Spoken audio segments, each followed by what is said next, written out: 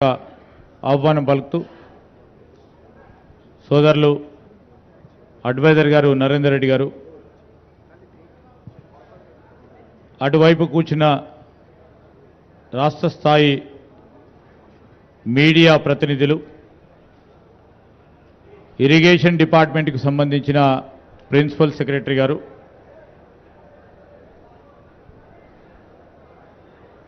ఇరిగేషన్కి సంబంధించిన మా incharge chief engineer గారు, ఇతర డిపార్ట్మెంట్లకు సంబంధించిన అధికారులకి,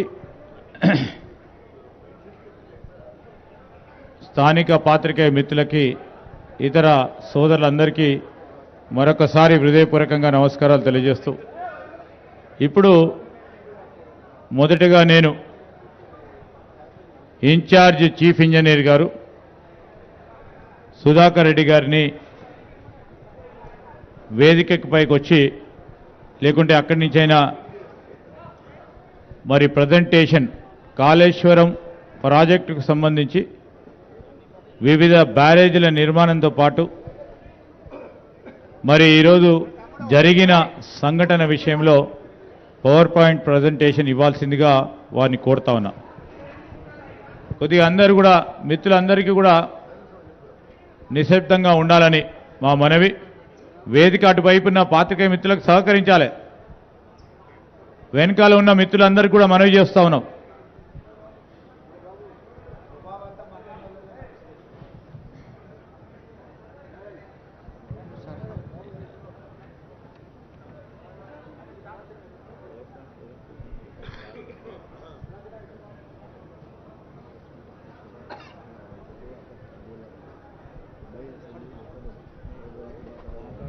వేదికను అలంకరించిన గౌరవ ముఖ్యమంత్రి గారు, అలాగే అందరి మంత్రివర్యులు, ఎమ్మెల్యేలు, ఎంపీలు, అలాగే గౌరవ ఆఫీసర్లు, ప్రజాప్రతినిధులు అందరికీ కూడా నమస్కారం సార్. సార్ ఇది మొదటగా 2005లో సార్ మనకు sir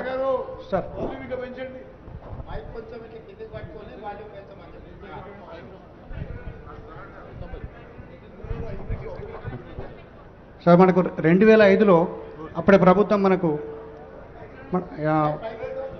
doctor BR Ambedkar Pranahita చెవుల ప్రాజెక్ట్ అనేది మనకు కన్సెప్టలైజ్ చేశారు సార్.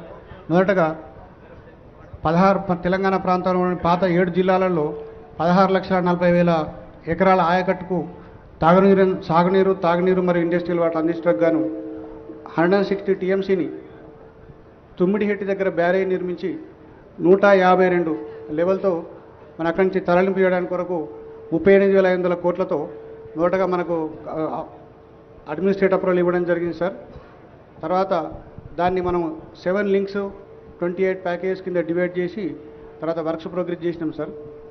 తర్వాత మనం ఏంటంటే ఆ తుమ్మిడిహెట్టి ప్రాజెక్టు మనకు మహారాష్ట్ర మరియు అలాగే మన అప్పటి ఆంధ్రప్రదేశ్ కంబైన్డ్ స్టేట్లో ఉంది కనుక ఇంటర్ రాష్ట్ర స్టేట్లో వాళ్ళకి కొన్ని అంటే 152 లెవెల్ మనం ఏదైతే ప్రపోజ్ చేసినామో వాళ్ళ ఆయకట్ మన సబ్మర్జెన్స్ ఏరియా మనకు కొంచెం ఎక్కువ ఉండడం వల్ల వాళ్ళు కొంచెం రెసిస్ట్ చేశారు సార్. తర్వాత అంటే మనకు తర్వాత 160 టీఎంసీలలో సార్ మనకు drinking water 10 TMC for en route villages, అలాగే 30 TMC drinking water to twin cities of Hyderabad and Secunderabad, అలాగే 16 టీఎంసీలు ఇండస్ట్రియల్ వాటర్కి మనకు అప్పుడు అలొకేషన్ చేయడం జరిగింది సార్. తర్వాత సార్ మొత్తం మనం డాక్టర్ బిఆర్ అంబేద్కర్ ప్రాణహిత ప్రాజెక్టులో సార్ 36,257.83 కోట్లతో అగ్రిమెంట్ వాల్యూ చేసినాం సార్. అప్పటి పాత 7 జిల్లాలకు 16,40,000 ఎకరాల ఆయకట్టుకు మనము ఆయకట్టు ఇచ్చాం సార్. అయితే అప్పటి పవర్ రిక్వైర్మెంట్ వచ్చేసి మనకు 3,466 మెగావాట్లు అప్పుడు మనకు నిర్ణయించాం సార్. అలాగే ఆ ప్రాజెక్టు కట్టడానికి కొరకు మనము డిపిఆర్ కూడా మనం అప్పుడు సెంట్రల్ గవర్నమెంట్ సిడబ్ల్యూసీకి సబ్మిట్ చేసినాం సార్. ఇన్ ప్రిన్సిపల్ క్లియరెన్స్ మనకు 4/2010లో అంటే ఏప్రిల్ 2010లో వచ్చింది సార్. అలాగే కొన్ని సిడబ్ల్యూసీ డైరెక్టర్ స్లేట్లో సెంట్రల్ సాయిల్ రీసెర్చ్ మెటీరియల్ కానీ కన్స్ట్రక్షన్ మెషినరీ కన్సల్టెన్సీ అలాగే కొన్ని వాటి డైరెక్టరేట్ నుంచి కూడా మనకు అనుమతి లభించింది సార్. అయితే మనకు వీటికి పబ్లిక్ హియరింగ్ చేయడం జరిగింది సార్ మనకు అప్పుడు అది సిడబ్ల్యూసీలో మనం భాగం క్లియరెన్స్కి. అయితే మనము అప్పటి ఆంధ్రప్రదేశ్ స్టేట్లో మనం పబ్లిక్ హియరింగ్ కండక్ట్ చేసినాం కానీ మహారాష్ట్రలో వాళ్ళ రెసిస్టెన్స్ వల్ల మనం కండక్ట్ చేయలేకపోయినాం సార్ అప్పుడు అది. సో అది అలాగే ఉండిపోయింది సార్. తర్వాత మనము సార్ ఇది 152 లెవెల్లో మనం అప్పుడు తుమ్మిడిహెట్టు బ్యారేజ్ కట్టినట్టయితే 5.09 టీఎంసీ మనకు స్టోరేజ్ ఉంటుంది సార్. కాకపోతే మనకు అప్పుడు 3,786 ఎకరాల మొత్తం భూమి ఎకరాల భూమి మనకు 152 లెవెల్లో సబ్మర్జెన్స్ వస్తుంది సార్. అంటే 85% మహారాష్ట్ర ఏరియా ఉంది, 15% మన ఆంధ్రప్రదేశ్ ఏరియా ఉంది సార్. సో వాళ్ళు అప్పుడు రిసీవ్ చేయడం వల్ల మనకు వాళ్ళు 148 లెవెల్ తీసుకున్నట్టయితే మీకు తక్కువ సబ్మర్జెన్స్ వస్తుంది కనుక మీరు 148 లెవెల్లో పెట్టుకోమని మనకు పదే పదే ప్రతి మీటింగ్లోనూ వాళ్ళు మనకు చెప్పడం జరిగింది సార్. సో అలా దాని ప్రకారం తెలంగాణ ఫార్మేషన్ అంటే మన తెలంగాణ స్టేట్ ఫార్మ్ అయిన తర్వాత మంత్రుల లెవెల్లో కావచ్చు సార్, అధికారుల లెవెల్లో coordination committee meeting, inter state board meetings, various meetings మనకు జరిగినాయి సార్ అవి. సో అది అప్పుడు కూడా మనకు మీటింగ్లలో 152 లెవెల్ వద్దు 148 లెవెల్ తీసుకోండి అని చెప్పి పదే పదే అని చెప్పడం జరిగింది సార్. అయితే మనం 148 లెవెల్ కనుక తీసుకున్నట్టయితే మనకు అక్కడ స్టోరేజ్ కెపాసిటీ తుమ్మిడిహెట్టి దగ్గర 1.85 టీఎంసీ మాత్రమే వస్తుంది సార్ అది. అయితే సార్ మనకు అక్కడ ఫస్ట్ సిడబ్ల్యూసీ వాళ్ళు 163 టీఎంసీ ఉంది అని చెప్పేసి మనకు సర్టిఫై చేశారు సార్ వాళ్ళు. తర్వాత కన్సిక్వెంట్గా ఏంటంటే అప్పుడు అప్పర్ రిపీరియన్ రైట్స్లో మహారాష్ట్ర స్టేట్కి కూడా వాళ్ళకు 63 టీఎంసీల హక్కు ఉంది కనుక ఆ ఫ్యూచర్లో మనకి ఏమైనా తగ్గిపోయే అవకాశాలు ఉంటాయి. అలాగే మీరు ప్రపోజ్ చేసిన స్కీమ్లలో 148 మీటర్స్ కనుక పెట్టి 63 టీఎంసీలు ఫ్యూచర్లో రాకపోతే ఇంకా డ్రాయబుల్ కెపాసిటీస్ తగ్గిపోయి మనకు 44 టీఎంసీల వరకే రావచ్చు అని చెప్పేసి వాళ్ళు సిడబ్ల్యూసీ వాళ్ళు చెప్పారు. అలాగే అది కాకుండా సార్ మన స్టోరేజ్ రిజర్వాయర్స్ ఏవైతే online reservoirs throughout the scheme propose చేశామో అది మనకు 16.21 టీఎంసీ ఉండే సార్. ఆన్లైన్ రిజర్వాయర్స్ కెపాసిటీ కనుక పెంచుకోకపోతే ఫ్యూచర్లో మనకు స్కీమ్ సక్సెస్ కాదు కనుక ఆన్లైన్ రిజర్వాయర్స్ పెంచుకోమన్నారు సార్. ఇది మనకు అప్పుడు ఫస్ట్ సార్ ప్రణాళిక చేవల్లో ఉన్నప్పుడు 16.43 online reservoirs capacity sir, different 10 కెపాసిటీలు సార్. నెక్స్ట్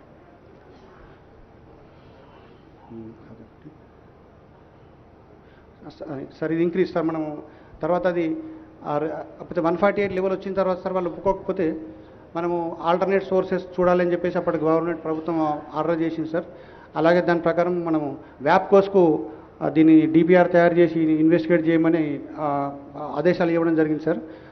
దాని ప్రకారం వాళ్ళు ఇక్కడ లింక్ 1లో మనకంటే గోదావరి మీద 3 బ్యారేజ్లు, మన కాళేశ్వరం ప్రాజెక్టు అంటే మేడిగడ్డ, అన్నారం, సుందిలో దగ్గర 3 బ్యారేజ్లు 3 పంపులు కట్టేసి కట్టమన్నారు సార్. అయితే మొత్తం ఆన్లైన్ కెపాసిటీస్ రీఇంజనీరింగ్ తర్వాత 140 టీఎంసీకి పెరిగింది సార్ ఇది. Sir reasons for re-engineering sir మనం అప్పుడు అంటే ఫస్ట్ లింక్ 1 ఒకటి అంటే తుమ్మిడిహెట్టి నుంచి ఎస్వైపికి ఉన్న లింక్ 1 రీఇంజనీరింగ్ తర్వాత మనము మేడిగడ్డ నుంచి మనం అదే ఎల్లంపల్లికి మనం మార్చుకోవడం జరిగింది సార్. 3 బ్యారేజ్లు కట్టేసి ఇక్కడ అవైలబిలిటీ ఆఫ్ వాటర్ సిడబ్ల్యూసీ వాళ్ళు మనకు 286 టీఎంసీ ఉందని సర్టిఫై చేశారు సార్. సో దానివల్ల మనం ఇక్కడ అప్పుడున్న వ్యాప్కోస్ సంస్థ మనకి ఇక్కడ బ్యారేజ్లు కట్టమని డిపిఆర్ ఇవ్వడం జరిగింది సార్.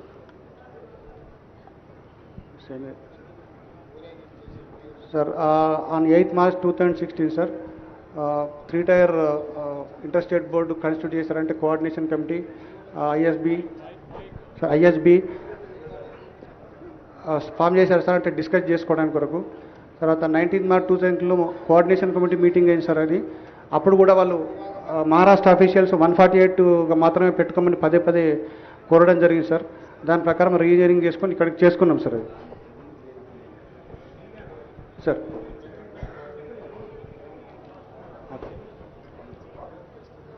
ఫైనల్గా సార్ మనకు 23rd August 2016 రోజు మహారాష్ట్ర సీఎం గారు అలాగే అప్పుడున్న తెలంగాణ ముఖ్యమంత్రి గారు కూడా 148 మీటర్స్కి అగ్రి అవ్వకుంటూ ఒక అగ్రిమెంటు అంటే మెమోరాండం ఆఫ్ అండర్స్టాండింగ్లో సైన్ చేశారు సార్.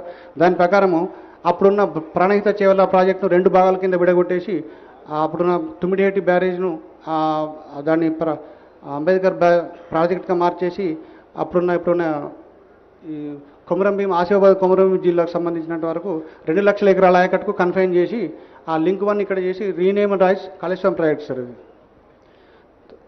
ఇప్పుడు అదే sir doctor BR Ambedkar project అలాగే కాళేశ్వరం ప్రాజెక్ట్ 2 కింద డివైడ్ చేయడం జరిగింది సార్. ఇక్కడ 20 TMC of water 22 lakhs acres Adilabad జిల్లాలో అంటే అప్పటి ఆదిలాబాద్ జిల్లా ఇప్పుడు కొమరంభీం సార్. దాని ప్రకారం దాని ఆల్టర్నేట్లో 3 బ్యారేజీలు 3 పంపులు కట్టేసి 160 టీఎంసీ డైవర్ట్ చేయడానికి ప్లాన్ చేయడానికి జరిగింది సార్. అయితే ఇప్పుడు తర్వాత ఆయకట్టు సార్ అప్పుడు 16,40,000 ఉండే సార్. తర్వాత ఇప్పుడు ప్రపోజ్ చేసింది 18,25,000 acres ఇన్స్టెడ్ ఆఫ్ అది కొత్త ఆయకట్టు సార్. అలాగే 18,82,000 ఎగ్జిస్టింగ్ ఆయకట్టును సప్లిమెంట్ చేసుకోవడం జరిగింది సార్. అది కాక మనం 10 TMC drinking water, 30 TMC drinking water twin cities, 16 TMC water industries అప్పుడున్న వాటర్ కెపాసిటీస్ని రిటైన్ చేయడం జరిగింది సార్ దానిలో. సో మనము ఈ రీఇంజనీరింగ్ తర్వాత sir project report, detail project రిపోర్ట్ను మనము సిడబ్ల్యూసీకి పంపించాం సార్.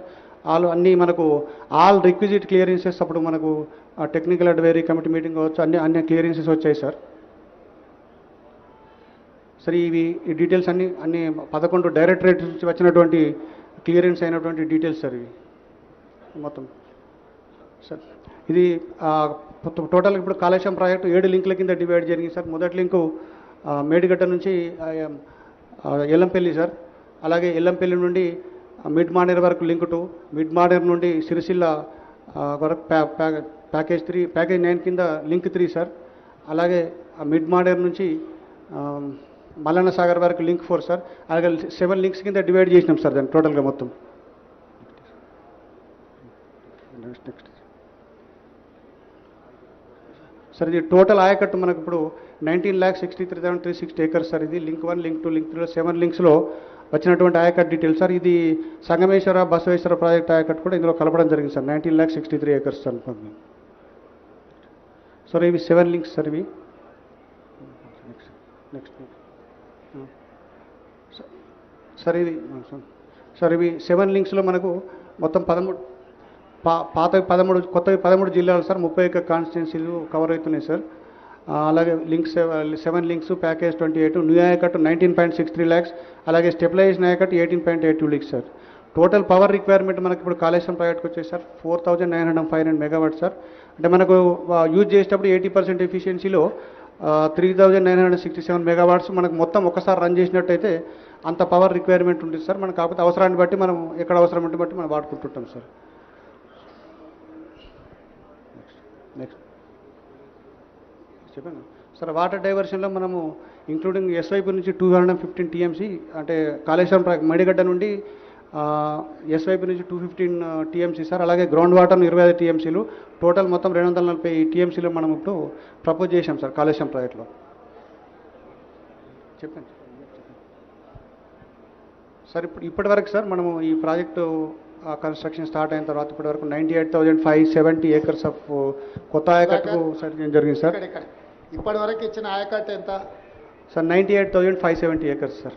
ఇప్పటివరకు మనం నీళ్ళు ఇచ్చింది కాళేశ్వరం ప్రాజెక్టు కింద 98,570 ఎకరాలు అంతేనా? కొత్త ఆయకట్టు సార్. కొత్తదే. Yes, sir. కొత్తగా ఎంత ఖర్చు అయింది ఇప్పటికి సార్? 93,000 crores అయింది. ఇప్పటివరకు ఖర్చు పెట్టింది ఎంత ఒకసారి చెక్ చేసి చెప్పు. 93,872 crores సార్. ఇంకా ఎంత పేమెంట్స్ పెండింగ్ ఉన్నాయి? 3,600 crores పేమెంట్ ఉంది సార్. అంటే దాదాపుగా 97,000 కోట్ల రూపాయలు ఖర్చు పెట్టారు. ఇది ఇంక్లూజివ్ ఆఫ్ 3,600 సార్. అంటే టు బి పేడ్ కలుపుకొని ఇప్పుడు 94,000 కోట్లు ఖర్చు పెట్టింది ఇప్పటికి. Yes sir. అది 3,600 అందులో కలిపి ఉంది సార్. అదే కలుపుకొని అంటే 94,000 కోట్లు ఖర్చు అయింది ఇప్పటికి. Yes sir. 94,000 కోట్ల రూపాయలు కాళేశ్వరం ప్రాజెక్టు మీద ఖర్చు పెట్టి ఇప్పటి వరకు ఇచ్చిన ఆయకట్టు 98,570 ఎకరాలు సార్. అంతేనా? Yes sir. టోటల్ ఇంతే కదా, కొత్తగా ఏం ఆయకట్టు క్రియేట్ చేయలేదు కదా? ఇవ్వలేదు, ఆయకట్టుకు నీళ్ళు ఇవ్వలేదు సార్, ఇంతవరకు ఇచ్చాం సార్. మీడియా మిత్రులు ఇది ఒకటి నోట్ చేసుకోండి. స్పష్టంగా మీరు గందరగోళం, చంద్రశేఖరరావు గారు 1 కోటి ఎకరాలకు నీళ్ళు ఇచ్చినా అని ఏదైతే చెప్పు వచ్చిండో ఇంతకాలం, పచ్చి అబద్ధం. ఈ పవర్ పాయింట్ ప్రజెంటేషను గత ప్రభుత్వం పాజిటివ్గా చెప్పుకోవడానికి తయారు చేసిన పవర్ పాయింట్ ప్రజెంటేషన్. దాంట్లో మేము ఎలాంటి మార్పు చేయలే. చంద్రశేఖరరావు గారు ఏ విధంగా అయితే భ్రమలు కల్పించి తప్పుడు సమాచారాన్ని, అంటే అవాస్తవాలను మనకందరికీ చొప్పించడానికి ప్రయత్నం చేసిండో, టోటల్గా ఇప్పటి వరకు ఈ ప్రాజెక్టులో 19 లక్షల చిల్లర ఎకరాలకే ఆయకట్టుకు, ఒకవేళ 100% ఇది పూర్తి అయితే వచ్చేది కొత్త ఆయకట్టు 19 లక్షల ఎకరాల చిల్లర. అంతేనా? అంతే సార్. ఎంత అది ఎగ్జాక్ట్గా నెంబరు? 19 లక్షల 19,63,000 సార్. 19,63,000. అంటే ఇప్పటి వరకు కేసీఆర్ గారు కాళేశ్వరం కట్టి 1 కోటి ఎకరాలకు నీళ్ళు ఇస్తున్నా అని చెప్పింది అబద్ధం.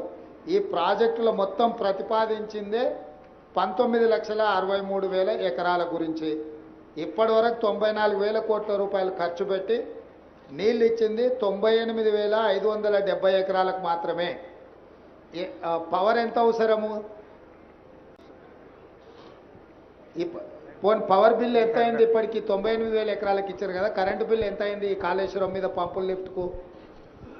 సార్ అది మనము పర్ యానం మనము కన్సాలిడేటెడ్గా పేమెంట్ చేస్తున్నాం సార్ వాళ్ళకి, ఎలక్ట్రిసిటీ బోర్డుకి. సార్ బడ్జెట్లో పర్ యానం 10% పెట్టి పేమెంట్ చేసి సంవత్సరానికి ఎంత అవుతుంది అని అంచనా ఇచ్చిన? ఇప్పుడు 4,900 చిల్లర మెగావాట్స్ అవసరం ఉంది అన్నారు కదా సార్.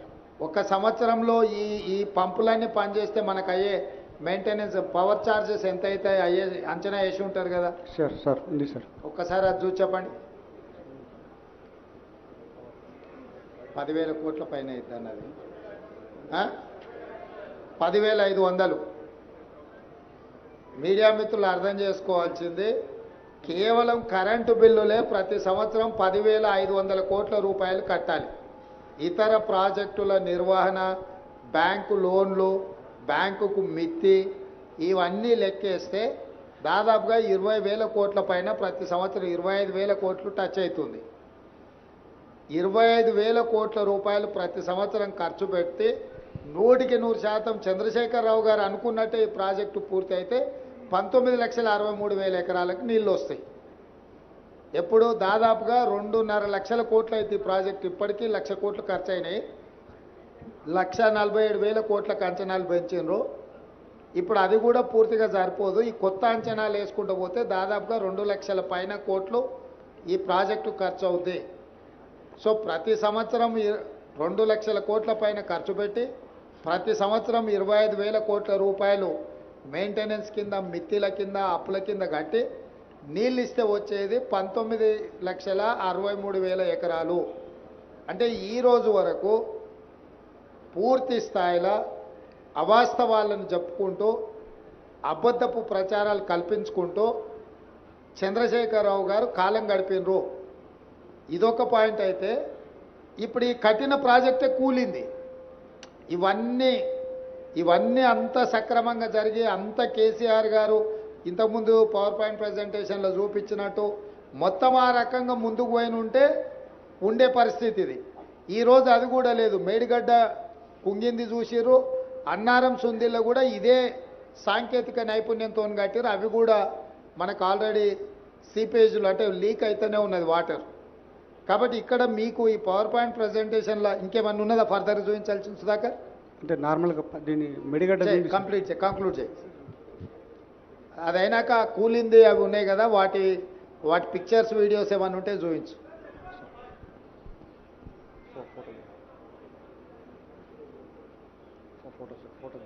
లోన్ల గురించి కూడా ఒకసారి, ఆ లోన్లు ఎంత తీసుకురేంది అనేది కూడా ఒకసారి ఫైనాన్షియల్ డీటెయిల్స్ ఒక్కసారి చూపించు. సార్ ఇవి సార్ మొత్తం మనకు 2 TMC 30 TMC రెండు కింద డివైడ్ చేశాం సార్. ఆ మొత్తం ప్రాజెక్ట్ కాస్ట్ వచ్చేసి 2 TMCకి 94,413 crores సార్ ఇది. దానికి మనము ఆ KIPSL నుంచి 44,614 crores లోన్ తీసుకున్నాం సార్. ఆ గవర్నమెంట్ షేర్ వచ్చేసి 28,806 crores సార్. మొత్తము టోటల్ ఎక్స్పెండిచర్ 2 TMCకి 73,500 crores సార్. అలాగే 30 TMC 33,459 crores ప్రాజెక్ట్ కాస్ట్ అయితే లోన్స్ వచ్చేసి మనకు 17,051 కోట్లు తీసుకున్నాం సార్. అలాగే గవర్నమెంట్ షేరు 3,321 కోట్లు.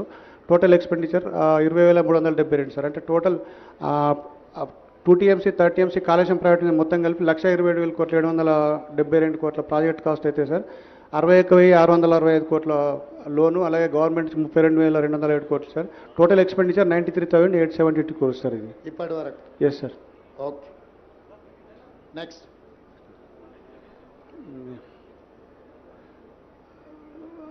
సార్ ఇవి మనము ఆ ప్రిన్సిపల్ అమౌంట్లో మనము ఇయర్ వైజ్ మనం తీసుకున్న లోన్స్ ఇంట్రెస్ట్ సార్ ఇవి. ఆ ప్రిన్సిపల్ అమౌంట్ అంటే ఇయర్ వైజ్ సార్ 19, 20, 2021, 21, 22, 22, 23లో ఇంట్రెస్ట్ మనం గ్రాండ్ టోటల్ ఉంది కదా. Yes sir. 2 సంవత్సరానికి వచ్చే ఖర్చు 21,157 కోట్లు ఉంది కదా. అది టోటల్గా సార్ 5 years సార్ అది మొత్తం టోటల్గా. అంటే 19-20 నుంచి 23-24 వరకు మనము అది principal paid amount sir. Paid principal amount interest sir. Okay, మంచి. ఈ ల్యాండ్ ఎక్విజిషన్ సార్, ఇప్పుడు మనము టోటల్ ల్యాండ్ రిక్వైర్డ్లో మనం 97,477 ఎకరాలు మనకు మొత్తం ల్యాండ్ ఎక్విజిషన్ అవసరం ఉంది సార్. అందులో 66,190 ఎకరాలు అక్వైర్ చేసినాం సార్. దాంట్లో balance land to be acquired ఇంకా 31,200 ఎకరాలు చేయాలి. ఫండ్స్ రిక్వైర్డ్ ఫర్ బ్యాలెన్స్ వెళ్ళి 5,438 కోట్లు కావాలి సార్. అలాగే ఐపీ క్రియేషన్కి వచ్చేటప్పటికి మన టోటల్ కంటెంప్లేటెడ్ ఆయకట్టు 19,63,360 ఎకరాలు సార్. ఆయకట్టు క్రియేటెడ్ 98,570 సో ఫార్. బ్యాలెన్స్ ఆయకట్టు క్రియేటెడ్ 18,64,790 సార్. సో దానికి funds requirement sir, creation of balance contemplated ఆయకట్టుకు చేయాలంటే మనకి ఈ అవైలబుల్ ఐపీ క్రియేషన్ అని ఇచ్చినావు కదా sir. Total ayacut contemplated 19,63,360 acres. అవును సార్. Ayacut created 98,570 acres. అవును సార్. బ్యాలెన్స్ ఆయకట్ వచ్చేసి 18,64,790. అవును సార్. అంటే మిగతా వర్క్ అంతా పూర్తి చేస్తే గానీ ఆ 18 లక్షల ఎకరాలు మనం ఇయ్యలేము. అవును సార్. ఇది అఫీషియల్ లెక్కనే కదా. అవును సార్. మీడియా మిత్రులు ఈ పాయింట్ను నోట్ చేసుకోండి. అంటే మనకు ఇప్పుడు అంటే ఇప్పటి వరకు కేసీఆర్ గారు 1,00,00,000 ఎకరాలు కాళేశ్వరం కట్టి 1,00,00,000 ఎకరాలకు నీళ్ళు ఇచ్చినా అని ఏదైతే చెబుతూ వచ్చిండో, 1,00,00,000 కాదు కదా 1,00,000 ఎకరాలకు కూడా నీళ్ళు ఇవ్వలేదు. 1,00,00,000 కోట్లు ఖర్చు అయినా 1,00,000 ఎకరాలకు నీళ్ళు ఇవ్వలేదు. ఇది వాస్తవం. ఓకే, నెక్స్ట్ సరే సరే సరే కాళేశ్వరం ప్రాజెక్టులో భాగంగా కట్టినట్టు Medigadda barrage over view sir ఇది. ఓకే, ఇది లింక్ 1 సార్. మనం కాళేశ్వరం నుంచి ఆ గ్రావిటీ కెనాల్ ద్వారా అన్నారం బ్యారేజ్, సుందీలా బ్యారేజ్, అలాగే ఎల్లంపల్లి 3 లింక్ 1 సార్ అది. సార్ ఇవి అంటే టెక్నికల్ డీటెయిల్స్ బ్యారేజ్ సార్ ఇవన్నీ. Hi. Hi. So, we finally meet? That too on Valentine's Day. Wow, it looks young. I hope it tastes him as well. Wait, portrait first. Oh.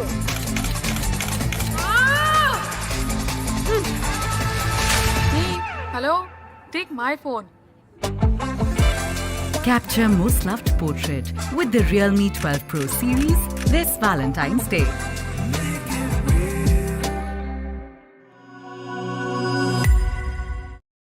Seventh black లో పిల్లర్లు కూలిపోయినాయి. అవును sir. అంతే కదా. అంతే. కారణం ఏంది?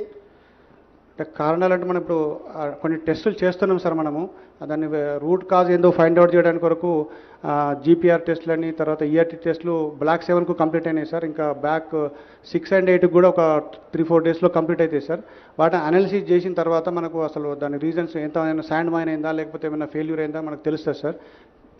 National dam safe authority ఒక నివేదిక ఇచ్చింది కదా, అందులో ఏం రాసిండ్రు సార్? వాళ్ళు కొన్ని ఫైండింగ్స్ ఇచ్చారు సార్. వాళ్ళు ఏమిచ్చిండ్రు సార్? ఒకటి వాళ్ళు ఫస్ట్ వాళ్ళు వచ్చిన తర్వాత 20 లిస్ట్ ఇచ్చారు సార్. ఐటమ్స్ ఈ డేటా ఇవ్వమని చెప్పారు సార్.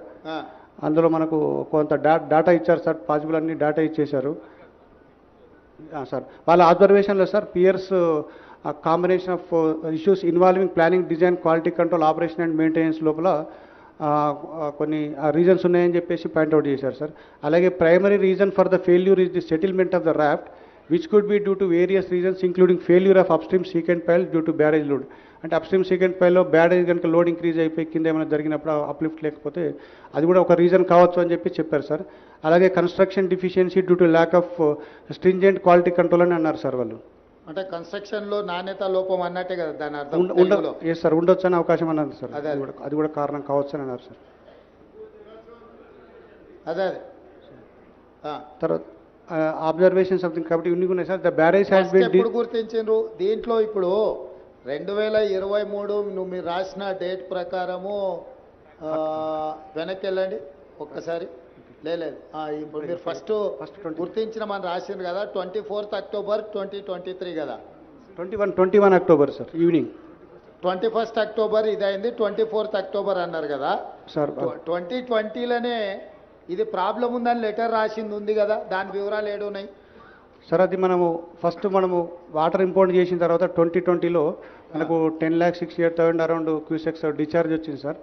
అయితే అప్పుడు కంటిన్యూస్గా మనకు రెయిన్స్ రావడం జరిగింది, ఫ్లడ్ కూడా ఫ్లో అయినప్పుడు మనము నార్మల్గా గేట్లన్నీ ఫ్రీ ఫ్లో కండిషన్లో పెడతాం సార్. బోత్ సైడ్స్ మొత్తం లిఫ్ట్ చేసి పెట్టుకుంటాం sir. Upstream downstream 2 ఫేస్లు సేమ్ ఉంటాయి సార్. అప్పుడు అక్కడ మనము డౌన్ స్ట్రీమ్ ప్రొటెక్షన్ వర్క్స్ అంటే సీకెంట్ పైల్ వేసిన తర్వాత డౌన్ స్ట్రీమ్ ప్రొటెక్షన్ వర్క్స్ అంటే ఫ్లెక్సిబుల్ ఆపరాన్స్ ఆ సీసీ బ్లాక్స్ ఫిల్టర్లు వేసి పెడదాం సార్ అప్లిఫ్ట్ ప్రెషర్ రిలీఫ్ కావడానికి కొరకు. సో అవి ఆ బ్లాక్స్ 2020లో ఏదో సమస్య ఉందని మీరు ఎల్ఎన్టీకి లేఖ రాసిండ్రు కదా. అదే సార్ ఈ బ్లాక్స్ మనకు వాష్అవుట్ అయినాయి సార్ ఆ విలాసితోని అవి రెక్టిఫై చేయమని చెప్పి అప్పుడున్న అధికారులు రాయడం జరిగింది సార్. ఓకే నెక్స్ట్ అంటే ఈ సమస్య 2020లోనే గుర్తించి లేఖ రాసి అధికారులు ఎల్ఎన్టీకి చెప్పడం జరిగింది. Yes sir. దీంట్లో సమస్య ఉన్నదని. అవును సార్. దాన్ని రెక్టిఫై చేసుకోకుండా అట్లే ముందుకెళ్ళి 2023కి వచ్చే వరకల్లా కుంగిపోయే పరిస్థితి వచ్చింది. అంతే కదా.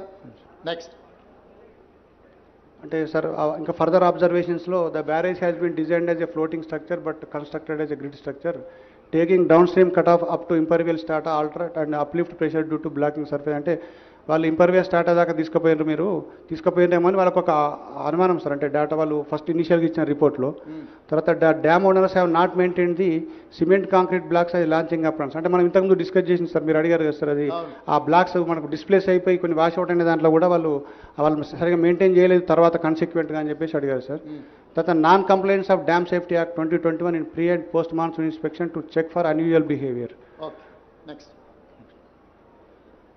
తర్వాత మన అప్పుడు ఉన్న స్పెషల్ చీఫ్ సెక్రటరీ గారు అవి మీరు కొంచెం మాకు టైం ఇవ్వాలి డేటా ఇస్తామని చెప్పి అన్నారు సార్. తర్వాత అవన్నీ మీరు ఏదైతే అబ్జర్వేషన్ చేశారో మీరు ఫుల్గా టెస్ట్ చేసి అసర్టైన్ చేసుకున్న తర్వాత కామెంట్ చేస్తే బాగుంటుంది సార్. మీరు వీల్ ఆల్సో టేక్ దట్ అని చెప్పి మనకు ఒక లెటర్ రాశారు సార్. అప్పుడు తర్వాత ఈ తర్వాత మనము ఇన్వెస్టిగేషన్ కూడా ఎల్ఎన్టీ వాళ్ళు కూడా ఇన్వెస్టిగేషన్ స్టార్ట్ చేశారు సార్. అది నేను చెప్పినటువంటి జిఆర్పి ఈఆర్పి టెస్టులు తర్వాత జీపీఆర్ టెస్టులు కూడా కండక్ట్ చేయడం జరిగింది సార్. ఒక 1 వీక్ 10 డేస్లో దాని యొక్క అనాలిసిస్ చేస్తే మనకు కొంచెం రీజన్స్ వచ్చే అవకాశాలు ఉంటాయి sir. Next NDSA way forwards అంటే the project designs and drawings need to be examined along with the results of geotechnical and geo investigation. అంటే వీళ్ళు అంటే నెంబర్ ఆఫ్ పాయింట్స్ అని ఇచ్చారు sir. Considering the commonalities and likelihood of the piping failure of the blocks resulting in similar failure in very much possible. Therefore all piers and drafts of the barrage must be survey. అంటే మొత్తం టెస్టులు చేయండి, అది వచ్చిన తర్వాత మనము దాని తర్వాత మనకి వాటర్ కూడా స్టోర్ చేయొద్దు అంటిల్ ఫర్దర్ ఆర్డర్స్, దాన్ని రెక్టిఫికేషన్ చేసేంత వరకు ఏం చేయకండి అని చెప్పి వాళ్ళకు ఇన్స్ట్రక్షన్స్ ఇచ్చారు సార్. తర్వాత crack should be mentioned through standard method. Crack should be monitor through the standard method అన్నారు సార్. ఇప్పుడు మేడిగడ్డ, అన్నారము, సుందిల్ల ఈ 3 బ్యారేజీలు ఒకే రకమైన సాంకేతిక నైపుణ్యంతో కట్టినాయి కదా. Technology one and the same కదా. ఒకటే సార్. వేరే వేరే ఏం లేదు. లేదు సార్. ఒకే రకమైన టెక్నాలజీ. Yes sir. సో ఇప్పుడు ఇక్కడ వచ్చిన ప్రాబ్లం అన్నారంలో సుందిల్లలు కూడా రావడానికి ఉంది కదా. అంటే సార్ ఇప్పుడు అక్కడ కూడా చిన్న చిన్న అబ్జర్వేషన్ చేసేటప్పుడు గ్రౌడ్ చేశారు సార్. కొంతవరకు గ్రౌడ్ చేయడం వల్ల సేఫ్గా ఉండిపోయింది సార్. అది కొంత అంటే ఇప్పుడు నువ్వు సీపేజ్ వచ్చింది, దాన్ని ఏదో చేసి రిపేర్ చేసినావు. Yes sir. కానీ ఏమీ రాకుండా అయితే లేదు కదా. లేదు సార్. రేపు భవిష్యత్తులో ఇప్పుడు మనకు మేడిగడ్డలో నీళ్లు నింపలేదు, మొత్తం వదిలేసినాం కదా. Yes sir. అన్నారంలో నీళ్లు నింపినామా, నింపున్నాయా, తీసేసినామా? మొన్న తీసేసాను సార్. కొంత డెడ్ స్టోరేజ్ 5 TMC ఉండే సార్. అది కూడా మొన్న అంటే అప్ స్ట్రీమ్ టెస్ట్ చేయడానికి వరకు తీసేసినాం సార్. సుందిల్లలో అని. సో ఇప్పుడు మంత్రి గారు చెప్తున్నారు మూడిట్లల్లా మీడియా మిత్రులకు అర్థం కావాల్సింది ఏంటంటే ఇప్పుడు ఎక్కడ నీళ్లు లేవు. నీళ్లు నింపితే ఇంకా ఏం ప్రాబ్లమ్స్ ఉన్నాయో బయటకు వస్తాయి. మన ఇంటి మీద నీళ్ళ ట్యాంక్ ఉంటే మనకు నీళ్లు గారుతుంటే నీళ్ళని తొలగిస్తే ట్యాంక్ అట్లా కనిపిస్తుంది. నీళ్లు నింపితే కానీ వాస్తవంగా ఇంకెంత ప్రాబ్లం ఉంది, రేపు భవిష్యత్తులో రాబోయే ప్రాబ్లం కూడా అర్థమైంది. ఇప్పుడు కూడా మీడియా మిత్రులకు మేడిగడ్డ, అన్నారం, సుందిల్ల 3 ఒకే రకమైన సాంకేతిక నైపుణ్యంతో కట్టిండ్రు. ఇప్పుడు మనం మేడిగడ్డ దగ్గర ఉన్నాం, దీనిపైన అన్నారం, దానిపైన సుందిల్ల. సో ఈ మూడిట్లలో కూడా ఒకే రకమైన సమస్యలు, దీంట్లో తీవ్రత ఎక్కువగా అనిపిస్తుంది. అందులో కూడా నీళ్లు కారడమో లేకపోతే సమస్యలు వచ్చినాయి. వీటన్నిటిని కప్పిపుచ్చడానికి ఇప్పుడు అన్ని నీళ్లు తీసిపెట్టేసారు. ఎలక్షన్ల ముందర ఇది ఇష్యూ అవుద్దని. ఇప్పుడు ఎండాకాలం కాబట్టి నీళ్ళు వచ్చేది తక్కువ ఉంది. నీళ్లు మనం కూడా నింపితే ప్రమాదం ఉంది కాబట్టి నింపలే. ఇప్పుడు దీంట్లో స్పష్టంగా అర్థం చేసుకొని ముందుకు వెళ్లాల్సిన అవసరం ఉంది. అందుకే మీడియా మిత్రులకు వీటన్నిటిని కూడా పవర్ పాయింట్ ప్రజెంటేషన్ ఇవ్వడం జరిగింది. ఇప్పుడు విజిలెన్స్ అండ్ ఎన్ఫోర్స్మెంట్ వాళ్ళను టేకప్ చేసి మీ అబ్జర్వేషన్స్ చెప్పాల్సిందిగా కోరుతున్నా.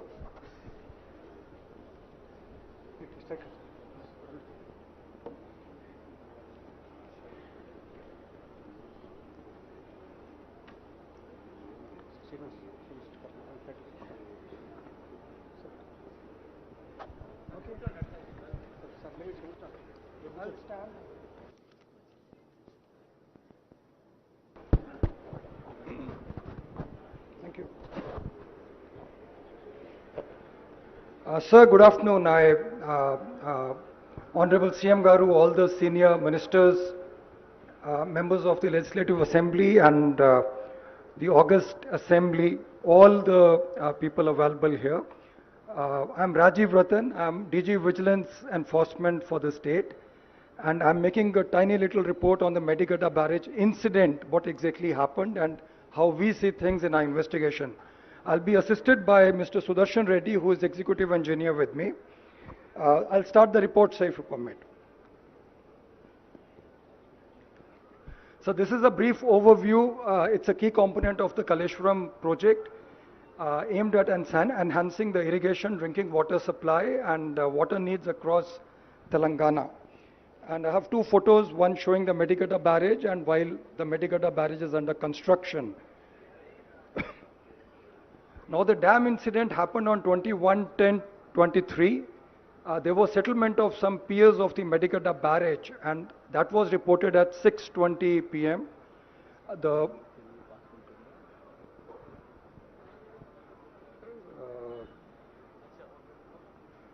My presentation, okay. The motorable road on top of the barrage suddenly developed a pronounced dip and at 6 p.m. the water level reported was 98 meters with a corresponding storage of 10.33 TMC. Inflows were 14.98 and outflows were 13.1 Q6. Upon noticing the incident, the barrage authorities released the stored water. They cleared the barrage by opening the gates and they reported the matter to the police and got an FIR registered in the PS Mahadevpur. The FIR hinted at some sabotage by unknown people. They requested action against those people, sir. This is a view of the road sunk on top of the barrage, which was very obvious on the 21st of October. And there is a side view from where we can see the dip in the road circled in the right, in the red ink.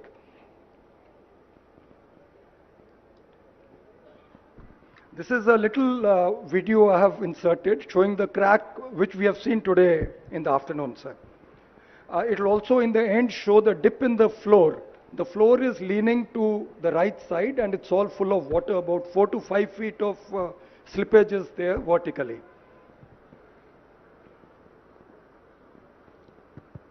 Hello. Rajiv ji, all these photos and videos, please release to the press directly. Yes, sir, I'll do that, sir. Okay.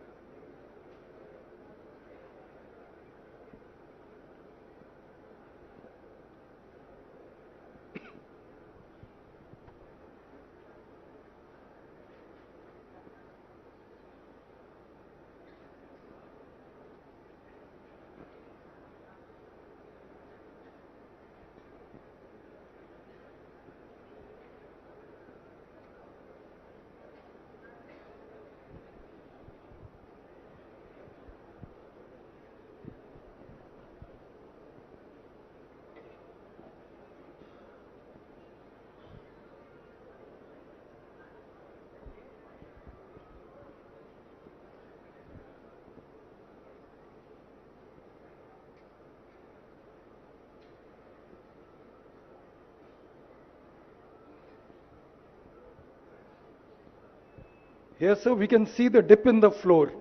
The entire water logging is on the right side, so it's about 4.5 feet dip there, and these are the cracks in the floor. They have been patched now, sir, but the cracks are still visible. They're there.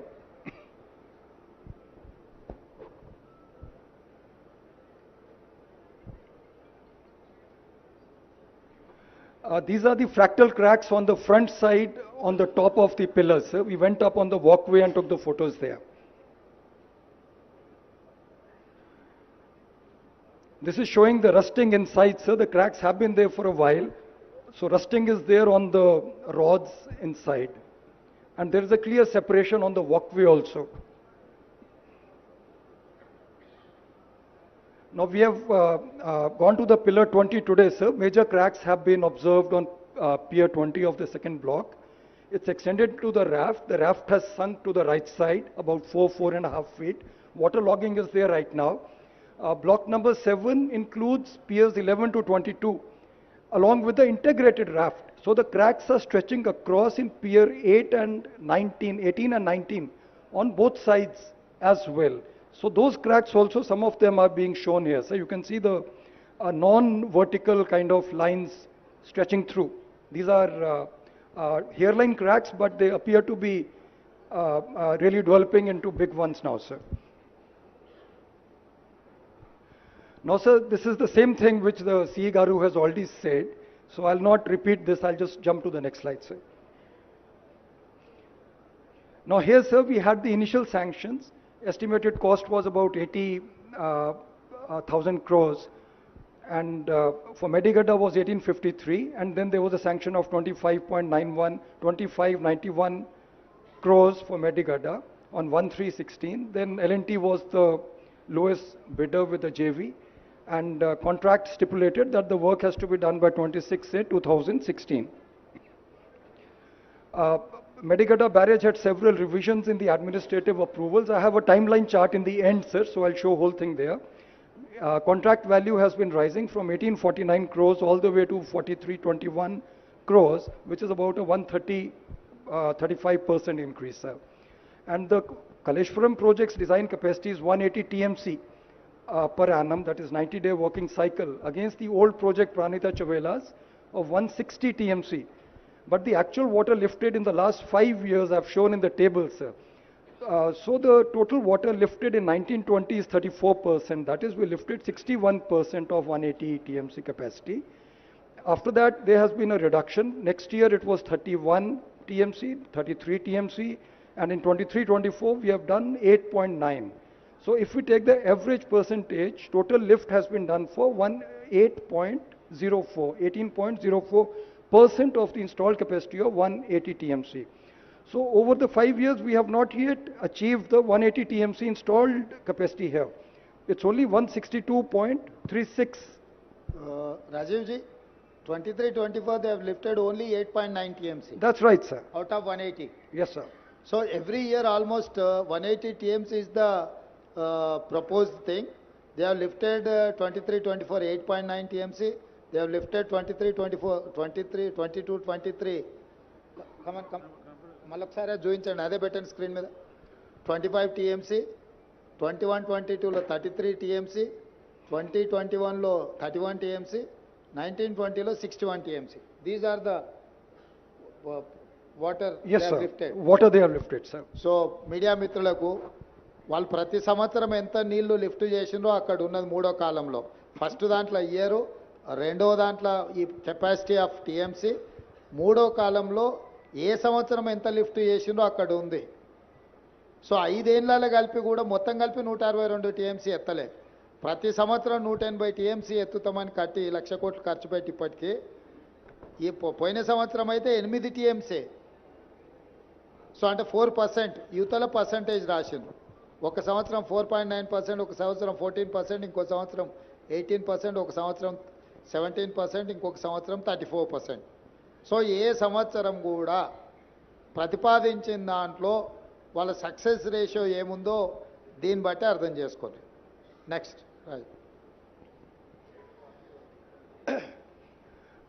Sir, this design part has already been covered, sir. It's as per the manual order 179 for barrages on permeable foundations, where they insert the PCC or the secondary piles and primary piles. One is only to prevent the water from rising, and the other is the load bearing. And there is a representative photo, not of this barrage, but that just shows the secant pipes being laid, sir. Now, sir, the causes of failure primarily are coffer dam and sheet piles that were used during construction. They were not removed for 5 seasons. In fact, today when we went there, we could have actually seen that entire thing. There is a lot of overload material towards the last set of piers and this side piers, both But ends. they have claimed the bills and they have not cleared the material. Yes, sir, we are checking that now. So that's a very serious thing, because that will get everybody in serious trouble. The MBs are being verified, sir. Okay. Now, that is going to reflect a lot of water from the edges towards a specific set of piers which are going to be doubly impacted. There is going to be a water punch impacting them. A lot of extra water is going to flow into those pillars and piers, and they are going to be seriously inundated with high-speed water. That water should have been actually distributed across the entire riverbed upstream, sir. So that problem is there. Second, the recommendations of the 3D model study to trim the upstream, downstream overburdens. That is the debris that's there. That was never followed. It was never cleared. Some of it is still lying there, sir. In fact, some of it is bedrock. It's probably some soft rock only. It's not granite, sir, but it should have been cleared off. The connection between the cut-off walls and the raft may not have been cast according to the approved drawings. So there is some potential damage which would have occurred due to the undermining of the raft itself, sir. Then observations of physical cracks between pier number 16 to 21 of block 7 suggest that there is a shear failure of the raft due to loss of the supporting material under the raft.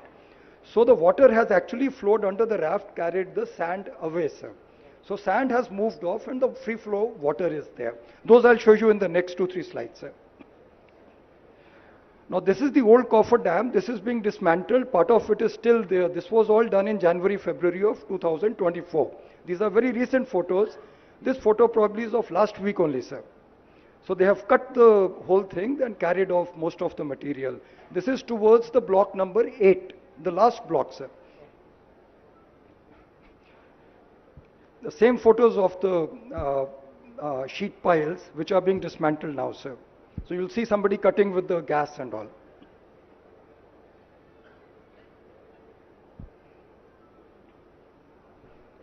This video shows all those heads of the sheet piles and the old coffer dam that is still there now, so we saw it today.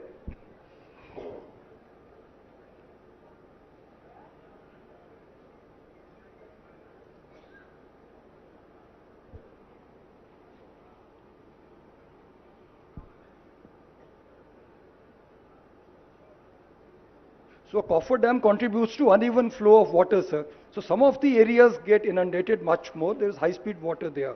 And some areas are left brand new. They don't even get any water in those gates and blocks, sir. Now, sir, I'll come to the CC blocks. You can see when the barrage was being constructed on the top left photo, the CC blocks are being laid and the spillways are being constructed. On the right side also we say the same thing. The wiring is being installed, stone blocks are being put, and this will be covered by the CC blocks. They are basically energy dissipation devices. So when there is high speed water flow, it is very turbulent and it is like a cutting force that can actually cut through the sand, and also to protect the bedrock and the sand underneath. These blocks are the kavach or the coating on top.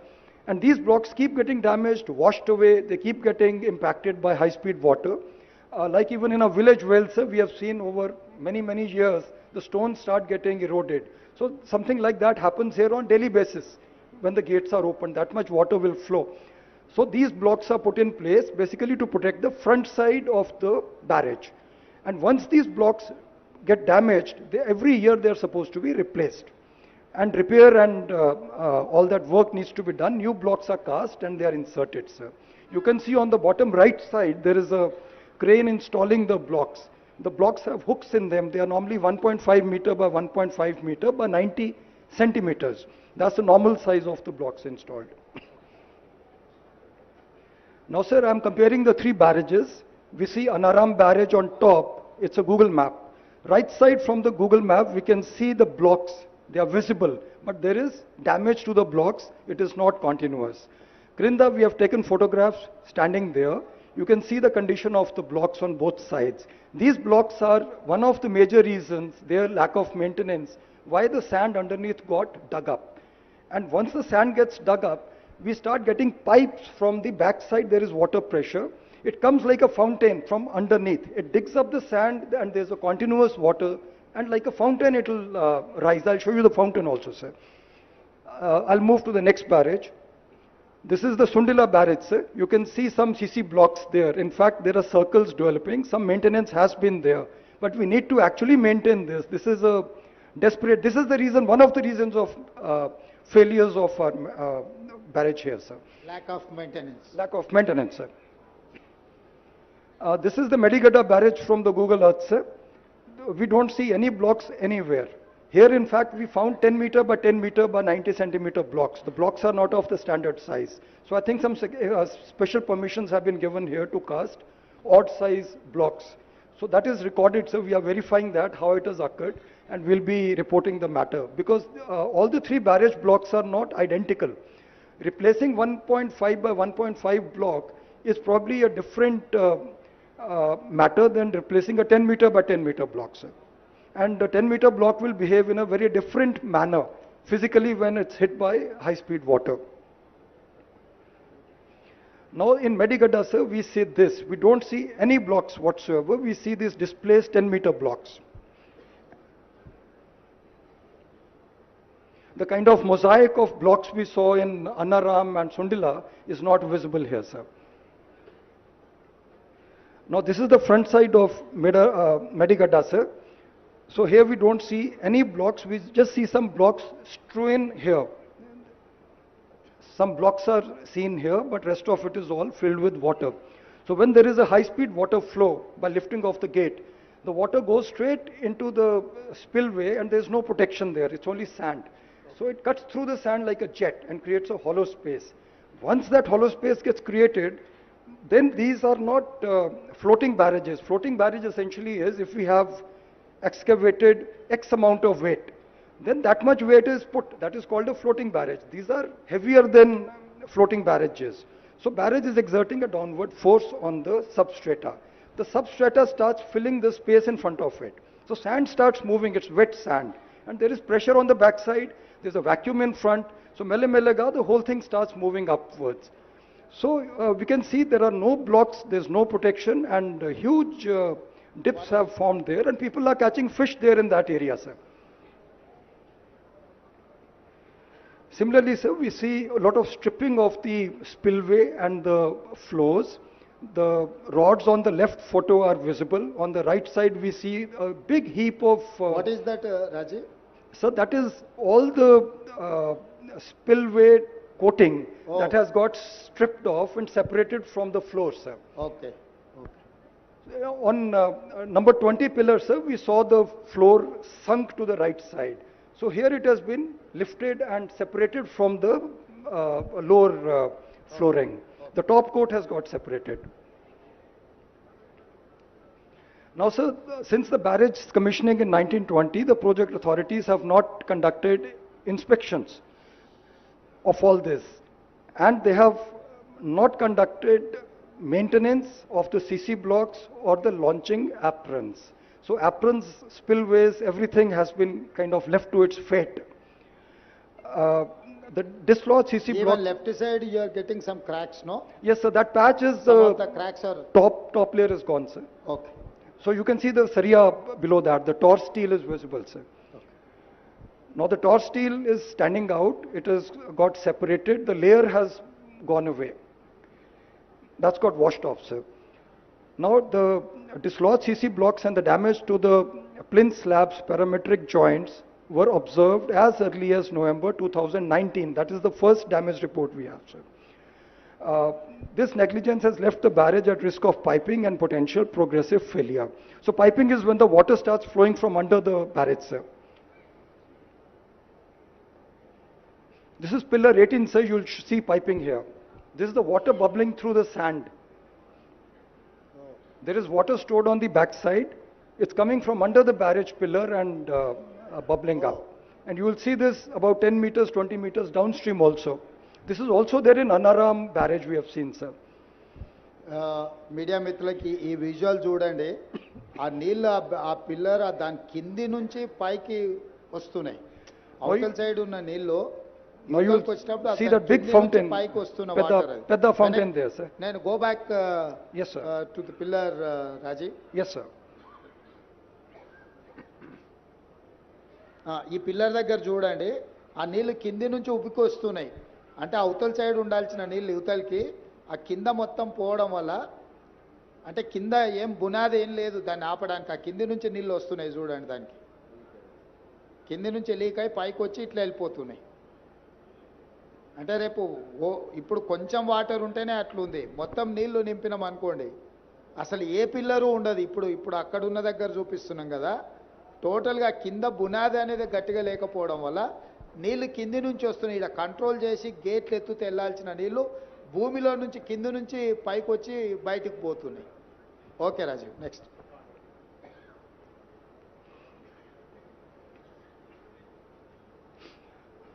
Now, sir, the department has issued multiple notices for repairs, sir. On 18/5/20, they have requested the L&T to come and... important కొంచెం note చేసుకోండి. అది 20లోనే 18/5/2020లోనే దీంట్లో problem ఉందని ఎలాంటికి notice ఇచ్చింది. 21లో notice ఇచ్చిండ్రు, 22లో notice ఇచ్చిండ్రు, 23లో ఈ damage వచ్చింది. అంటే మా లయబిలిటీ పీరియడ్ అయిపోయింది, మాకేం సంబంధం లేదు, మాకు ఇప్పుడు బాధ్యతనే లేదు అని ఎలాంటి ఏదైతే చెప్తుందో, ఈ ప్రాజెక్టులో సమస్యలు ఉన్నాయని 18/5/2020లో డ్యామేజ్ ఉందని చెప్పి సీసీ బ్లాక్లో వేరింగ్ కోట్ వాట్లలో ప్రాబ్లం ఉందని రాసిండ్రు. 17/2/2021లో మళ్ళీ ప్రాబ్లం ఉంది, దీన్ని మెయింటైన్ చేయాలని చెప్పి వాళ్ళకి లెటర్ రాసిండ్రు. 6/4/2022లో మళ్ళీ ఈ ప్రాబ్లం ఉన్నదని లెటర్ రాసిండ్రు. లాస్ట్కు 28/4/2023 నాడు ఇది మొత్తం లేచిపోయి మొత్తం కుంగిపోయింది. అంటే ప్రభుత్వము ఇన్ని రోజులు 20లో మొదలైన డ్యామేజ్ 19లో కంప్లీట్ అయింది. అంటే ఇమ్మీడియట్గా 20లోనే ప్రాజెక్టు పూర్తి అయిన వెంబడే సమస్యలు మొదలైనవి. అధికారులు లెటర్లు రాసినా అసలు ప్రభుత్వం పట్టించుకోకపోవడంతో ఈరోజు మొత్తం కుంగిపోయి కూలిపోయే కాడికి వచ్చింది. ఇప్పుడు సింపుల్గా మేము దిగిపోయినాం కాబట్టి మాకేం బాధ్యత లేదని కేసీఆర్ చెప్తున్నాడు, మా లయబిలిటీ పీరియడ్ అయిపోయింది కాబట్టి మాకేం సంబంధం లేదని ఎల్ఎన్టీ చెప్తున్నారు. కట్టిన సంస్థ, కట్టిపించిన పార్టీ రెండు ఇక మా కాలం చెల్లిపోయింది, ఇంకా మేము వెళ్ళిపోయినాం, మేము ఇంటికి పోయినాం, ఇంకా మీ ఇష్టం మీ కర్మ అని చెప్తున్నారు. ఇది దీని సారాంశం. Sir, they are requesting repeatedly for CC block and wearing court maintenance. They are asking for completion of the original works of the project also, which are lying pending. If you look at the 17-2 serial number 2, sir, it's restructuring CC blocks and wearing court.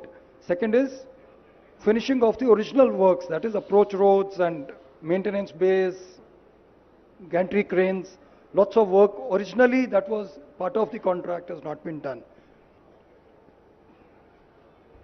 Now, sir, there are contradictions to the agreement conditions. We have substantial completion certificate issued on 10/9/19, indicating the project had met the agreement conditions for quality and safety. Second, we have a completion certificate granted on 15/3/21, although the project was not completed. Performance securities amounting to 159 crores were released without addressing notices from the engineer in charge. Engineer in chief reported the defect liability period has begun on 29/2/20, which conflicts with the dates of the completion certificates. So it's a very hodgepodge, multiple certificates are being issued without any logic and basis, sir. Media మిత్రులకు ఇప్పుడు completion certificate ఇచ్చిందేమో 15/3/2021, కానీ engineer in chief అంటే మురళీధరరావు గారు అనుకోండి. Engineer in chief is Rajiv. Who is the engineer in chief? Last line. Who is that person? Muralidhararao or Venkateshwarlu? So it will be Venkateshwarlu, sir. Venkateshwarlu, okay. అతను complete అయిన certificate ఏమో 15/3/2021 ఇచ్చిండు, అంటే already దాంట్లో ఇష్యూస్ ఉన్నాయి. కానీ తను లయబిలిటీ పీరియడ్ 29/2/2020 నాడే స్టార్ట్ అయిందని ఇచ్చిండు. అంటే దీంట్లో ఏది కరెక్ట్ అనుకోవాలి? అంటే వెంకటేశ్వర్లని సర్వీస్ నుంచి కంప్లీట్గా టర్మినేట్ చేసింది. ఎందుకంటే ఇట్లాంటి మిస్టేక్స్ ఉన్నాయని విజిలెన్స్ అండ్ ఎన్ఫోర్స్మెంట్ ఇచ్చిన వాళ్ళ ఫ్యాక్ట్స్ అండ్ ఫిగర్స్తో ఇచ్చిన నివేదికతోని plus 159 crores they have released performance securities, అంటే సెక్యూరిటీ గ్యారంటీస్ ఉన్నాయన్నిటిని కూడా ఈ అన్ని ఛార్జెస్ వాళ్ళ మీద ఉండి ప్రాబ్లమ్స్ ఉన్నాయని నోటీస్ ఇచ్చినా కూడా అవి ఫుల్ఫిల్ చేయకపోయినా కూడా ఈ పేమెంట్లు కూడా రిలీజ్ చేసింది. Next Raju. So the scheduled inspections under the Dam Safety Act 21 are essential for assessing the condition of the dams and structures. The inspections are pre-monsoon, post-monsoon and other scheduled checks, and the field engineers are responsible. All deficiencies identified during the inspections have to be reported to the SDSO, State Dam Safety Organization, for evaluation, etc. That is the rules, rule position. Okay. Dam Safety Act 21 mandates meticulous recording of all the maintenance activities. Records have to detail the type, date, weather conditions, water flow, everything. And they have to include the description of work, duration, etc. We have not seen any maintenance records so far. Okay. On requesting, a follow-through letter has been written to L&T, but department daggare em ledu, nothing is Okay. there, sir. Thank you. Now, sir, this is a small timeline I prepared, sir. This will show a lot of events. So the first event is on March 3, 2016, when the initial GO sanctioning 2591 crores, that is GORT 231, was issued. After that, 26th August, project agreement was entered into. Next activity was on May 19th. This one, sir. GO 707. Enhancement happened to 3,260 crores for the project value. Krinda, sir, we see supplemental agreements being made on 2nd July 18 and also 31st Raju December. will do one thing. Sir. As it is you push to media people, they will go through that report. The Yes, sir. final conclusion is that October 21st, 2023, sinking of the pillar number 20. Was sinking, sir. Madhyalo, sir, you will see a small photo of Rajiv, see, just give the entire presentation to Hanumantrao, Commissioner NPR. Hanumantrao Garu, just pass it on to the entire media. Yes, sir. Sir, if you see the small May, September, small picture is there, that is the inaugural photograph. And after that, there are lots of substantial completion certificates, 3 in purple, one after the other. On top is the request for maintenance. There are 4 different requests for maintenance which have not been adhered to. And Antlo, the barrage has collapsed without any repair maintenance. But if Madhyalo, on 6th of September 21, we have GO 330 sanctioning 4,613 crores, cost escalation of the project. So on one side, we have given completion certificates. On second side, sir, we are issuing GOs enhancing the project cost and paying the money. Money is being released. So both the things are going on together. So if L&T is not responding to us, at least the money flow should have stopped immediately, and we should have corralled them and taken them to some kind of... So I'll move to the last slide, sir. This is the inauguration of the barrage, sir. It's on 21/6/2019. 3 honorable CMs and 1 governor of Telangana are seen here. If you look at the background, this area, you will find that the aprons are not yet ready. It's a little premature inauguration, sir. So I thought I'll just bring it to your notice, sir. So we are here right now, sir, and then we have some findings and conclusions. First is the construction of Block 7 had deviated from the plan, and the raft and secant piles were not laid in specified sequential manner. So we are holding L&T and the department both responsible for this, sir. They should have handled this work. Operation and maintenance was not done since the inauguration, that is 21/6/19. Both are responsible, sir, the agency and the department. Mandatory post-monsoon sounding probing, which is mandated as per IS 7349, was not performed. Department is responsible, they have to get this done, sir. Construction remnants like the coffer dam and sheet piles have not been removed. L&T is to be held responsible because it's part of the contract, sir, clause number 14. Contractual obligations under agreement handing over clause clause 50 of the agreement remain unfulfilled till this day. Further, sir, the allegations suggest that the major blocks were taken up by some subcontractors. We are investigating that part, and we are verifying the money trail and accounts and everything, sir. Apart from that, sir, the bank guarantees have been released despite works being pending. So that is again the department's responsibility. We hope an expert committee will go into the entire causes of failure and suggest a rehab plan, sir. That's all I have, sir. Thank you, sir. Thank you, Rajiv ji. Sir, as irrigation minister now, I'll just briefly summarize చేసి కొంత national media ఉన్నారు కాబట్టి కొంత ఇంగ్లీష్లో మాట్లాడతాను. Okay, we thank the MIM members for coming for the visit and for the presentation. Thank you very much to all the MIM MLAs.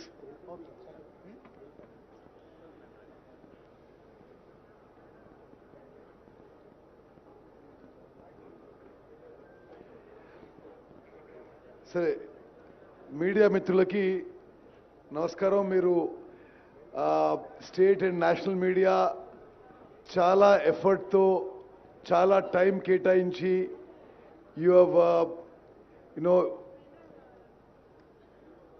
have spent your valuable time in a long travel from Hyderabad to here. We are very grateful to you.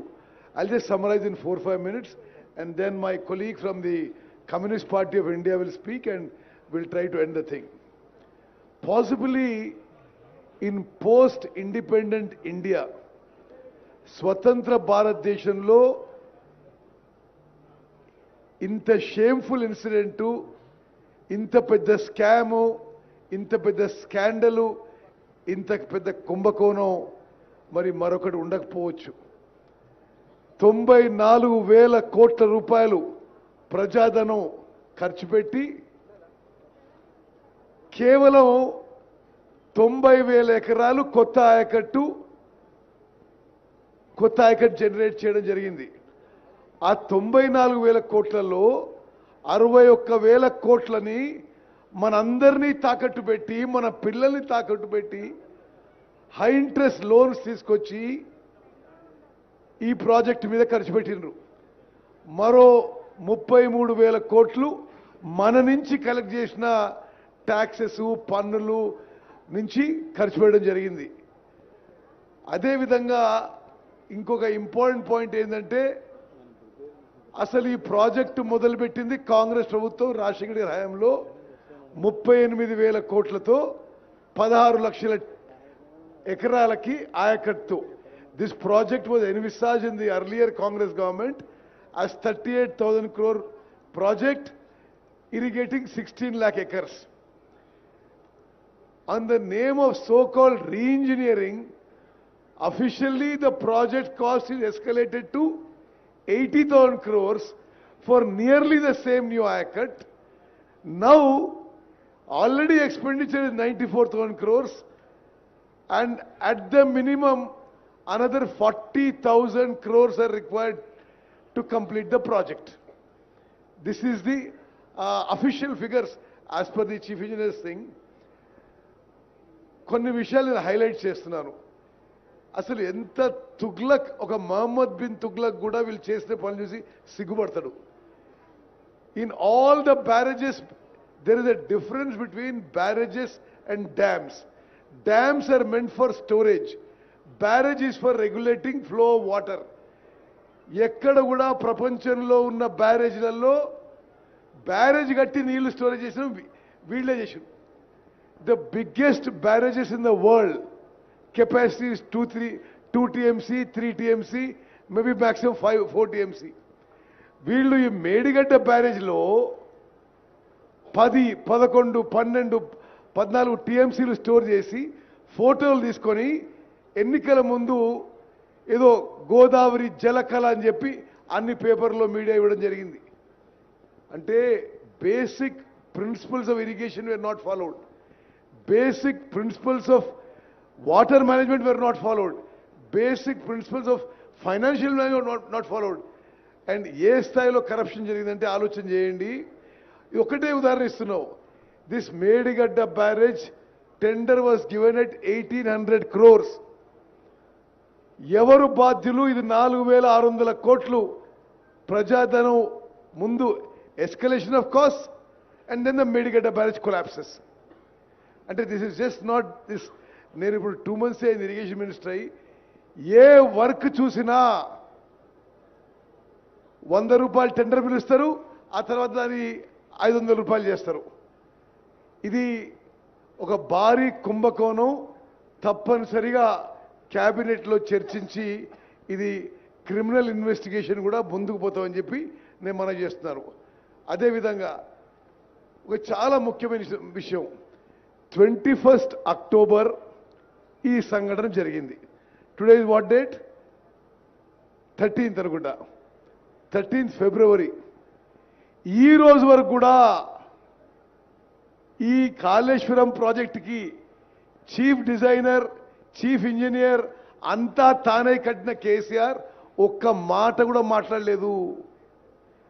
21st October when it collapsed, till we were sworn in the government on 7th for 40-45 days, ఆయనే ముఖ్యమంత్రి, నోరు తెరవలేదు.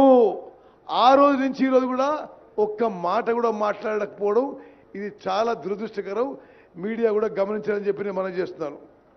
అదేవిధంగా national dam safety authority ఒక constitutional body created by an act of parliament.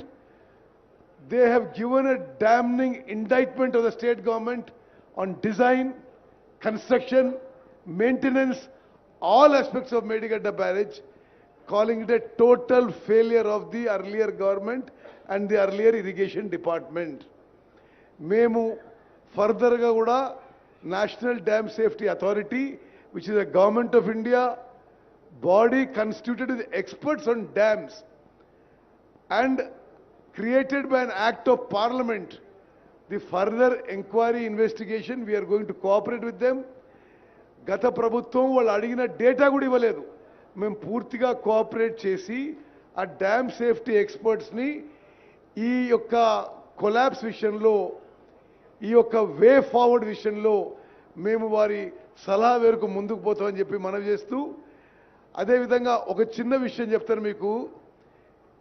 వారు ఇప్పుడు CE గారు, DG vigilance గారు చెప్పిన విషయాల్లో there is no maintenance, no pre monsoon, no post monsoon, no dam safety checks done of these barrages which were built.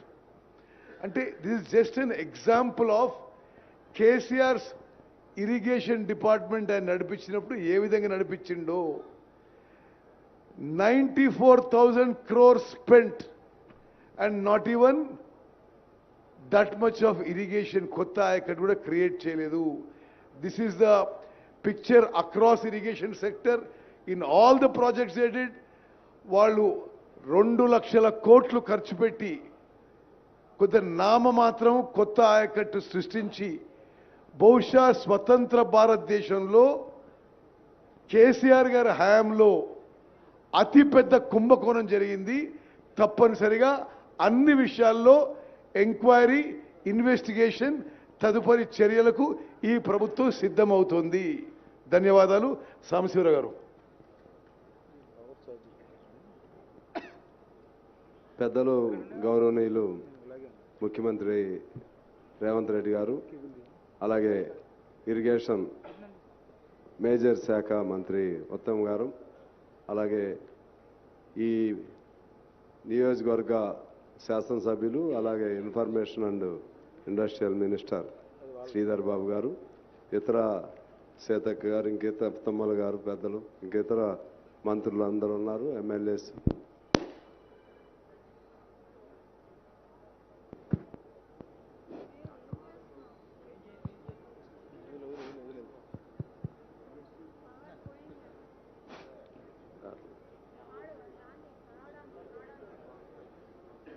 KCR అక్కడ చిన్న కేసీఆర్ అన్నాడు అంటున్నా. అలాగే హాజరైనటువంటి పాత్రికేయులు, అలాగే ఈ ప్రాంత వాసులు అందరికీ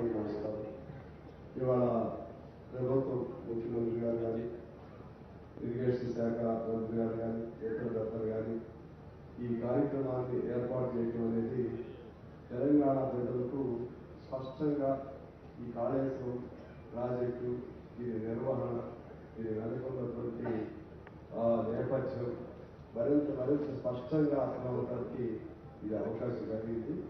ఇటువంటి కార్యక్రమాన్ని చేపట్టినందుకు వైపు వారికి అభినందనలు తెలియజేస్తున్నాయి. మరోవైపు ఇటువంటి బాధాకరమైనటువంటి స్థితిలో ఈ ప్రాజెక్టును చూస్తున్నందుకు విచారం కూడా ఉంది. ఇది మేడిగడ్డ ప్రాజెక్టు పగులు కాదని తెలంగాణ ప్రజల గుండె పగులు, గుండె పైన పడినటువంటి కోటలు. ఎందువల్లంటే ఎంత 2016లో అగ్రిమెంట్, దాని విజువల్స్ ప్రకారం 2019లో కంప్లీషన్, 16లో అగ్రిమెంట్, 19లో కంప్లీషన్. అంటే 2021లో క్రాక్స్ మారాయి. వీళ్ళు బయటకు వచ్చింది 20. ఇది పరిస్థితి. అంటే ప్రాజెక్టు 3 ఏళ్లలోనే కంప్లీట్ చేయటం, మరో 2 ఏళ్లకే పగిలిపోవటం. దీన్ని ఇంత అన్యాయంగా డిజైన్ చేసింది ఎవరు, దీన్ని నిర్మించింది ఎవరు, దీని క్వాలిటీ లేకుండా చేసింది ఎవరు? చాలా లేదని చెప్తున్నా. నేను దాని లోపలికి వెళ్ళదు. ఇది ఒక మేడిగడ్డకి పరిమితమైనది. విజువల్స్ ప్రకారంగా అన్నారంలో కూడా ఆ క్రాక్స్ చూపెట్టారు. ఇటువంటి సేమ్ మంత్రిగా, ముఖ్యమంత్రిగా చెప్పినట్టుగా same technology, same procedure, same డిజైన్తో ఉంది. కాబట్టి ఈ 3 ప్రాజెక్టులు కూడా వాళ్ళు కూడా చూపెట్టిన దానిలో కూడా రాశారు. ఈ 3 ప్రాజెక్టులు కూడా పనికి రావనే పద్ధతిలో చెప్పడం జరిగింది. మరి ఏమైపోవాలి? ఖర్చు పెట్టినటువంటి ఈ డబ్బులన్నీ ఏమైపోవాలి? ఎక్కడ పాత ప్రాధాన్యత చేయడం ఎల్లబడికే వచ్చేది. అదే దానికి దీనికి ఎంత డిజైన్ తేడా ఉంది. అది 2005లో రాజశేఖర రెడ్డి గారు ఉన్నప్పుడు ప్రారంభమైంది. అది 16 లక్షల ఎకరాలు బండినండి. Design to irrigate the ayacut of 16 lakhs. వీళ్ళ ఆయకట్ ప్రకారం 18 lakhs. Only 2 lakhs acres extra. ఏమి ఫెసిలిటీ? ఇక్కడైతే నీళ్లు బాగా ఉంటాయి. ముందు ఏం ఉపయోగమైంది? నీళ్లు 2 లక్షలే కదా తేడా. దాన్ని ఏ బాధ్యత లేదు. ఇంకా అంతిమంగా ఏం చేశారు? ప్రాణాయత చేయడం వదిలేసి ఆదిలాబాద్ జిల్లా మొత్తాన్ని వదిలేసి ఇక్కడ నుంచి మొదలుపెట్టి అది తర్వాత చేపడతామన్నారు. నాకెందుకు గుర్తంటే మా మనీష్ గారు, బృందా మనీష్ గారు అప్పుడు ఉండేవాడు. ఆయన మా పార్టీ వాళ్ళు కూడా చాలా, శంకర్కి చాలా మంది ఉన్నారు. చాలాసార్లు ఆందోళన చేశారు. మేము అందరికీ వచ్చాం. అసలు మా జిల్లాకి లేకుండా, మా ప్రాణాయత చేయడం లేకుండా చాలా బాగా చేశారు. తర్వాత అది కూడా ప్రయోగం చేస్తాం, ఇంకో 2 లక్షల ఎకరాలు వచ్చే విధంగా చెప్పి ఆ బృంద ప్రభుత్వం చెప్పడం జరిగింది. ఇక్కడ నేను ఒక పాయింట్ చెప్పి సెలవు తీసుకుంటాను. ఇప్పుడు మన ఉత్తమ్ గారు చెప్పినట్టుగా అసలు ఇంత స్టోరేజ్ ఎక్కడ ఏ ప్రాజెక్టులో కూడా ఇంత స్టోరేజ్ ఉన్నాయి. అర్థం రేపు పోలవరం ఇంకోటి అవుతాయి, ఇంకా పెద్ద అనుకుని ఏదైనా ఉంటాయి. సరే, అంతా ఎంత అన్యాయంగా కన్స్ట్రక్షన్ ఉందా అనేది ఎవరికి తెలియదు. మీరు చెప్తున్నారు కదా, దాన్ని మొదలెట్టిన తర్వాత 5 ఏళ్ళు దీన్ని చూస్తానికి ఎవరు రాదు. అసలు మెయింటెనెన్స్ లేదు. కాబట్టి అసలు కన్స్ట్రక్షనే వీక్ ఫౌండేషన్, డిజైనే లోపం ఉంది. ఇక్కడ మన కాటన్ కట్టించినటువంటి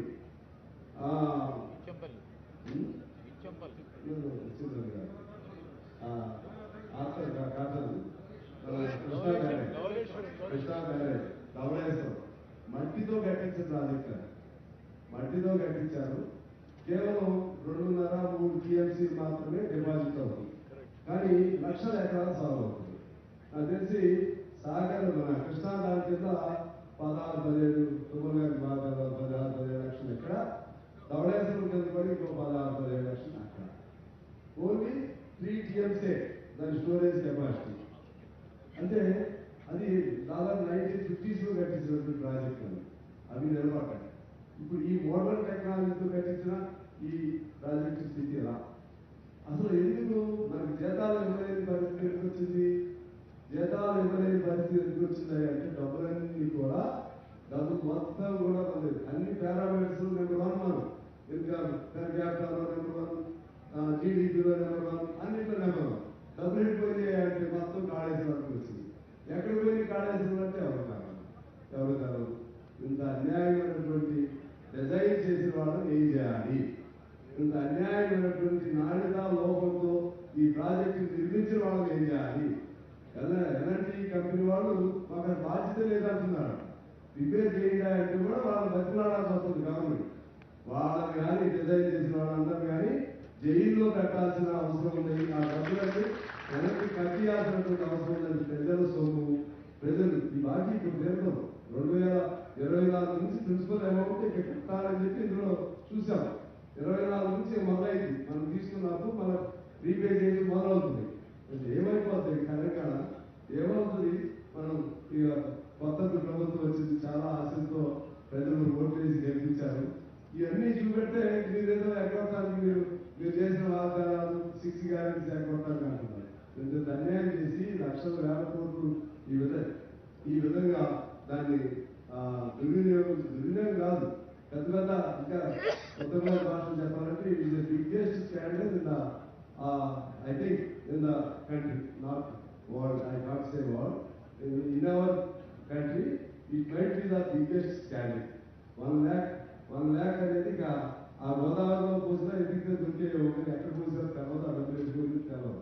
దీని మీద చాలా సీరియస్గా ప్రభుత్వం ఉండాలని నేను కోరుకుంటూ, భవిష్యత్తులో మరి ఏమవుతుందో నాకు తెలియదు. ఆ ప్రాణాయత చేయాల ఆ బోర్డు డిజైన్ నుంచి తీసుకెళ్తారా ఎట్లా, లేకపోతే దీన్ని ఏమైనా రిపేర్కి అవకాశం ఉంటుందా? అదంతా ఇంజనీర్స్ ఎక్స్పర్ట్స్ సలహా తీసుకుని చేస్తామని చెప్తున్నారు. ఏదేమైనా కూడా తెలంగాణకి తీవ్ర నష్టం జరిగింది. ఇవాళ ఇక్కడ రావటం వల్ల చాలా నేను వచ్చాను కానీ ఈ మగుడు అయిన తర్వాత రాలేదు. ఇవాళ యాక్చువల్లీ నేను I have some other work, I wanted to skip this programme. ఎందుకంటే వాళ్ళందరూ అనుకున్నాం ఇవాళ ఉన్నారు. If I absent, so if I send some wrong signal, that's why I changed my mind. I have attended here. Coming here, just I learned so much. ఇక్కడ రావడం చాలా నాకు అవగాహన అయింది. ఖచ్చితంగా ఈ అంశాన్ని ప్రజల దృష్టికి తీసుకెళ్లడంలో మా పార్టీగా నేను నా బాధ్యత వహిస్తాను. ప్రభుత్వాన్ని అన్ని రకాలుగా మీరు ఎందుకంటే మీ ముఖస్థితికి చెప్తులేదు, ఇది తెలంగాణ జరిగిన నష్టం కాబట్టి ఈ నష్టాన్ని ఎలా రిపేర్ చేస్తారు, ఎలా పూడుస్తారు, ఫర్దర్గా మనకి రావాల్సిన ఈ భూమి రాయిగట్టు అంతా తొందరలో ఎలా పూర్తి చేస్తారు. ఇప్పుడు ఎంత పూర్తయింది కూడా అర్థం కావట్లేదు. 1,00,000 ఎకరాలే అంటే మీకు 18 లక్షల ఎకరాలు ఒరిజినల్లీ ప్లాన్ రాయిగట్టు, ఇంకా 17 లక్షల ఎకరాలకి ఎప్పుడు రావాలి, ఇంకెన్నేళ్ళకి రావాలి? 2016 నుంచి మొదలైనటువంటి ఈ ప్రాజెక్టు ఇంక 17 ఏళ్ళు కూడా రాదు. మళ్ళీ ఏమైపోయిందో తెలవదు. వీటన్నిటినీ మీ మీద చాలా బాధ్యత ఉంది. వీటిని మీరు అంతా సందేహాల్సిన అవసరం ఉందని తెలియజేస్తూ ముఖ్యమంత్రి గారికి, ఉత్తమ్ గారికి, ఇతర గారికి మీ అందరికీ నమస్కారాలు తెలియజేస్తూ సార్ థ్యాంక్ యూ. ఇప్పుడు ఈ సందర్శన సందర్భంగా గౌరవ ముఖ్యమంత్రి వర్యులు శ్రీ రేవంత్ రెడ్డి గారిని వారి సందేశంగా కోరుతారు.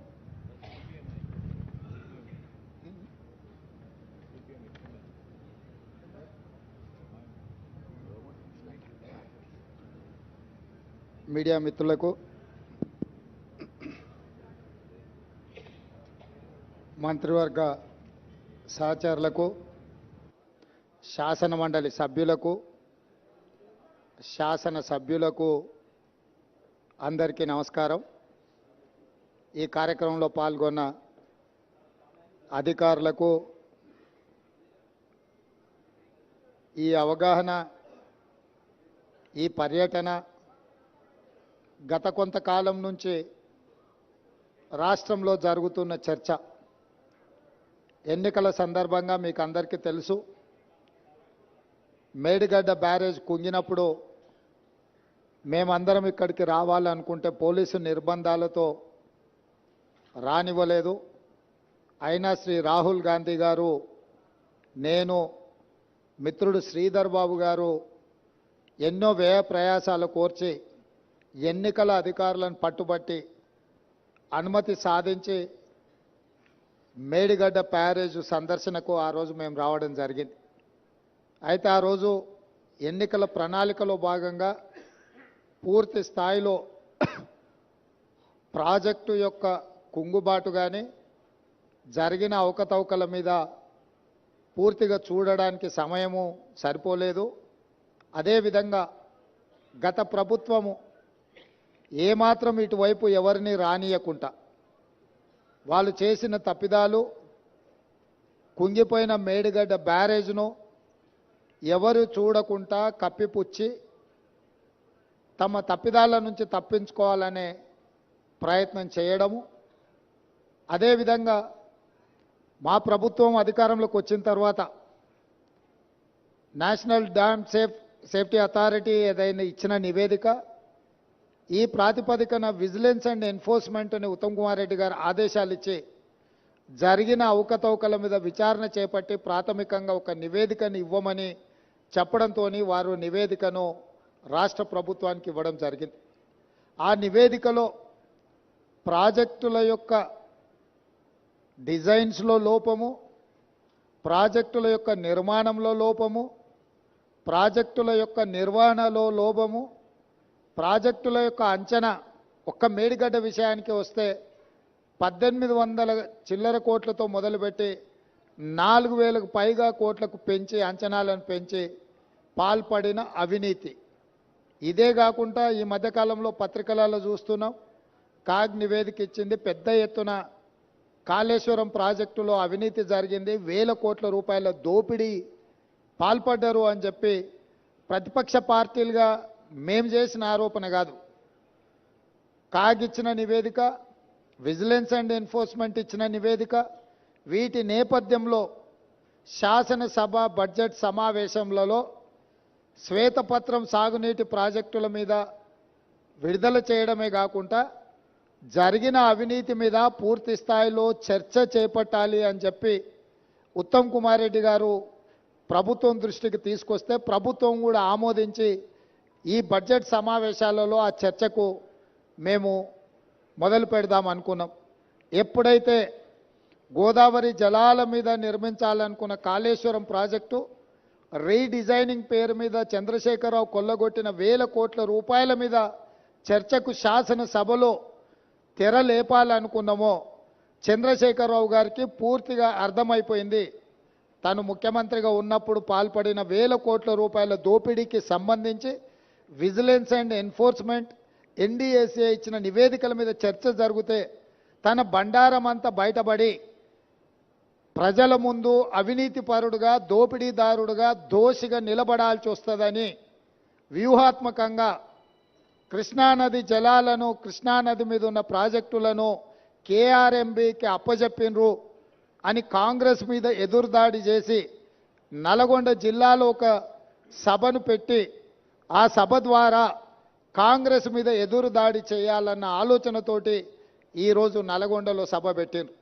ఇవాళ నల్గొండ సభలో వారు ఎంత శుద్ధపూసలాక మాట్లాడుతుండే అంటే, ఇక సత్యహరిచంద్రుడే ఇంకో అవతారం ఎత్తి చంద్రశేఖరరావు రూపంలో జన్మెత్తిండు, ఈ సత్యహరిచంద్రుడి శీలాన్ని మీరు శంకిస్తారా? చావు నోట్లో తలబెట్టి నేను తెలంగాణ సాధించిన అని మళ్ళీ 1,01,000 అబద్ధం చెప్పిండు. ఇప్పటి వరకు 1,00,000 సార్లు చెప్పిండు అబద్ధం, సావు నోట్లో తలబెట్టి తెలంగాణ తెచ్చినా అని. ఎన్నిసార్లు బిచ్చమెత్తుకుంటావా సావు నోట్లో తలబెట్టినా అని? 2 సార్లు ముఖ్యమంత్రి పదవి ఇచ్చారు, 10 సంవత్సరాలు ఈ రాష్ట్రాన్ని పట్టి పీడించినావు, దోసుకున్నావు. ఇంకా కూడా సావు నోట్ల తలకాయ పెట్టినా, సావు నోట్ల తలకాయ పెట్టినా అని మాటలు చెప్తున్నావు. సావు నోట్ల తలకాయ పెట్టిన చంద్రశేఖరరావు శాసనసభలో నీ అవినీతి మీద చర్చ పెడితే నువ్వు నిజంగా సత్యహరిచంద్రునివే, సత్యహరిచంద్రునికి మరో జన్మని ఎత్తినోనివి అయితే అక్కడ వచ్చి కూర్చొని మాట్లాడేది ఉండే. మేమేమడిగినాము? అయ్యా, కృష్ణానది జలాల మీద శాసనసభలో ఏకగ్రీవ తీర్మానం చేసి కేంద్ర ప్రభుత్వం ప్రాజెక్టుల స్వాధీనానికి చేస్తున్న ప్రయత్నాన్ని అందరము తీర్మానం పాస్ చేసి కేంద్ర ప్రభుత్వ విధానాలను వ్యతిరేకిద్దాం రమ్మని మేము అడిగినాం. మీరు రాలేదు. కేంద్ర ప్రభుత్వానికి కాంగ్రెసే అప్పచెప్పిందని అబద్ధాలు నువ్వు చెప్తే వాస్తవాలను డిసెంబర్ 1, 2023 నాడు మీరు ముఖ్యమంత్రిగా మీ కార్యదర్శి స్మితా సబర్వాల్ గారు రాసిన లేఖను అప్పచెప్పడానికి పూర్తిగా మీరు చేసిన ప్రయత్నాన్ని ఆధారాలతో సహా శాసనసభలో ప్రభుత్వం బయటపెట్టింది. దాని తర్వాత నేనేమన్నా, కాళేశ్వరం మీద ఎంతోమందికి అపోహలు ఉన్నాయి, అనుమానాలు ఉన్నాయి, అక్కడికి ఎవరిని రాణిస్తలేరు, అక్కడికి ఎవరైనా వెళ్తే పోలీసులు అడ్డుకుంటున్నారని తెలంగాణ సమాజంలో ఎన్నో అనుమానాలు ఉన్నాయి. ఈ అనుమానాలను నివృత్తి చేయడానికి మంత్రులను, ప్రజాప్రతినిధులను, పత్రికా మిత్రులను అందరినీ తీసుకొని వెళ్ళి వాళ్ళకి చూపిద్దాము, అందరం కలిసికట్టుగా వెళ్దామని మా మంత్రి గారు మీకు లేఖ రాయడం జరిగింది. లేఖతో పాటు 13 తారీఖు నాడు వెళ్దామని మేము అన్నాము. ఒకవేళ మీకు ఏవైనా ఇతరత్ర కార్యక్రమాలు ఉంటే మీరు తారీఖు మార్చమన్నా మారుస్తామని చెప్పి శాసనసభలోనే స్వయంగా నేనే మీకు చెప్పడం జరిగింది. ఒకవేళ బీఆర్ఎస్ నాయకులకు 13 తారీఖు నాడు ఇతర కార్యక్రమాలు ఉంటే మీరు నిర్ణయించిన తారీఖు నాడు అఖిలపక్షం అందరము అక్కడికి వెళ్దాము, పత్రికల వాళ్ళని తీసుకెళ్దాము, అక్కడ జరుగుతున్న పరిణామాలు, నిర్మాణంలో లోపాలను, దాని మీద తీసుకోవాల్సిన చర్యల్ని ప్రజల సమక్షంలోనే ప్రజా కోర్టులోనే చర్చించుకుందామని రమ్మని చెప్పినాము. మీరు రాలేదు, రాకపోను, శాసనసభలో చర్చకు కూడా మీరు రాలేదు, శాసనసభలో జరిగిన చర్చలో మీరు పాల్గొనలేదు, శాసనసభకే మీరు రావడానికి కాలు విరిగిందనే ఒక నెపాన్ని అడ్డం పెట్టుకున్నారు. కాలు ఇరిగిన చంద్రశేఖరరావు ఈరోజు నల్గొండకు పోయిండు. నేను అడుగుతున్నాయా, శాసనసభ దగ్గరుందా, నల్గొండ జిల్లా దగ్గరుందా? నల్గొండకి వెళ్ళి బహిరంగ సభలో సానుభూతి పొందాలనే ప్రయత్నం చేస్తున్నాడు చంద్రశేఖరరావు. సానుభూతి పొందడానికి మీరు దవాఖానలు ఉన్నప్పుడు మేమందరం వచ్చినాం, సానుభూతి చూపించినాం. సానుభూతి చూపించాల్సిన సందర్భంలో ప్రజలు కానీ ప్రతిపక్షాలు కానీ మేమందరం సానుభూతి చూపించినాం. ఈరోజు కేవలం కాళేశ్వరం అవినీతి మీద చర్చ జరగకుండా, కాళేశ్వరంలో మీ దోపిడీని ప్రజల దృష్టిలో పడకుండా ఉండడానికే ఈరోజు మీరు నల్గొండ అక్కడ ఏదో పెద్ద సభ పెట్టినా అని మీరు మాట్లాడుతున్నారు. ప్రజలకి ఈ మాత్రము అవగాహన లేదని మీరు అనుకుంటున్నారా చంద్రశేఖరరావు గారు? కాళేశ్వరం అవినీతి మీద, దోపిడీ మీద చర్చకు వచ్చిన సందర్భంలో మీరు కృష్ణానది జలాల మీద ఉన్న ప్రాజెక్టులన్నిటిని కూడా కేంద్రానికి అప్పజెప్పినరు అని చెప్పి నల్గొండ జిల్లాలో మీరు బహిరంగ సభ పెట్టి ఇక్కడికి రాకుండా తప్పించుకున్నారు. ఇవాళ మీరు ఏం మాట్లాడుతున్నారు? అక్కడ ఓ 4-5 పిల్లర్లు కూలినాయి, కూల్తేం పెద్ద తప్ప? అయ్యా, నీకు ఏది తప్పు కాదు. ఎందుకనంటే తప్పులకు పాల్పడ్డదే నువ్వు. నీకు నువ్వే తప్పు జరిగిందని నీకు నువ్వే శిక్ష విధించుకునేటంత నిజాయితీ పరుడు అని మన తెలంగాణ సమాజం భావిస్తుంది అనుకుంటున్నారా? మీ దోపిడీకి మేడిగడ్డ బలైపోయింది, అన్నారం సుందిల్లా సున్నమైపోయినాయి. ఈరోజు కాళేశ్వరము మీ 1,00,000 కోట్ల దోపిడీకి బలైపోయింది. అందుకే మీరు దీన్ని చాలా అల్కగా తీసుకుంటున్నారు. ఇక్కడ వచ్చిన వాళ్ళని చులకన చేసి మాట్లాడుతున్నారు. మీరు ఈరోజు ఇక్కడికి రాకపోవడం ఒక తప్పిదమైతే, ఇక్కడ తీసుకున్న కార్యక్రమాన్ని చులకన చేసి తిట్టడం అనేది మీ దిగజారుడు తనానికి నిదర్శనం చంద్రశేఖరరావు గారు. ఈరోజు ఆయన మాట్లాడుతున్నాడు, మీరు కేఆర్ఎంబి మీద మీకు అవగాహన లేకపోతే నడితే అన్న ఎట్లా చేద్దామని మాట్లాడితే నేను సలహా చెప్పటోని. అయ్యా, శాసనసభలో చర్చ పెట్టినాం, సలహా చెప్పమని అడిగినాం. శాసనసభలో నేను స్పీకర్ గారికి విజ్ఞప్తి చేసిన, దయచేసి మాజీ ముఖ్యమంత్రి గారికి ఆదేశాలు ఇవ్వండి, అవసరమైతే సభను వాయిదా వేయండి, వారు వచ్చినాక వారి సలహా సూచనలు తీసుకున్న తర్వాతనే తీర్మానం చేద్దామని చెప్పినాం. ఉత్తమ్ కుమార్ రెడ్డి గారు పెట్టిన తీర్మానంలో లోపాలు ఉన్నాయి, అది కూడా సక్కలేదన్నాడు. సక్కలేని తీర్మానానికి నీ అల్లుడు స్వాతిముత్యం ఎట్లా మద్దతు ఇచ్చింది ఏకగ్రీవంగా? నేను అందుకే 4 సార్లు అడిగిన. శాసనసభలో మీరందరూ చూశారు కదా మీడియా మిత్రులు. ఉత్తమ్ కుమార్ రెడ్డి గారు ఈ ప్రాతిపదికన తీర్మానాలు పెట్టినరు. దీనికి టీఆర్ఎస్ పార్టీ వైఖరి ఏందో స్పష్టంగా చెప్పండి అని అంటే, హరీష్ రావు గారు మాజీ సాగునీటి పారుదల శాఖ మంత్రిగా, కేసీఆర్ కుటుంబ సభ్యుడిగా స్పష్టంగా ఈ తీర్మానానికి సంపూర్ణమైన మద్దతు పలుకుతున్నా అని చెప్పిండు. అప్పుడే నేను లేచి ఏం చెప్పినా, వీళ్ళు మాట్లాడేదానికి ఏం విలువలేదా చంద్రశేఖరరావు, ఇవి విలువలేని మాటలను కొట్టిపడేస్తాడు, ఆయననే యజమాని, ఆయన ఓనర్, ఆయన వచ్చి చెప్తే తప్ప దీంట్లో విషయం లేదని నేను చెప్పిన. ఇవాళ సరిగ్గా నల్గొండలో అదే మాట్లాడండి. ఏం తీర్మానమే? దిక్కుమాలిన తీర్మానం, దాంట్లో ఏమైనా విషయం ఉందా? అదో పనికిమాలిన తీర్మానం, ఆ తీర్మానానికి వీళ్ళందరూ మద్దతు అని. మరి ఒకవేళ తీర్మానంలో లోపాలు ఉంటే మీరు వచ్చి సవరించేది ఉండే. లేదు, మీ ప్రతినిధిగా మాట్లాడిన హరీష్ రావు గారు ఇది తప్పు, ఈ తీర్మానంలో లోపాలు ఉన్నాయి, దీన్ని సవరిస్తున్నామని తీర్మానం సవరించి ప్రతిపాదించేది ఉండే. నేను చెప్పింది చెప్పినట్టుగా హరీష్ రావు గారు లాంటి వాళ్ళకి ఆ పార్టీలో విలువ లేదు, వాళ్ళ మాటల పట్ల విశ్వాసం లేదు. అందుకే చంద్రశేఖర్ రావాలని మేము అడిగినాము, మీరు రాలేదు. ఇవాళ అంటున్నాడు ఆయన, ముఖ్యమంత్రి గారు అఖిలపక్షాన్ని ఢిల్లీకి తీసుకెళ్లాలని. ముఖ్యమంత్రి గారు అఖిలపక్షాన్ని ఢిల్లీకి తీసుకెళ్తాను ఒకవేళ శాసనసభలో మీరు వచ్చి మీరు ఆ ప్రతిపాదన పెట్టండి. మా ప్రభుత్వము వినడానికి, ప్రజలకు మేలు జరిగే విధానాలు చేపట్టడానికి స్పష్టంగా ఒక స్పష్టతతో ఉన్నది. మీరు నల్గొండకెళ్ళి గక్కడేదో సభ పెట్టి దిక్కుమాలిన మాటలు మాట్లాడే కంటే శాసనసభ జరుగుతుంది. ప్రధాన ప్రతిపక్ష నాయకుడిగా 10 సంవత్సరాలు ముఖ్యమంత్రిగా పనిచేసిన మీరు, 20 ఏళ్ల నుంచి తెలంగాణ కోసం కొట్లాడినని చెప్పుకునే మీరు సభకి ఎందుకు రావడం లేదు? ఇవాళ బెదిరించి బతకాలని చూస్తున్నాడు, బ్లాక్మెయిల్ చేసి బతకాలని చూస్తున్నాడు కేసీఆర్ గారు. మమ్మల్ని వెంటాడతాడంట ఆయన. అయ్యా రా, మంచిది, మేమేం అల్లాటప్పగా ఏమి ఇక ఆ కుర్చీలో కూర్చోలే. ప్రజల దగ్గరికి వెళ్ళి ప్రజలు ఓట్లేసి ప్రజలు ఎన్నుకున్న ప్రభుత్వం అక్కడ ఉంది. నీలాక ఉద్యమ ముసుగులో మంది పిల్లలను చంపి మేము కుర్చీ ఎక్కలేదు. చచ్చిపోయిన కుటుంబాలను ఆదుకుంటూ మేము ఇవాళ ప్రభుత్వాన్ని ఏర్పాటు చేసినాము. ఏర్పాటు చేసిన ప్రభుత్వంలో మేము ప్రజలకు అవసరమైన నిర్ణయాలు తీసుకుంటున్నాము.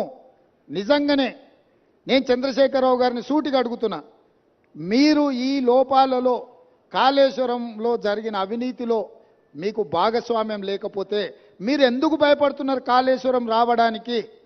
మీరెందుకు చర్చకు రావడం లేదు? మేడిగడ్డ కుంగిపోయినప్పటి నుంచి ఈ రోజు వరకు చంద్రశేఖరరావు గారు ఏ రోజు కూడా కుంగిపోయిన మేడిగడ్డ మీద కానీ, అన్నారం మీద కానీ, సుందిళ్ళ మీద కానీ మీరు ఒక్క మాట ఎందుకు మాట్లాడతలేరు? శాసనసభలో చర్చ పెడితే మీరు మొహం ఎందుకు చాటేసిండ్రు?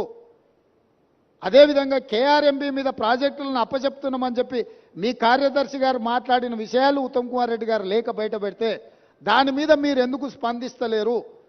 మీ కార్యదర్శి గారు మీ అనుమతి తీసుకొని లేఖ రాసినా, మీ అనుమతి లేకుంటేనే లేఖ రాసినా ప్రజలకు వివరించాల్సిన బాధ్యత మీకు లేదా? ఈరోజు కాళేశ్వరం అవినీతి మీద చర్చ జరిగినప్పుడు ఈ అవినీతి గురించి చర్చ జరగకుండా ఉండాలి అని, ఈ సమస్యను తప్పుదోవ పట్టించాలని ఈరోజు మీరు నల్గొండలో మీటింగ్ పెట్టినరు. మీరు మీటింగులు పెట్టి రాష్ట్రానికి ఏదైనా ప్రయోజనం చేకూర్చే మాటలు ఏమైనా మాట్లాడినరా? ఆయన అక్కడి నుంచి మాట్లాడుతున్నాడు మళ్ళీ అధికారంలోకి వస్తామని. నువ్వు చేసిన పనికి నిన్ను అధికారంలోకా? ముందే ప్రజలకి విషయాలు తెచ్చుకుంటే ఆ ప్రతిపక్ష హోదా కూడా నీకు రాకపోతుండే.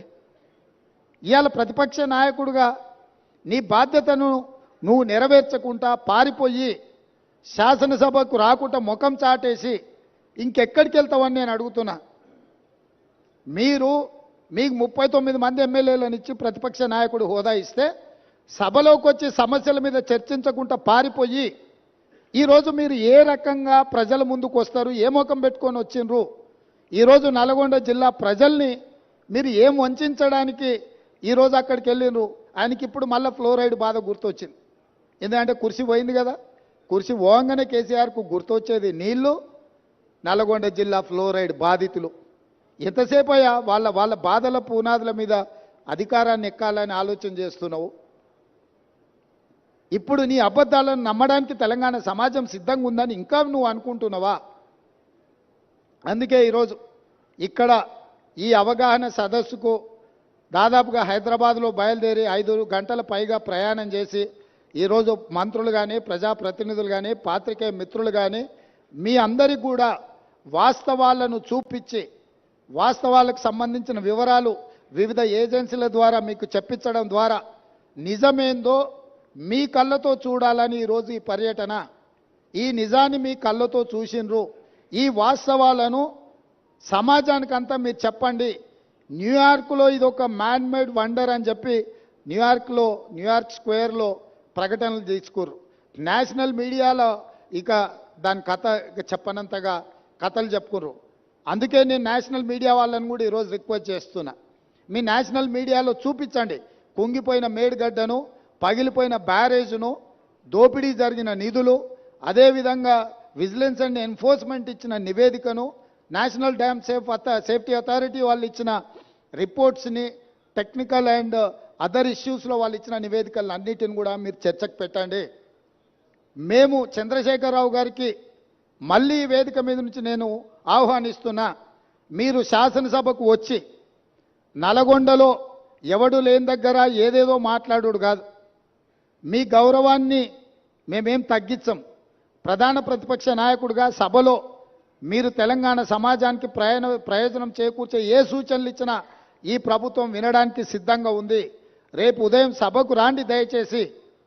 ప్రత్యేకమైన ఎట్లాగూ శ్వేతపత్రం సాగునీటి ప్రాజెక్టుల మీద ఉత్తమ్ కుమార్ రెడ్డి గారు ప్రవేశపెట్టబోతున్నారు. చర్చలో పాల్గొనండి.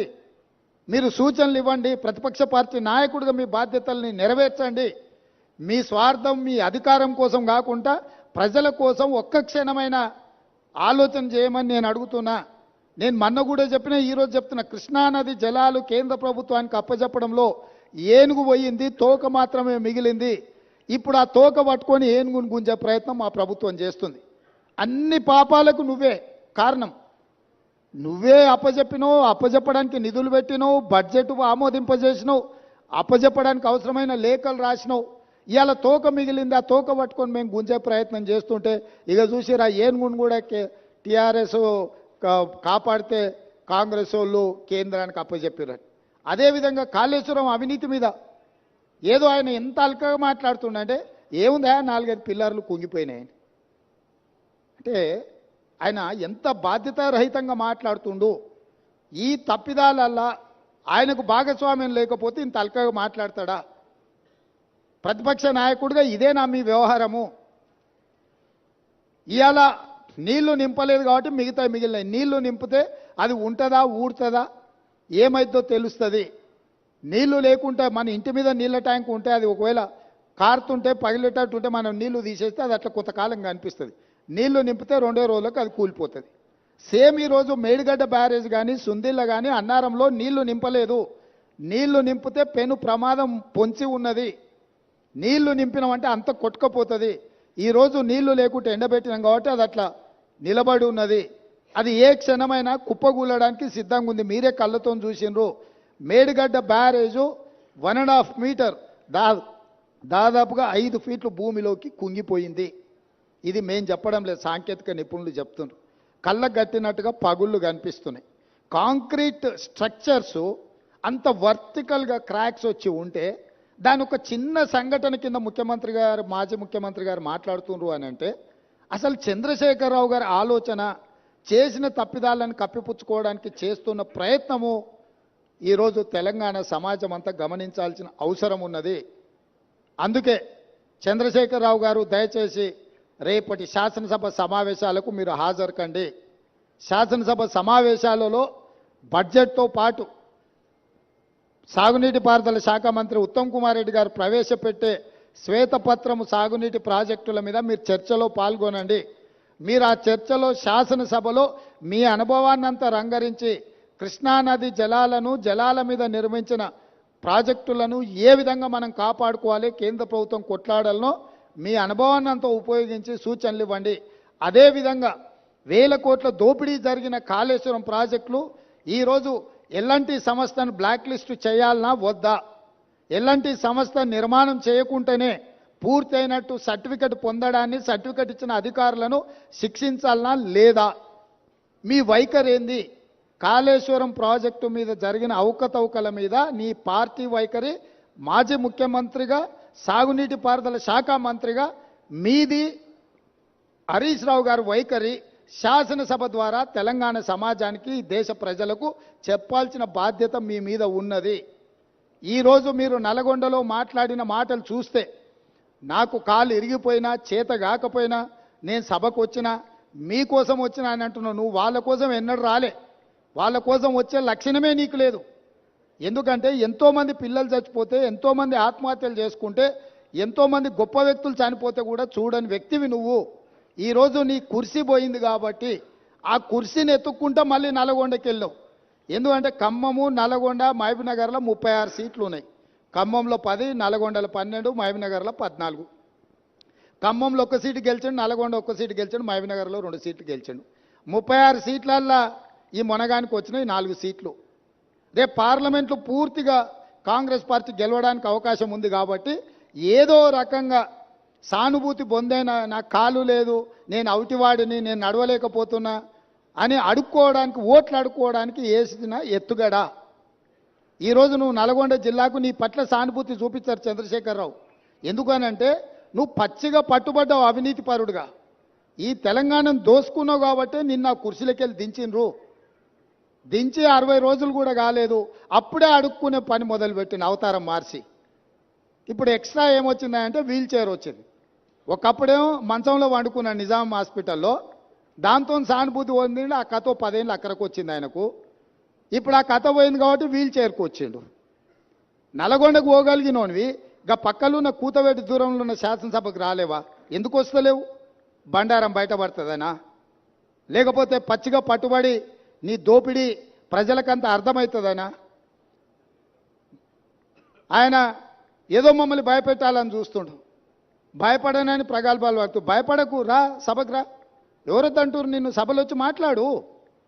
నేను స్పీకర్ గారికి విజ్ఞప్తి చేసిన, చంద్రశేఖరరావు గారు వస్తే ఎంతసేపు మాట్లాడతాడో అధ్యక్ష, మీరు మైక్ ఇవ్వండి, వారి అనుభవం అంతా ఉపయోగించి ఏం మాట్లాడతారో మాట్లాడండి. మేము కూడా విజ్ఞప్తి చేసినాం స్పీకర్ గారికి. స్పీకర్ గారు కూడా మీకు స్వేచ్ఛగా మీ పార్టీకి మైక్ ఇస్తున్నాడు, ఎక్కడ మీ మైక్ కూడా కట్ చేయలేదు. కాబట్టి ఈరోజు ఈ కాళేశ్వరం యొక్క అవినీతి మీద ఇంతమంది పర్యటన ఉంది కాబట్టి ఈ అవినీతి మీద చర్చ జరగకుండా ఉండడానికి నల్గొండలో కేసీఆర్ గారు సభ ఏర్పాటు చేసుకున్నారు. నల్గొండ జిల్లాలో మనుషులు దొరక్కపోతే పాత ఉమ్మడి మహబూబ్నగర్ జిల్లాలో కల్వకుర్తి నుంచి బస్సులు పెట్టి జనాలను దొలకపోయారా? బస్సులు 100 ఉన్నాయి, మంది 10 మంది ఊరు. నీ ఏషం అట్లుంది చంద్రశేఖరరావు. కాబట్టి ఇంత ఓపికగా ఇక్కడికి వచ్చి ఈ వాస్తవాలను చూసి అధికారులు ఇచ్చిన వివరాలు కానీ, ప్రతిపక్ష పార్టీగా మేము చెబుతున్న విషయాలను కానీ మీరందరూ ఒక బేరీజు వేసుకొని చంద్రశేఖరరావు గారి యొక్క కుట్రలను కుతంత్రాలను తిప్పికొట్టాల్సిన బాధ్యత తెలంగాణ సమాజం మీద ఉన్నది. కవులు, కళాకారులు, మేధావులు అందరూ కూడా కాళేశ్వరానికి రండి. ఒకప్పుడు కాళేశ్వరం ప్రాజెక్టు కట్టినప్పుడు ప్రారంభోత్సవానికి జగన్మోహన్ రెడ్డి గారిని పిలిచిండ్రు, ఫడ్నవీస్ గారిని పిలిచిండ్రు. గ్రామాల నుంచి బస్సులు పెట్టి వేలాది మందిని తరలించండి ఇక్కడికి. మరి ఇవాళ అదే కాళేశ్వరం చూడడానికి ప్రతిపక్షాలను తెస్తే ఒక్క టీఆర్ఎస్ ఆయన కూడా పత్తకలేడు. మీరు అద్భుతం కట్టినప్పుడు ఈ అద్భుతాన్ని చెప్పుకోవడానికి మీకు మంచి అవకాశం కదా. ఈ అద్భుతాన్ని చూడడానికి, చూపించడానికి మీరు రావచ్చు కదా. మర్చిపోయినా, కరెక్టే. పొద్దున వచ్చేటప్పుడు చెప్పినాం, అయ్యా మీకు ఏదైనా ఇబ్బంది ఉంటే హెలికాప్టర్ కూడా ఉన్నది, దాంట్లో రాని, మేము బై రోడ్ పోతున్నాం, మీకోసం హెలికాప్టర్ సిద్ధంగా పెట్టినామని. ఆయన ఇప్పుడు చెప్తున్నాం మేము కూడా పోతాం తర్వాత అని. ఏడుకోతావా? కాళేశ్వరం కాదు, కాశీకి పోవాలి నువ్వు. ఇంకా బిచ్చం ఎత్తుకోవడానికి ఇంకా నీకు మిగిలింది అది ఒకటే. కాశీకి పోయి సన్యాసం పుచ్చుకోవాల్సిందే చంద్రశేఖరరావు నువ్వు. సరే, ఇక ఆయన చీకటి మిత్రుడు. బీజేపీ వాళ్ళు కూడా ఎవరు రాలే ఇప్పటివరకు. కేసీఆర్ అవినీతి మీద గొప్ప గొప్ప మాటలు మాట్లాడిన కిషన్ రెడ్డి గారు వాళ్ళ ఎమ్మెల్యేలు రాకుండా అడ్డుకున్నాడు. మీరు పొత్తు పెట్టుకుంటే పొత్తు పెట్టుకోండి, ఎవరొద్దన్నారు? ఎన్ని రోజులు చీకట్లో పొత్తు పెట్టుకుంటారు? రాబోయే పార్లమెంట్ ఎన్నికలలో మీ పొత్తు సంగతి ప్రజలకు ఎట్లాగో చెప్పాల్సే వస్తుంది. ఈరోజు ఎంతసేపు ఉన్నా జ్యుడిషియల్ ఎంక్వైరీ వద్దు, మా చేతికి రాని. ఎందుకంటే మీ చేతికి ఇస్తే మీరు వాళ్ళు కలిసి కూర్చొని మాట్లాడుకుంటారు చీకట్ల. బీజేపీ వాళ్ళు వస్తారని మేము ఆశించినాం. ఎందుకంటే ఇంతకాలం కేసీఆర్ అవినీతి మీద సిబిఐ కేసులపై చెప్పురు, కేసీఆర్ అవినీతిని తేల్చాలి అని అన్నారు. మరి కేసీఆర్ అవినీతిని తేల్చే అవకాశం వస్తే బీజేపీ ఎమ్మెల్యేలు ఎందుకు రాలేదు? సిపిఐ వచ్చింది, ఎంఐఎం వచ్చింది, బీజేపీ వాళ్ళు ఎందుకు రాలే? ఇవాళ రానోళ్ళు ఇద్దరే, బీఆర్ఎస్, బీజేపీ. మీ ఇద్దరు వైఖరి ఒకటేనా? మీరిద్దరు ఒకే రకంగా ఆలోచన చేస్తురా? మీరిద్దరు కలిసే ఈ విషయంలో ఒకే రకమైన విధానంతో ఉన్నారా? ఈరోజు బీజేపీ ఇది ప్రభుత్వ అధికారిక కార్యక్రమం, శాసనసభలో స్పీకర్ అనుమతితో ఏర్పాటు చేసిన కార్యక్రమం. ఇది కాంగ్రెస్ పార్టీ కార్యక్రమం కాదు. మాతో భిన్నాభిప్రాయాలు ఉండేవాళ్ళు కూడా ఇక్కడికి రావచ్చు. మా అభిప్రాయాలతో ఏకీభవించే వాళ్ళనే పిలవలే మేము. మా అభిప్రాయాలతో విభేదించే వాళ్ళని కూడా వాస్తవాలను చూడడానికి ఈరోజు ఇక్కడికి ఆహ్వానించినాము. కాబట్టి ఇప్పటికైనా బీజేపీ తమ వైఖరిని స్పష్టం చేయాలి. మీరు చంద్రశేఖరరావు గారి అవినీతిని కాపాడడానికి ఏమైనా ప్రయత్నం చేస్తారా? లేకపోతే చంద్రశేఖరరావును శాసనసభలో నిలదీసి జరిగిన అవినీతి మీద చర్యలు తీసుకోవడానికి రాష్ట్ర ప్రభుత్వానికి సహకరిస్తారా? మీ వైఖరి కూడా స్పష్టంగా చెప్పాల్సిందిగా బీజేపీని మేము డిమాండ్ చేస్తున్నాం.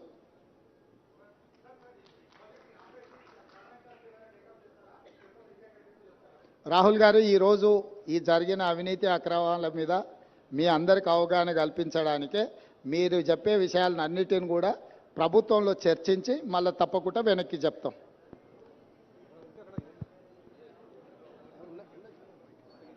మైకే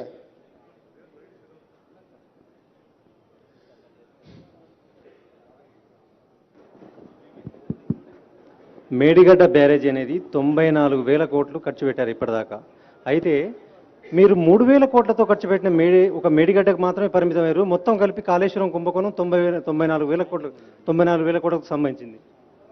అయితే పక్కన ఉన్న Kannepalli pump house, Annaram pump హౌస్లు పోయిన సంవత్సరం మునిగిపోయినాయి 2022లో. అయితే అవి మొత్తం కలిపి దాదాపు 15,000 కోట్లు. కేవలం 3,000 కోట్ల దాని మీద కాన్సన్ట్రేషన్ చేశారు. 15,000 కోట్లు మీ పక్కనే ఉన్నాయి. దాని మీద ఎందుకు దృష్టి సారిస్తలేరు?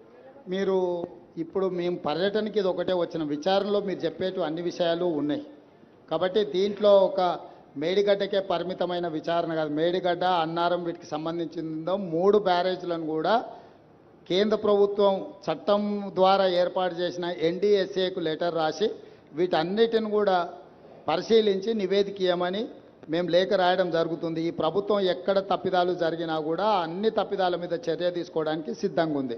సార్ ఇప్పుడు ఒకవైపు ఒకవైపు విచారణ చేస్తామని చెప్తున్నారు. సిట్టింగ్ జడ్జితో విచారణ అన్నారు. హైకోర్టు జడ్జి మీకు సిట్టింగ్ జడ్జిని ఇవ్వలేము, రిటైర్డ్ జడ్జితో విచారణ చేస్తామన్నారు. ఆ విచారణ ఎప్పుడు కొనసాగుతుంది? ఉత్తమ్ గారికి ఇంతకుముందు ఒక క్రిమినల్ ప్రాసిక్యూషన్ కూడా చేస్తామన్నారు. రెండో విషయం భాషకు సంబంధించినటువంటి విషయం. మీరు మొన్న మాట్లాడినటువంటి దానికి బీఆర్ఎస్ వాళ్ళంతా అభ్యంతరం చెప్పారు. ఇవాళ కేసీఆర్ కూడా సన్నాసులు, దద్దమ్మలు అనే భాషను ఎత్తుకున్నారు. దాన్ని ఎట్లా చూస్తారు? ఇప్పుడు భాష మీద మనం ఎంత తక్కువ మాట్లాడుకుంటే అంత మంచిది. ఎందుకంటే చంద్రశేఖరరావు గారి వ్యవహారం మీకు అందరికీ తెలుసు. ఇప్పుడు ఆయన సందర్భాన్ని తప్పుదోవ పట్టించడానికి ఏదో ప్రయత్నాలు చేస్తుండు. మేము అటు ఇటు దారి తప్పదలుచుకోలేదు. కాళేశ్వరంలో జరిగిన అవినీతిని నిగ్గుదేల్చడానికి ప్రభుత్వం కట్టుబడి ఉన్నది. దాని మీద మాత్రమే ఫోకస్ పెడతాం. డెఫినెట్గా శాసనసభ సమావేశాలలో చర్చ జరిగిన తర్వాత ముగిసిన ఎంబడే మిగతా కార్యాచరణ చేపడుతుంది ప్రభుత్వం. సార్, కేఆర్ఎంబి పైన అఖిలపక్షంని ఢిల్లీకి తీసుకెళ్లాలని చెప్తున్న రేవంత్ రెడ్డి కేసీఆర్ అన్నారు ఇంతకుముందు. మీరు కేఆర్ఎంబి పైన అఖిలపక్షాన్ని ఢిల్లీకి తీసుకెళ్లే అవకాశం ఉందా మీరు ముఖ్యమంత్రిగా? చంద్రశేఖరరావు గారిని సభలో వచ్చి మాట్లాడమని వారికి విజ్ఞప్తి చేస్తున్నాం. మాజీ ముఖ్యమంత్రిగా, చాలా కేంద్ర మంత్రిగా, రాష్ట్ర మంత్రిగా వివిధ హోదాలలో పనిచేసిన అనుభవాన్ని అంత ఉపయోగించి శాసనసభలోకి వచ్చి వారు ఏమేమి సూచనలు చేస్తారో చేయమని వారి సూచనల్ని ప్రతిపక్షాల అందరితో చర్చించిన తర్వాత ప్రభుత్వం నిర్ణయం తీసుకుంటుంది. Sir, has any action been initiated against L&T? Yeah, we have demanded that L&T take up their own investigation and take up the repair work at their cost. As of now, about 400 odd crores payment is due to L&T.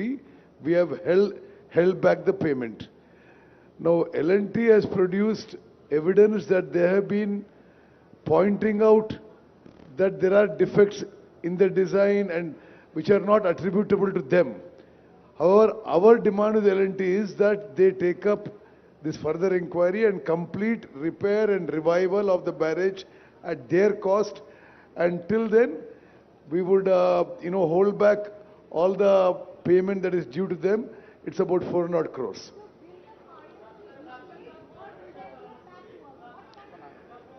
See, at this stage, I cannot comment on this. Like the Chief Minister has said, the National Dam Safety Authority, which is a constitutional body, is being given the task of identifying the fault and the way forward. Sir మీ ముందు 4 months దాదాపు 3 months ఉంది. ఇంకా నివేదిక రావాలి. మీరు శాసనసభలో దీనికి సంబంధించినటువంటి ఎటువంటి విచారణ చేస్తారో తెలియాలి. 3 నెలలు గడిస్తే వర్షాకాలం వస్తుంది. ప్రాజెక్టు మరి ఆ లోపు అసలు ఏమి నిర్ణయం తీసుకుంటారు? అసలు ఈ వానాకాలం కాళేశ్వరం నీళ్లు తెలంగాణ ప్రజలకు మీరు పరిచయం చేసుకోండి. నేను లెనిన్ సార్, TV5 వరంగల్.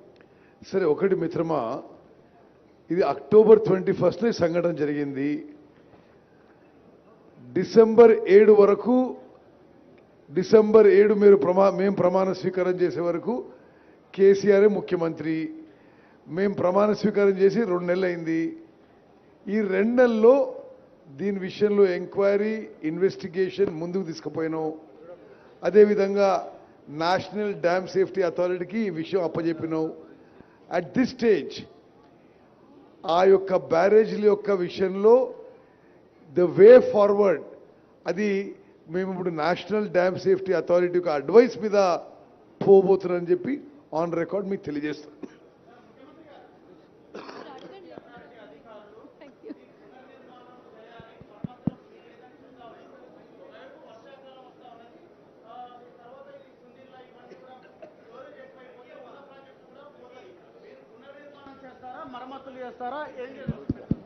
ఇప్పుడే మంత్రి గారు చెప్పిండ్రు, సాంకేతిక నిపుణులు ఇచ్చే నివేదికల ఆధారంగా ప్రభుత్వం చర్యలు ఉంటాయని.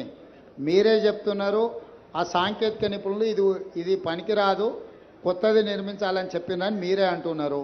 ఇప్పుడు అది ఆపి దాంట్లో నీళ్లు నింపితే అది కొట్టుకపోతే జరిగే పరిణామాలను కూడా దృష్టిలో పెట్టుకోవాలి. అందుకే ఇంకా ఫర్దర్గా దీన్ని విశ్లేషించుకొని సాంకేతిక నిపుణుల సూచనల మేరకే ప్రభుత్వం ముందుకెళ్తుంది. హడావిడిగా ముందుకెళ్తే ఇప్పుడు కేసీఆర్ చేసినట్టే అవుద్ది. సో కేసీఆర్ చేసిన తప్పిదాలు ఈ ప్రభుత్వం కొనసాగించదలుచుకోలేదు. పూర్తి స్థాయిలో సాంకేతిక నిపుణులకు సూచన మేరకే ముందుకెళ్తాం. మేమెవరు ఇంజనీర్స్ కాదు, టెక్నికల్ ఎక్స్పర్ట్స్ మీ కాదు మేము. కాబట్టి సాంకేతిక నిపుణుల నివేదిక ప్రకారమే మా ప్రభుత్వం ముందుకెళ్తుంది.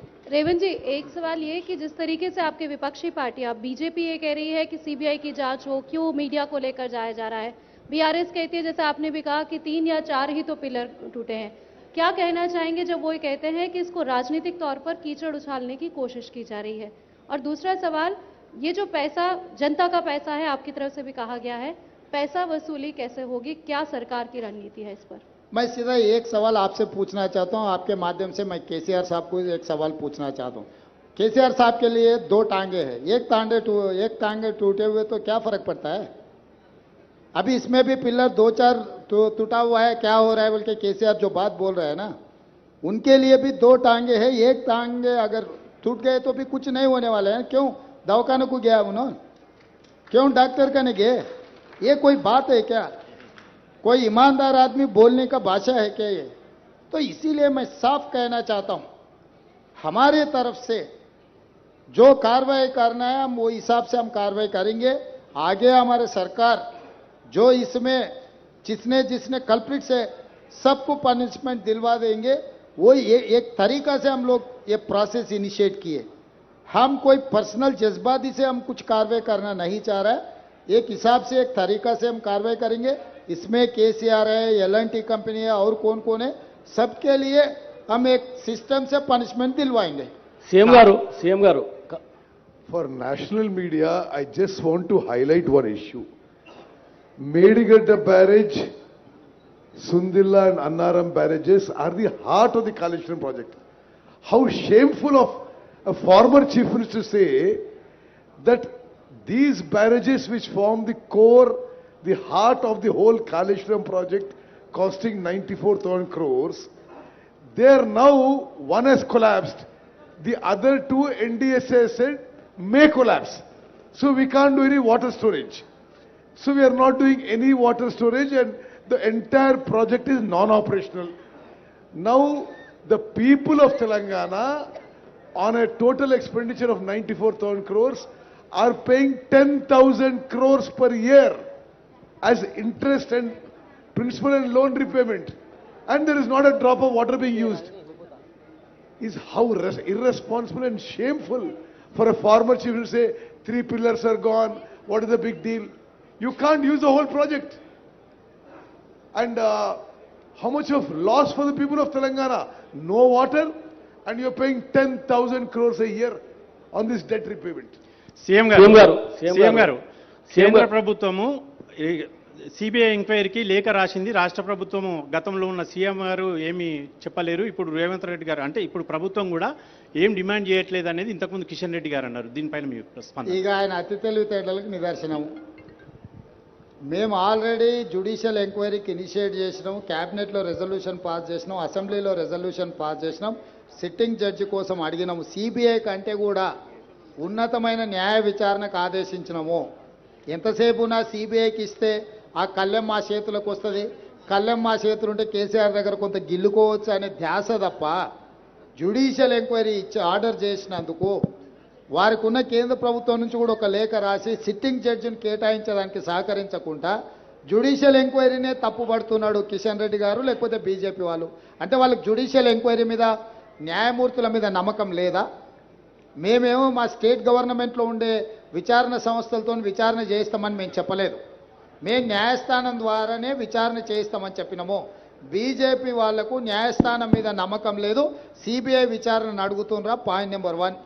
10 సంవత్సరాలు మీరే 5 ఏళ్ళు మీరు కేంద్ర మంత్రిగా ఉన్నారు, 10 ఏళ్ళు మోడీ గారు ప్రధానమంత్రిగా ఉన్నారు.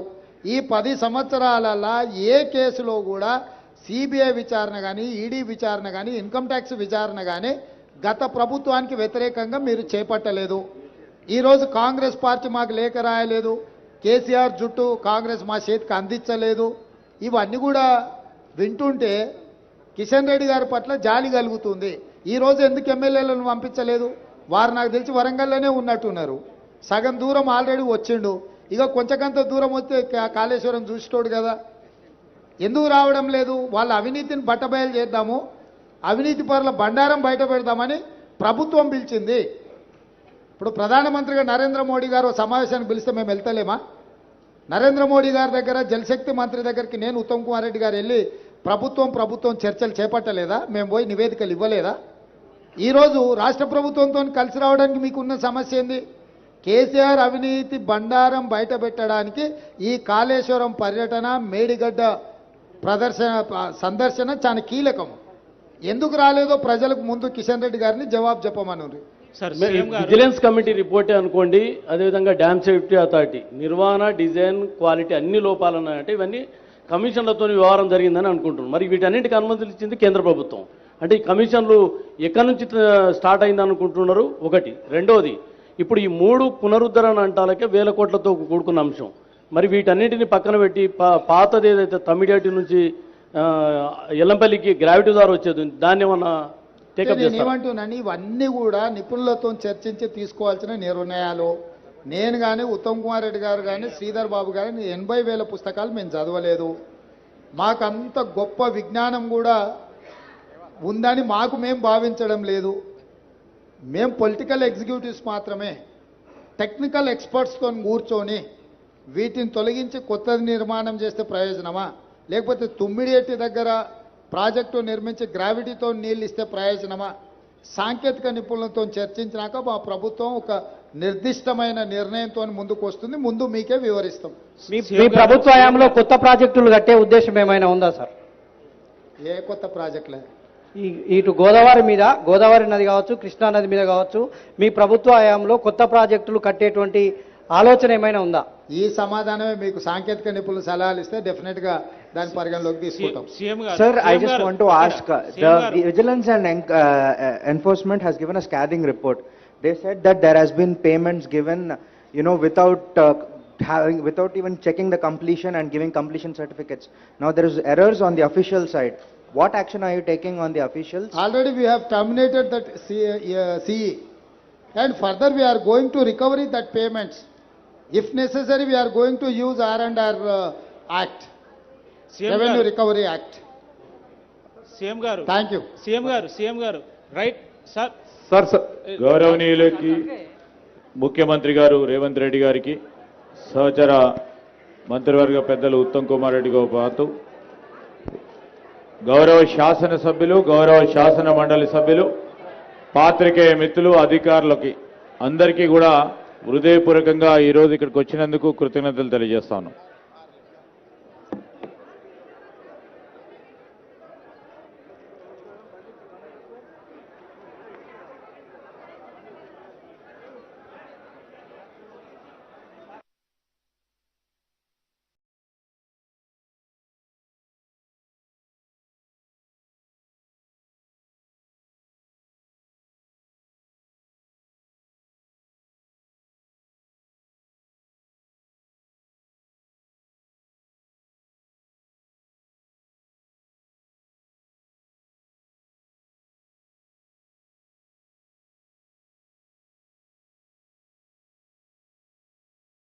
మెగావాట్స్ అవసరం ఉందన్నారు కదా సార్. మెగావాట్స్ అవసరం ఉందన్నారు కదా సార్. ఒక సంవత్సరంలో ఈ పంపులన్నీ పనిచేస్తే మనకు అయ్యే మెయింటెనెన్స్ పవర్ చార్జెస్ ఎంత అయితే అయ్యే అంచనా వేసి ఉంటారు కదా సార్. ఉంది సార్. ఒక్కసారి అది చూసి చెప్పండి. 10,000 కోట్ల పైన అవుతుంది అన్నది. 10,500. మీడియా మిత్రులు అర్థం చేసుకోవాల్సింది కేవలం కరెంటు బిల్లులే ప్రతి సంవత్సరం 10,500 కోట్ల రూపాయలు కట్టాలి. ఇతర ప్రాజెక్టుల నిర్వహణ, బ్యాంకు లోన్లు, బ్యాంకుకు మిత్తి ఇవన్నీ లెక్కేస్తే దాదాపుగా 20,000 కోట్ల పైన ప్రతి సంవత్సరం 25,000 కోట్లు టచ్ అవుతుంది.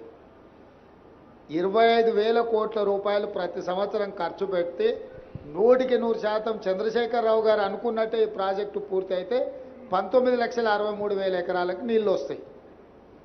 ఎప్పుడు దాదాపుగా 2.5 లక్షల కోట్లు అయితే ఈ ప్రాజెక్టు ఇప్పటికీ 1,00,000 కోట్లు ఖర్చు అయినాయి. 1,47,000 కోట్లకు అంచనాలు పెంచినరు.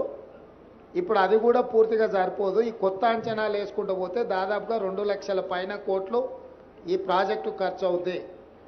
సో ప్రతి సంవత్సరం 2 లక్షల కోట్ల పైన ఖర్చు పెట్టి ప్రతి సంవత్సరం 25,000 కోట్ల రూపాయలు మెయింటెనెన్స్ కింద, మిత్తిల కింద, అప్పుల కింద కట్టి నీళ్ళు ఇస్తే వచ్చేది 19,63,000 ఎకరాలు.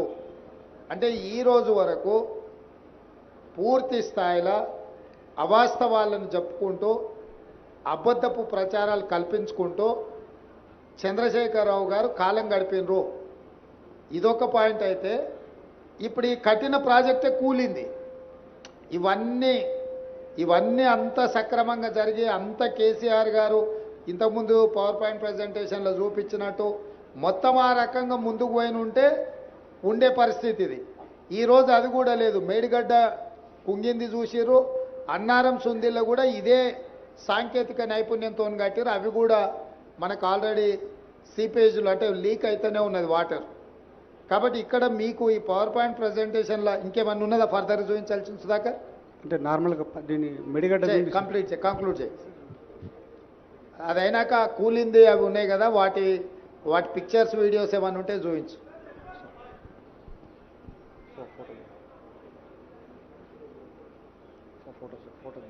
లోన్ల గురించి కూడా ఒకసారి ఆ లోన్లు ఎంత తీసుకురేంది అనేది కూడా ఒకసారి ఫైనాన్షియల్ డీటెయిల్స్ ఒక్కసారి చూపించు. సార్ మొత్తం మనకు 2 TMC 3 TMC రెండు కింద డివైడ్ చేశాం సార్. ఆ మొత్తం ప్రాజెక్ట్ కాస్ట్ వచ్చేసి 2 TMCకి 94,413 crores సార్. ఇది దానికి మనము ఆ KIPSL నుంచి 44,614 crores లోన్ తీసుకున్నాం సార్. ఆ గవర్నమెంట్ షేర్ వచ్చేసి 28,806 crores సార్. మొత్తము టోటల్ ఎక్స్పెండిచర్ 2 TMCకి 73,500 crores సార్. అలాగే 3 TMC 33,459 crores ప్రాజెక్ట్ కాస్ట్ అయితే లోన్స్ వచ్చేసి మనకు 17,051 కోట్లు తీసుకున్నాం సార్. అలాగే గవర్నమెంట్ షేరు 3,321 కోట్లు. Total expenditure 20,372 sir. అంటే total 2 TMC 3 TMC Kaleshwaram private మొత్తం కలిపి 1,27,000 కోట్ల 772 కోట్ల ప్రాజెక్ట్ కాస్ట్ అయితే సార్. 61,665 కోట్ల లోను, అలాగే గవర్నమెంట్ 32,207 కోట్లు sir. Total expenditure 93,872 crores sir. ఇది ఇప్పటి వరకు. Yes sir. Okay, next.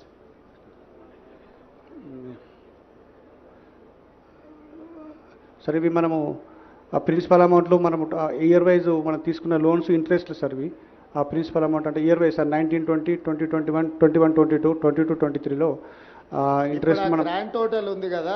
Yes sir. 2 సంవత్సరానికి వచ్చే ఖర్చు 21,157 కోట్లు ఉంది కదా. అది టోటల్గా సార్ 5 years సార్. అది మొత్తం టోటల్గా అంటే 1920 నుంచి 23-24 వరకు మనము అది principal paid amount sir. Paid principal amount interest sir. Okay, మంచి. ఈ ల్యాండ్ ఎక్విజిషన్ సార్. ఇప్పుడు మనము టోటల్ ల్యాండ్ రిక్వైర్డ్లో మనం 97,477 ఎకరాలు మనకు మొత్తం ల్యాండ్ ఎక్విజిషన్ అవసరం ఉంది సార్. అందులో 66,190 ఎకరాలు అక్వైర్ చేసినాం సార్. దాంట్లో balance land to be acquired ఇంకా 31,200 ఎకరాలు చేయాలి. Funds required for balance area 5,438 కోట్లు కావాలి సార్. అలాగే ఐపీ క్రియేషన్కి వచ్చేటప్పటికి మనకు టోటల్ కంటెంప్లేటెడ్ ఆయకట్టు 19,63,360 ఎకరాలు సార్. ఆయకట్టు created 98,570 so far.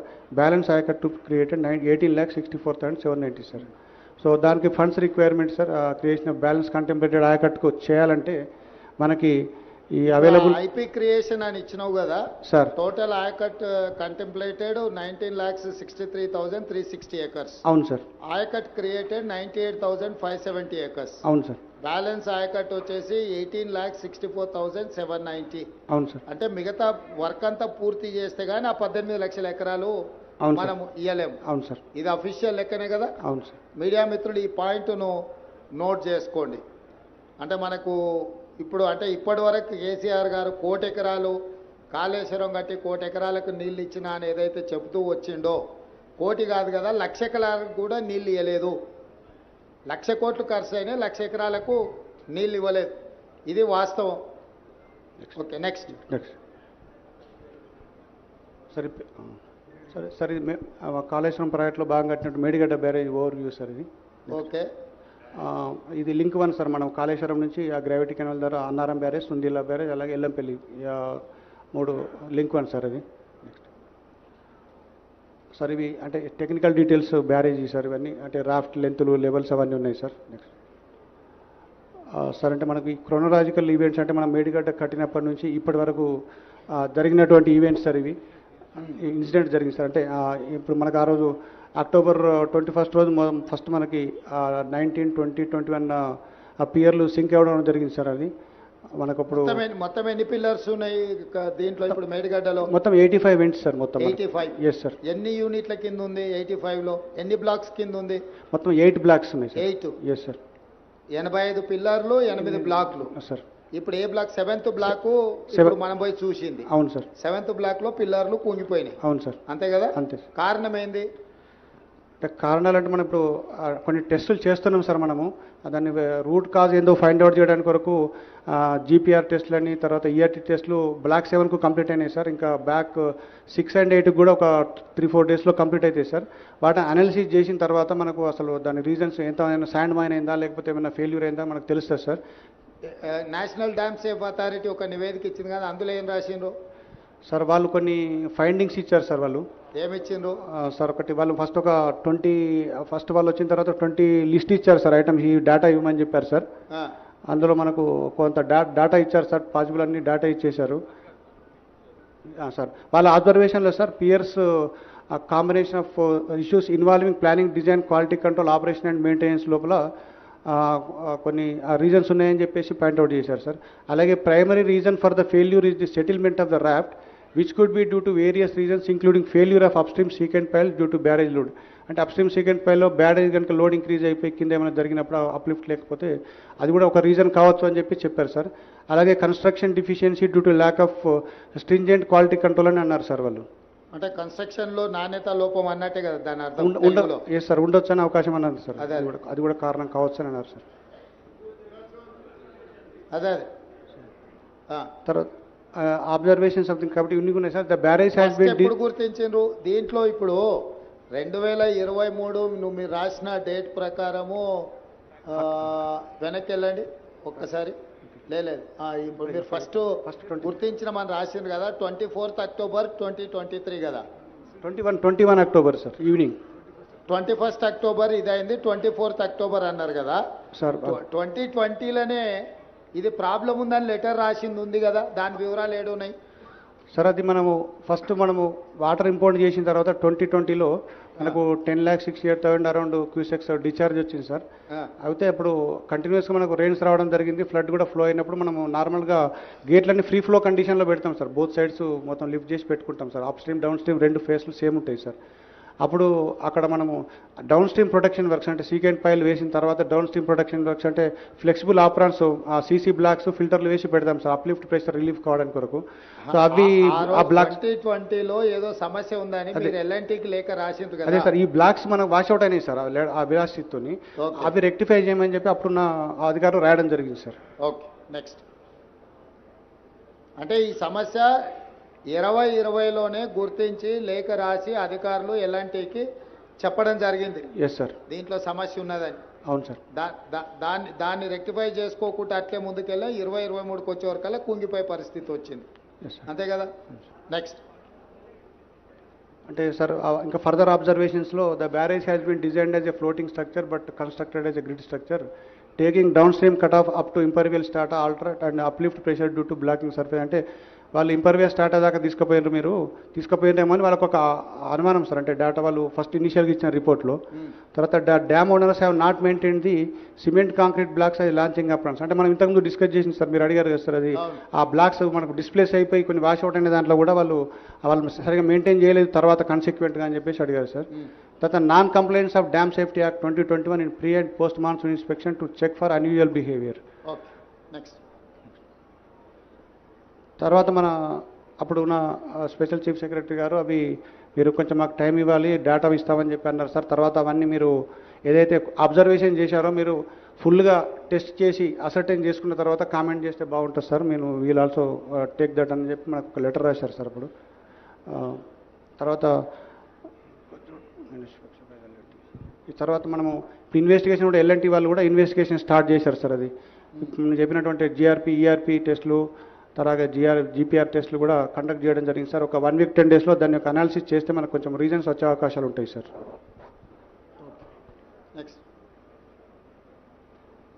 NDSA way forwards అంటే the project designs and drawings need to be examined along with the results of geotechnical and geo investigation. అంటే వీళ్ళు అంటే నెంబర్ ఆఫ్ పాయింట్స్ అని ఇచ్చారు sir. Considering the commonalities and likelihood of the piping failure of the blocks resulting in similar failure in very much possible. Therefore all piers and drafts of the barrage must be survey. అంటే మొత్తం టెస్టులు చేయండి, అది వచ్చిన తర్వాత మనం దాని తర్వాత వాటర్ కూడా స్టోర్ చేయొద్దు అంటిల్ ఫర్దర్ ఆర్డర్స్, దాన్ని రెక్టిఫికేషన్ చేసేంత వరకు ఏం చేయకండి అని చెప్పి వాళ్ళకు ఇన్స్ట్రక్షన్స్ ఇచ్చారు సార్. తర్వాత crack should be mentioned through standard method. Crack should be monitor through the standard method అన్నారు సార్. ఇప్పుడు మేడిగడ్డ, అన్నారము, సుందిల్ల ఈ 3 బ్యారేజీలు ఒకే రకమైన సాంకేతిక నైపుణ్యంతో కట్టినాయి కదా. Technology one and the same కదా. ఒకటే సార్, వేరే వేరే ఏం లేదు సార్. ఒకే రకమైన టెక్నాలజీ. సార్. సో ఇప్పుడు ఇక్కడ వచ్చిన ప్రాబ్లం అన్నారంలో సుందిల్లలు కూడా రావడానికి ఉంది కదా. అంటే సార్ ఇప్పుడు అక్కడ కూడా చిన్న చిన్న అబ్జర్వేషన్ చేసేటప్పుడు గ్రౌడ్ చేశారు సార్. కొంతవరకు గ్రౌడ్ చేయడం వల్ల సేఫ్గా ఉండిపోయింది సార్. అది కొంత అంటే ఇప్పుడు నువ్వు సీపేజ్ వచ్చింది, దాన్ని ఏదో చేసి రిపేర్ చేసినావు. Yes sir. కానీ ఏమీ రాకుండా అయితే లేదు కదా. లేదు సార్. రేపు భవిష్యత్తులో ఇప్పుడు మనకు మేడిగడ్డలో నీళ్లు నింపలేదు, మొత్తం వదిలేసినాం కదా. అన్నారంలో నీళ్లు నింపున్నాయా తీసేసినామా? మొన్న తీసేసాను సార్. కొంత డెడ్ స్టోరేజ్ 5 TMC ఉండే సార్, అది కూడా మొన్న అంటే అప్ స్ట్రీమ్ టెస్ట్ చేయడానికి వరకు తీసేసినాం సార్. సుందిల్లాల అని. సో ఇప్పుడు మంత్రి గారు చెప్తున్నారు 3 మీడియా మిత్రులకు అర్థం కావాల్సింది ఏంటంటే ఇప్పుడు ఎక్కడ నీళ్లు లేవు. నీళ్లు నింపితే ఇంకా ఏం ప్రాబ్లమ్స్ ఉన్నాయో బయటకు వస్తాయి. మన ఇంటి మీద నీళ్ళ ట్యాంక్ ఉంటే మనకు నీళ్లు గారుతుంటే నీళ్ళని తొలగిస్తే ట్యాంక్ అట్లా కనిపిస్తుంది. నీళ్లు నింపితే కానీ వాస్తవంగా ఇంకెంత ప్రాబ్లం ఉంది, రేపు భవిష్యత్తులో రాబోయే ప్రాబ్లం కూడా అర్థమైంది. ఇప్పుడు కూడా మీడియా మిత్రులకు మేడిగడ్డ, అన్నారం, సుందిల్ల 3 ఒకే రకమైన సాంకేతిక నైపుణ్యంతో కట్టిండ్రు. ఇప్పుడు మనం మేడిగడ్డ దగ్గర ఉన్నాం, దీనిపైన అన్నారం, దానిపైన సుందిల్ల. సో ఈ 3 కూడా ఒకే రకమైన సమస్యలు, దీంట్లో తీవ్రత ఎక్కువగా అనిపిస్తుంది. అందులో కూడా నీళ్లు కారడమో లేకపోతే సమస్యలు వచ్చినాయి. వీటన్నిటిని కప్పిపుచ్చడానికి ఇప్పుడు అన్ని నీళ్లు తీసిపెట్టేసారు. ఎలక్షన్ల ముందర ఇది ఇష్యూ అవుద్దని. ఇప్పుడు ఎండాకాలం కాబట్టి నీళ్ళు వచ్చేది తక్కువ ఉంది, నీళ్లు మనం కూడా నింపితే ప్రమాదం ఉంది కాబట్టి నింపలే. ఇప్పుడు దీంట్లో స్పష్టంగా అర్థం చేసుకొని ముందుకు వెళ్లాల్సిన అవసరం ఉంది. అందుకే మీడియా మిత్రులకు వీటన్నిటిని కూడా పవర్ పాయింట్ ప్రజెంటేషన్ ఇవ్వడం జరిగింది. ఇప్పుడు విజిలెన్స్ అండ్ ఎన్ఫోర్స్మెంట్ వాళ్ళను టేకప్ చేసి మీ అబ్జర్వేషన్స్ చెప్పాల్సిందిగా కోరుతున్నా.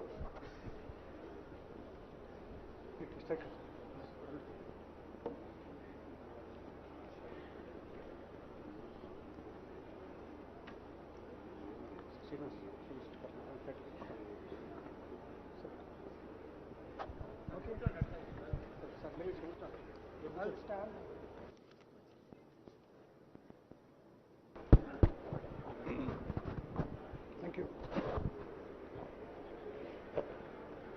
Sir, good afternoon. Honorable CM Garu, all the senior ministers, members of the Legislative Assembly and the August Assembly, all the people available here. I'm Rajiv Ratan. I'm DG Vigilance Enforcement for the state, and I'm making a tiny little report on the Medigadda Barrage incident, what exactly happened and how we see things in our investigation. I'll be assisted by Mr. Sudarshan Reddy, who is executive engineer with me. I'll start the report, sir, if you permit. So this is a brief overview. It's a key component of the Kaleshwaram project. Megawatts అవసరం ఉంది అన్నారు కదా sir. ఒక సంవత్సరంలో ఈ పంపులన్నీ పనిచేస్తే మనకు అయ్యే మెయింటెనెన్స్ పవర్ ఛార్జెస్ ఎంత అయితే అయ్యే అంచనా వేసి ఉంటారు కదా సార్ ఉంది సార్. ఒక్కసారి అది చూసి చెప్పండి.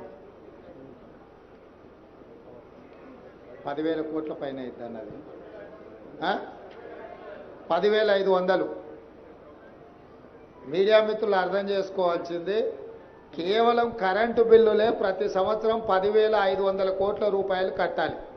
ఇతర ప్రాజెక్టుల నిర్వహణ, బ్యాంకు లోన్లు, బ్యాంకుకు మిత్తి ఇవన్నీ లెక్కేస్తే దాదాపుగా 20,000 కోట్ల పైన ప్రతి సంవత్సరం 25,000 కోట్లు టచ్ అవుతుంది. 25,000 కోట్ల రూపాయలు ప్రతి సంవత్సరం ఖర్చు పెడితే 100% చంద్రశేఖరరావు గారు అనుకున్నట్టే ఈ ప్రాజెక్టు పూర్తి అయితే 19,63,000 ఎకరాలకు నీళ్ళు వస్తాయి. ఎప్పుడు దాదాపుగా 2.5 లక్షల కోట్లు అయితే ఈ ప్రాజెక్టు ఇప్పటికీ 1,00,000 కోట్లు ఖర్చు అయినాయి. 1,47,000 కోట్లకు అంచనాలు పెంచినరు. ఇప్పుడు అది కూడా పూర్తిగా సరిపోదు. ఈ కొత్త అంచనాలు వేసుకుంటూ పోతే దాదాపుగా 2 లక్షల పైన కోట్లు ఈ ప్రాజెక్టు ఖర్చు అవుతాయి. సో ప్రతి సంవత్సరం 2 లక్షల కోట్ల పైన ఖర్చు పెట్టి ప్రతి సంవత్సరం 25,000 కోట్ల రూపాయలు మెయింటెనెన్స్ కింద, మిత్తిల కింద, అప్పుల కింద కట్టి నీళ్ళు ఇస్తే వచ్చేది 19,63,000 ఎకరాలు. అంటే ఈ రోజు వరకు పూర్తి స్థాయిలో అవాస్తవాలను చెప్పుకుంటూ అబద్ధపు ప్రచారాలు కల్పించుకుంటూ చంద్రశేఖరరావు గారు కాలం గడిపినరు. ఇదొక పాయింట్ అయితే ఇప్పుడు ఈ కఠిన ప్రాజెక్టే కూలింది. ఇవన్నీ అంత సక్రమంగా జరిగి అంత కేసీఆర్ గారు ఇంతకుముందు పవర్ పాయింట్ ప్రజెంటేషన్లో చూపించినట్టు మొత్తం ఆ రకంగా ముందుకు పోయిన ఉండే పరిస్థితి ఇది. ఈరోజు అది కూడా లేదు. మేడిగడ్డ కుంగింది చూసిర్రు, అన్నారం సుందిల్లో కూడా ఇదే సాంకేతిక నైపుణ్యంతో కట్టిరు. అవి కూడా మనకు ఆల్రెడీ సీపేజ్లు అంటే లీక్ అయితేనే ఉన్నది వాటర్. కాబట్టి ఇక్కడ మీకు ఈ పవర్ పాయింట్ ప్రజెంటేషన్లో ఇంకేమన్నా ఉన్నదా ఫర్దర్ చూపించాల్సింది సుధాకర్? అంటే నార్మల్గా దీన్ని మెడిగడ్డ కంక్లూడ్ చేయి. అదైనాక కూలింది అవి ఉన్నాయి కదా, వాటి పిక్చర్స్, వీడియోస్ ఏమన్నా ఉంటే చూపించు.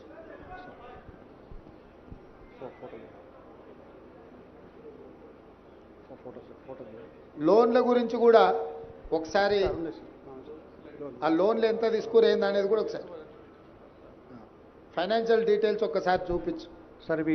సార్ మొత్తం మనకు 2 TMC 3 TMC రెండు కింద డివైడ్ చేశాం సార్. ఆ మొత్తం ప్రాజెక్ట్ కాస్ట్ వచ్చేసి 2 TMCకి 94,413 crores సార్. ఇది దానికి మనము ఆ KIPSL నుంచి 44,614 crores లోన్ తీసుకున్నాం సార్. ఆ గవర్నమెంట్ షేర్ వచ్చేసి 28,806 crores సార్. మొత్తము టోటల్ ఎక్స్పెండిచర్ 2 TMCకి 73,500 crores సార్. అలాగే 3 TMC 33,459 crores ప్రాజెక్ట్ కాస్ట్ అయితే లోన్స్ వచ్చేసి మనకు 17,051 కోట్లు తీసుకున్నాం సార్. అలాగే గవర్నమెంట్ షేరు 3,321 కోట్లు. Total expenditure 20,372 sir. అంటే total 2 TMC 3 TMC Kaleshwaram private మొత్తం కలిపి 1,27,000 కోట్లు 772 కోట్ల ప్రాజెక్ట్ కాస్ట్ అయితే సార్. 61,665 కోట్ల లోను, అలాగే గవర్నమెంట్ 32,207 కోట్లు sir. Total expenditure 93,872 crores sir. ఇది ఇప్పటి వరకు. Yes sir. Okay, next.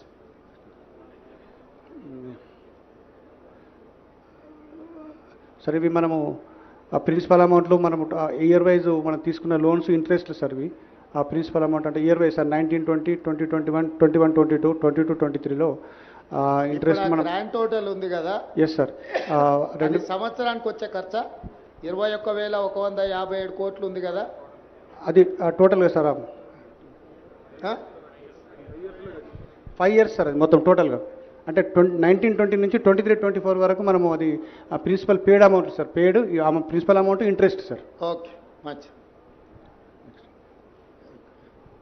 ఈ ల్యాండ్ ఎక్విజిషన్ సార్. ఇప్పుడు మనము టోటల్ ల్యాండ్ రిక్వైర్డ్లో మనం 97,477 ఎకరాలు మనకు మొత్తం ల్యాండ్ ఎక్విజిషన్ అవసరం ఉంది సార్.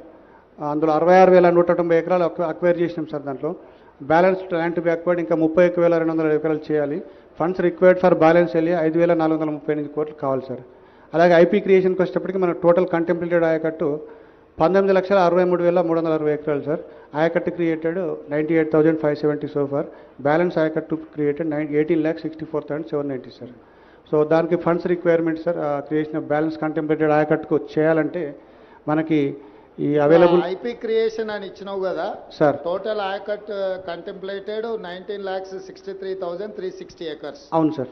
Ayacut created 98,570 acres. అవును సార్. బ్యాలెన్స్ ఆయకట్ వచ్చేసి 18,64,790. అవును సార్. అంటే మిగతా వర్క్ అంతా పూర్తి చేస్తే గానీ ఆ 18 లక్షల ఎకరాలు మనం ఇయ్యలేము. అవును సార్. ఇది అఫీషియల్ లెక్కనే కదా. అవును సార్. మీడియా మిత్రులు ఈ పాయింట్ను నోట్ చేసుకోండి.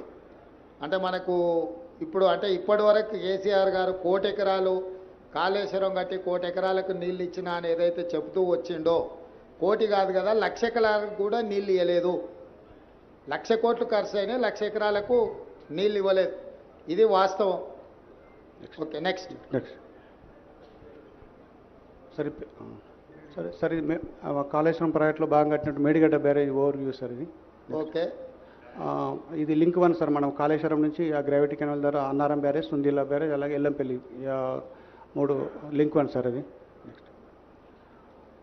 సార్ ఇవి అంటే టెక్నికల్ డీటెయిల్స్ బ్యారేజ్ సార్. ఇవన్నీ అంటే రాఫ్ట్ లెంత్లు, లెవెల్స్ అవన్నీ ఉన్నాయి సార్. నెక్స్ట్ సార్ అంటే మనకి క్రోనలాజికల్ ఈవెంట్స్ అంటే మనం మేడిగడ్డ కట్టినప్పటి నుంచి ఇప్పటి వరకు జరిగినటువంటి ఈవెంట్స్ సార్. ఇవి ఇన్సిడెంట్ జరిగింది సార్. అంటే ఇప్పుడు మనకు ఆ రోజు అక్టోబర్ 21 రోజు ఫస్ట్ మనకి 19, 20, 21 పియర్లు సింక్ అవ్వడం జరిగింది సార్. అది మనకు అప్పుడు మొత్తం ఎన్ని పిల్లర్స్ ఉన్నాయి దీంట్లో ఇప్పుడు మేడిగడ్డలో? మొత్తం 85 వెంట్స్ సార్. మొత్తం 85. Yes sir. ఎన్ని యూనిట్ల కింద ఉంది 85 లో? ఎన్ని బ్లాక్స్ కింద ఉంది? మొత్తం 8 బ్లాక్స్ ఉన్నాయి సార్. 8. Yes sir. 85 పిల్లర్లు, 8 బ్లాక్లు సార్. ఇప్పుడు ఏ బ్లాక్? 7th బ్లాక్ ఇప్పుడు మనం పోయి చూసింది. అవును సార్. 7th బ్లాక్ లో పిల్లర్లు కుంగిపోయినాయి. అవును సార్. అంతే కదా? అంతే. కారణం ఏంది? కారణాలు అంటే మనం ఇప్పుడు కొన్ని టెస్టులు చేస్తున్నాం సార్. మనము దాన్ని రూట్ కాజ్ ఏందో ఫైండ్ అవుట్ చేయడానికి కొరకు జీపీఆర్ టెస్టులని, తర్వాత ఈఆర్టీ టెస్టులు బ్లాక్ 7కు కంప్లీట్ అయినాయి సార్. ఇంకా బ్యాక్ 6 and 8 కూడా ఒక 3-4 డేస్లో కంప్లీట్ అవుతాయి సార్. వాటిని అనాలిసిస్ చేసిన తర్వాత మనకు అసలు దాని రీజన్స్ ఎంత శాండ్ మైన్ అయిందా లేకపోతే ఏమైనా ఫెయిల్యూర్ అయిందా మనకు తెలుస్తుంది sir. National dam safe authority ఒక నివేదిక ఇచ్చింది కదా, అందులో ఏం రాసిండ్రు సార్? వాళ్ళు కొన్ని ఫైండింగ్స్ ఇచ్చారు సార్. వాళ్ళు ఏమిచ్చిండ్రు సార్? ఒకటి వాళ్ళు ఫస్ట్ ఒక 20 వాళ్ళు వచ్చిన తర్వాత 20 లిస్ట్ ఇచ్చారు సార్. ఐటమ్స్ ఈ డేటా ఇవ్వమని చెప్పారు సార్. అందులో మనకు కొంత డేటా ఇచ్చారు సార్. పాసిబుల్ అన్ని డేటా ఇచ్చేశారు సార్. వాళ్ళ ఆబ్జర్వేషన్లో sir piers combination of issues involving planning, design, quality control, operation and maintenance లోపల కొన్ని రీజన్స్ ఉన్నాయని చెప్పేసి పాయింట్అవుట్ చేశారు సార్. అలాగే primary reason for the failure is the settlement of the raft which could be due to various reasons including failure of upstream secant pile due to barrage load. అంటే upstream second పైలో barrage కనుక load increase అయిపోయి కింద ఏమైనా జరిగినప్పుడు uplift లేకపోతే అది కూడా ఒక రీజన్ కావచ్చు అని చెప్పి చెప్పారు సార్. అలాగే construction deficiency due to lack of stringent quality control అని అన్నారు సార్ వాళ్ళు. అంటే కన్స్ట్రక్షన్ లో నాణ్యత లోపం అన్నట్టే కదా దాని అర్థం? ఎస్ సార్, ఉండొచ్చు అనే అవకాశం అన్నారు సార్. అది కూడా కారణం కావచ్చు అని అన్నారు సార్. అదే తర్వాత అబ్జర్వేషన్ సంథింగ్ కాబట్టి ఇన్ని ఉన్నాయి sir. The barrage has been ఎప్పుడు గుర్తించారు దీంట్లో? ఇప్పుడు 2023 నువ్వు మీరు రాసిన డేట్ ప్రకారము వెనక్కి వెళ్ళండి ఒక్కసారి. లేదు ఇప్పుడు మీరు ఫస్ట్ గుర్తించిన మనం రాసింది కదా 24th October 2023 కదా? 21 October sir evening. 21st October ఇదైంది, 24th October అన్నారు కదా సార్. 2020లోనే ఇది ప్రాబ్లం ఉందని లెటర్ రాసింది ఉంది కదా, దాని వివరాలు ఏడున్నాయి సార్? అది మనము ఫస్ట్ వాటర్ ఇంపోర్ట్ చేసిన తర్వాత 2020లో మనకు 10,68,000 అరౌండ్ క్యూసెక్స్ డిశ్చార్జ్ వచ్చింది సార్. అయితే అప్పుడు కంటిన్యూస్గా మనకు రెయిన్స్ రావడం జరిగింది, ఫ్లడ్ కూడా ఫ్లో అయినప్పుడు మనము నార్మల్గా గేట్లన్నీ ఫ్రీ ఫ్లో కండిషన్లో పెడతాం సార్. బోత్ సైడ్స్ మొత్తం లిఫ్ట్ చేసి పెట్టుకుంటాం sir. Upstream, downstream 2 ఫేస్లు సేమ్ ఉంటాయి సార్. అప్పుడు అక్కడ మనము డౌన్ స్ట్రీమ్ ప్రొటెక్షన్ వర్క్స్ అంటే సీకెంట్ పైల్ వేసిన తర్వాత డౌన్ స్ట్రీమ్ ప్రొటెక్షన్ వర్క్స్ అంటే ఫ్లెక్సిబుల్ ఆపరాన్స్, సీసీ బ్లాక్స్, ఫిల్టర్లు వేసి పెడతాం సార్ అప్లిఫ్ట్ ప్రెషర్ రిలీఫ్ కావడానికి కొరకు. సో అవి ఆ బ్లాక్స్ 2020లో ఏదో సమస్య ఉందని మీరు ఎల్ఎన్టీకి లేఖ రాసింది కదా? అదే సార్, ఈ బ్లాక్స్ మనకు వాష్అవుట్ అయినాయి సార్ ఆ విలాసితోని.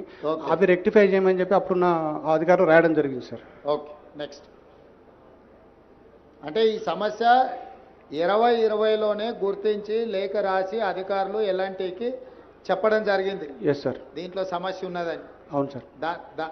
దాన్ని రెక్టిఫై చేసుకోకుండా అట్లే ముందుకెళ్ళా 2023కి వచ్చే వరకల్లా కుంగిపోయే పరిస్థితి వచ్చింది. అంతే కదా? నెక్స్ట్.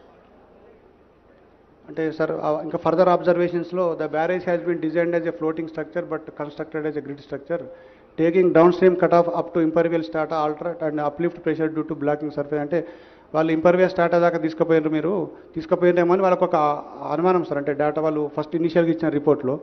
తర్వాత dam owners have not maintain the cement concrete blocks అది లాంచింగ్ అప్రాన్స్. అంటే మనం ఇంతకుముందు డిస్కస్ చేసింది సార్, మీరు అడిగారు కదా సార్, అది ఆ బ్లాక్స్ మనకు డిస్ప్లేస్ అయిపోయి కొన్ని వాష్ అవుట్ అనే దాంట్లో కూడా వాళ్ళు సరిగా మెయింటైన్ చేయలేదు తర్వాత కన్సిక్వెంట్గా అని చెప్పేసి అడిగారు సార్. తర్వాత non complaints of dam safety act 2021 in pre and post monsoon inspection to check for unusual behaviour. Next తర్వాత మన అప్పుడు ఉన్న స్పెషల్ చీఫ్ సెక్రటరీ గారు అవి మీరు కొంచెం మాకు టైం ఇవ్వాలి, డేటా ఇస్తామని చెప్పి అన్నారు సార్. తర్వాత అవన్నీ మీరు ఏదైతే అబ్జర్వేషన్ చేశారో మీరు ఫుల్గా టెస్ట్ చేసి అసర్టైన్ చేసుకున్న తర్వాత కామెంట్ చేస్తే బాగుంటుంది సార్. నేను వీల్ ఆల్సో టేక్ దట్ అని చెప్పి మనకు ఒక లెటర్ రాశారు సార్ అప్పుడు. తర్వాత ఈ తర్వాత మనము ఇన్వెస్టిగేషన్ కూడా ఎల్ఎన్టీ వాళ్ళు కూడా ఇన్వెస్టిగేషన్ స్టార్ట్ చేశారు సార్. అది నేను చెప్పినటువంటి జిఆర్పి ఈఆర్పి టెస్టులు తర్వాత జీపీఆర్ టెస్టులు కూడా కండక్ట్ చేయడం జరిగింది సార్. ఒక 1 వీక్ 10 డేస్లో దాని యొక్క అనాలిసిస్ చేస్తే మనకు కొంచెం రీజన్స్ వచ్చే అవకాశాలు ఉంటాయి sir. Next NDSA way forwards అంటే the project designs and drawings need to be examined along with the results of geotechnical and జియోలిమినేషన్. అంటే వీళ్ళు అంటే నెంబర్ ఆఫ్ పాయింట్స్ అని ఇచ్చారు sir. Considering the commonalities and likelihood of the piping failure of the blocks resulting in similar failure in very much possible. Therefore all piers and drafts of the barrage must be survey. అంటే మొత్తం టెస్టులు చేయండి, అది వచ్చిన తర్వాత మనము దాని తర్వాత వాటర్ కూడా స్టోర్ చేయొద్దు అంటిల్ ఫర్దర్ ఆర్డర్స్, దాన్ని రెక్టిఫికేషన్ చేసేంత వరకు ఏం చేయకండి అని చెప్పి వాళ్ళకు ఇన్స్ట్రక్షన్స్ ఇచ్చారు సార్. తర్వాత crack should be mentioned through standard method. Crack should be monitor through the standard method అన్నారు సార్. ఇప్పుడు మేడిగడ్డ, అన్నారము, సుందిల్ల ఈ 3 బ్యారేజీలు ఒకే రకమైన సాంకేతిక నైపుణ్యంతో కట్టినాయి కదా. Technology one and the same కదా. ఒకటే సార్, వేరే వేరే ఏం లేదు. లేదు సార్, ఒకే రకమైన టెక్నాలజీ. Yes sir. సో ఇప్పుడు ఇక్కడ వచ్చిన ప్రాబ్లం అన్నారంలో సుందిల్లలు కూడా రావడానికి ఉంది కదా. అంటే సార్ ఇప్పుడు అక్కడ కూడా చిన్న చిన్న అబ్జర్వేషన్ చేసేటప్పుడు గ్రౌడ్ చేశారు సార్. కొంతవరకు గ్రౌడ్ చేయడం వల్ల సేఫ్గా ఉండిపోయింది సార్. అది కొంత అంటే ఇప్పుడు నువ్వు సీపేజ్ వచ్చింది, దాన్ని ఏదో చేసి రిపేర్ చేసినావు. Yes sir. కానీ ఏమీ రాకుండా అయితే లేదు కదా. లేదు సార్. రేపు భవిష్యత్తులో ఇప్పుడు మనకు మేడిగడ్డలో నీళ్లు నింపలేదు, మొత్తం వదిలేసినాం కదా. Yes sir. అన్నారంలో నీళ్లు నింపున్నాయా, తీసేసినామా? మొన్న తీసేసాను సార్. కొంత డెడ్ స్టోరేజ్ 5 TMC ఉండే సార్, అది కూడా మొన్న అంటే అప్ స్ట్రీమ్ టెస్ట్ చేయడానికి వరకు తీసేసినాం సార్. సుందిల్లలో అని. సో ఇప్పుడు మంత్రి గారు చెప్తున్నారు మూడిట్లలో మీడియా మిత్రులకు అర్థం కావాల్సింది ఏంటంటే ఇప్పుడు ఎక్కడ నీళ్లు లేవు. నీళ్లు నింపితే ఇంకా ఏం ప్రాబ్లమ్స్ ఉన్నాయో బయటకు వస్తాయి. మన ఇంటి మీద నీళ్ళ ట్యాంక్ ఉంటే మనకు నీళ్లు గారుతుంటే నీళ్ళని తొలగిస్తే ట్యాంక్ అట్లా కనిపిస్తుంది. నీళ్లు నింపితే కానీ వాస్తవంగా ఇంకెంత ప్రాబ్లం ఉంది, రేపు భవిష్యత్తులో రాబోయే ప్రాబ్లం కూడా అర్థమైంది. ఇప్పుడు కూడా మీడియా మిత్రులకు మేడిగడ్డ, అన్నారం, సుందిల్ల 3 ఒకే రకమైన సాంకేతిక నైపుణ్యంతో కట్టింది. ఇప్పుడు మనం మేడిగడ్డ దగ్గర ఉన్నాం, దీనిపైన అన్నారం, దానిపైన సుందిల్ల. సో ఈ మూడిట్లలో కూడా ఒకే రకమైన సమస్యలు, దీంట్లో తీవ్రత ఎక్కువగా అనిపిస్తుంది. అందులో కూడా నీళ్లు కారడమో లేకపోతే సమస్యలు వచ్చినాయి. వీటన్నిటిని కప్పిపుచ్చడానికి ఇప్పుడు అన్ని నీళ్లు తీసిపెట్టేసారు. ఎలక్షన్ల ముందర ఇది ఇష్యూ అవుద్దని. ఇప్పుడు ఎండాకాలం కాబట్టి నీళ్ళు వచ్చేది తక్కువ ఉంది, నీళ్లు మనం కూడా నింపితే ప్రమాదం ఉంది కాబట్టి నింపలే. ఇప్పుడు దీంట్లో స్పష్టంగా అర్థం చేసుకొని ముందుకు వెళ్లాల్సిన అవసరం ఉంది. అందుకే మీడియా మిత్రులకు వీటన్నిటిని కూడా పవర్ పాయింట్ ప్రజెంటేషన్ ఇవ్వడం జరిగింది. ఇప్పుడు విజిలెన్స్ అండ్ ఎన్ఫోర్స్మెంట్ వాళ్ళను టేకప్ చేసి మీ అబ్జర్వేషన్స్ చెప్పాల్సిందిగా కోరుతున్నా.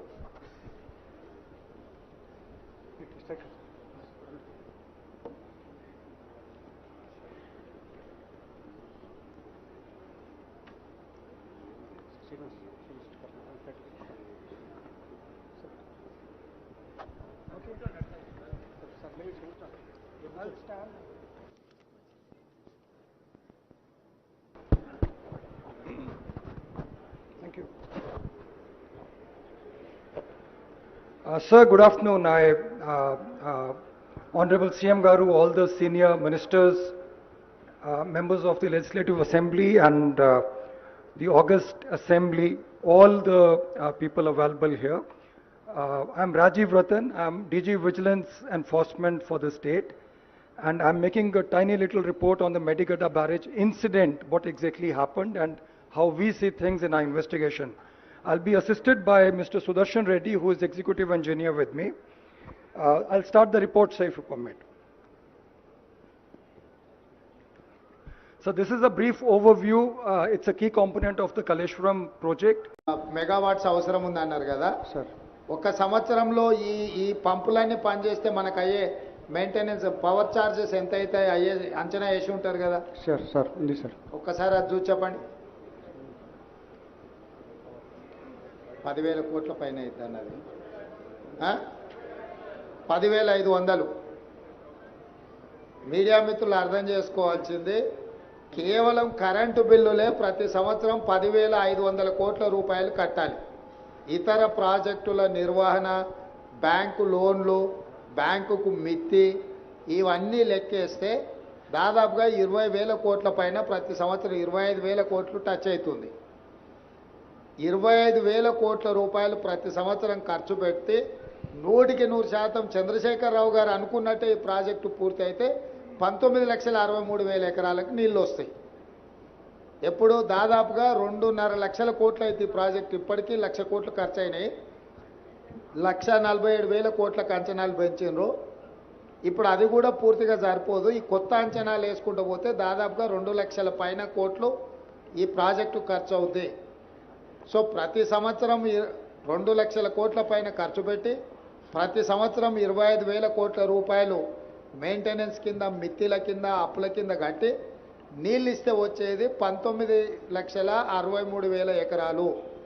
అంటే ఈ రోజు వరకు పూర్తి స్థాయిలో అవాస్తవాలను చెప్పుకుంటూ అబద్ధపు ప్రచారాలు కల్పించుకుంటూ చంద్రశేఖరరావు గారు కాలం గడిపినరు. ఇదొక పాయింట్ అయితే ఇప్పుడు ఈ కఠిన ప్రాజెక్టే కూలింది. ఇవన్నీ అంత సక్రమంగా జరిగి అంత కేసీఆర్ గారు ఇంతకుముందు పవర్ పాయింట్ ప్రజెంటేషన్లో చూపించినట్టు మొత్తం ఆ రకంగా ముందుకు పోయిన ఉండే పరిస్థితి ఇది. ఈరోజు అది కూడా లేదు. మేడిగడ్డ కుంగింది చూసిర్రు, అన్నారం సుందిల్లో కూడా ఇదే సాంకేతిక నైపుణ్యంతో కట్టిరు. అవి కూడా మనకు ఆల్రెడీ సీపేజ్లు అంటే లీక్ అయితేనే ఉన్నది వాటర్. కాబట్టి ఇక్కడ మీకు ఈ పవర్ పాయింట్ ప్రజెంటేషన్లో ఇంకేమన్నా ఉన్నదా ఫర్దర్ చూపించాల్సింది సుధాకర్? అంటే నార్మల్గా దీన్ని మెడిగడ్డ కంక్లూడ్ చేయి. అదైనాక కూలింది అవి ఉన్నాయి కదా, వాటి పిక్చర్స్, వీడియోస్ ఏమైనా ఉంటే చూపించు.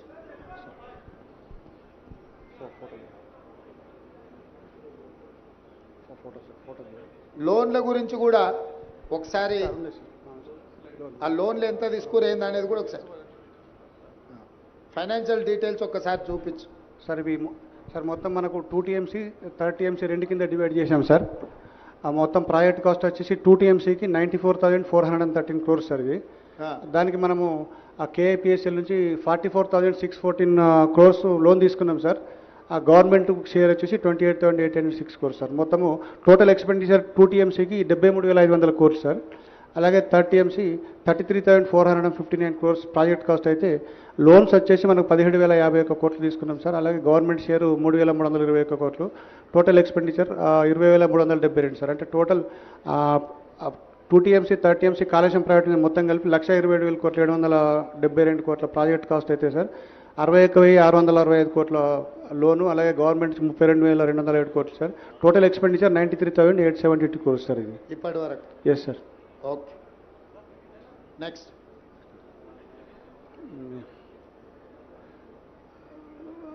సార్ ఇవి మనము ఆ ప్రిన్సిపల్ అమౌంట్లో మనము ఇయర్ వైజ్ మనం తీసుకున్న లోన్స్ ఇంట్రెస్ట్లు సార్. ఇవి ఆ ప్రిన్సిపల్ అమౌంట్ అంటే ఇయర్ వైజ్ సార్ 1920, 2021, 21-22, 22-23లో ఇంట్రెస్ట్ మనం గ్రాండ్ టోటల్ ఉంది కదా. Yes sir. సంవత్సరానికి వచ్చే ఖర్చు 21,157 కోట్లు ఉంది కదా. అది టోటల్గా సార్ 5 years సార్. అది మొత్తం టోటల్గా అంటే 1920 నుంచి 23-24 వరకు మనము అది principal paid amount sir. Paid principal amount interest sir. Okay, మంచి. ఈ ల్యాండ్ ఎక్విజిషన్ సార్. ఇప్పుడు మనము టోటల్ ల్యాండ్ రిక్వైర్డ్లో మనం 97,477 ఎకరాలు మనకు మొత్తం ల్యాండ్ ఎక్విజిషన్ అవసరం ఉంది సార్. అందులో 66,190 ఎకరాలు అక్వైర్ చేసినాం సార్. దాంట్లో balance land to be acquired ఇంకా 31,200 ఎకరాలు చేయాలి. Funds required for balance area 5,438 కోట్లు కావాలి సార్. అలాగే ఐపీ క్రియేషన్కి వచ్చేటప్పటికి మన టోటల్ కంటెంప్లేటెడ్ ఆయకట్టు 19,63,360 ఎకరాలు సార్. ఆయకట్టు created 98,570 so far.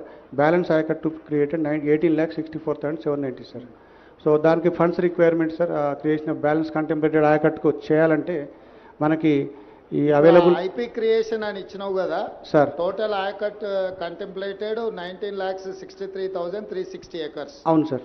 Ayacut created 98,570 acres. అవును సార్. బ్యాలెన్స్ ఆయకట్ వచ్చేసి 18,64,790. అవును సార్. అంటే మిగతా వర్క్ అంతా పూర్తి చేస్తే గానీ ఆ 18 లక్షల ఎకరాలు మనం ఇయ్యలేము. అవును సార్. ఇది అఫీషియల్ లెక్కనే కదా. అవును సార్. మీడియా మిత్రులు ఈ పాయింట్ను నోట్ చేసుకోండి.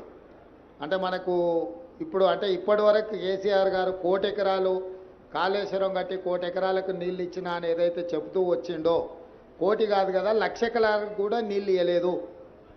1,00,000 కోట్లు ఖర్చు అయినా 1,00,000 ఎకరాలకు నీళ్ళు ఇవ్వలేదు. ఇది వాస్తవం. Okay next. సరే సరే సరే కాళేశ్వరం ప్రాజెక్టులో భాగంగా కట్టినట్టు Medigadda barrage over view sir ఇది. ఓకే. ఇది లింక్ 1 సార్. మనం కాళేశ్వరం నుంచి ఆ గ్రావిటీ కెనాల్ ద్వారా అన్నారం బ్యారేజ్, సుందీలా బ్యారేజ్, అలాగే ఎల్లంపల్లి 3 లింక్ 1 సార్ అది.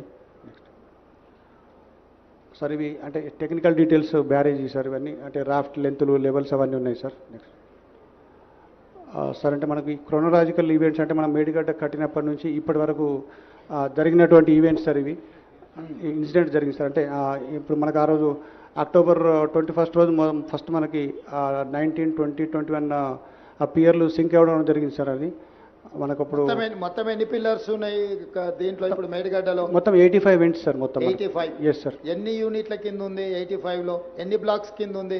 మొత్తం 8 బ్లాక్స్ ఉన్నాయి సార్. 8. Yes sir. 85 పిల్లర్లు 8 బ్లాక్లు సార్.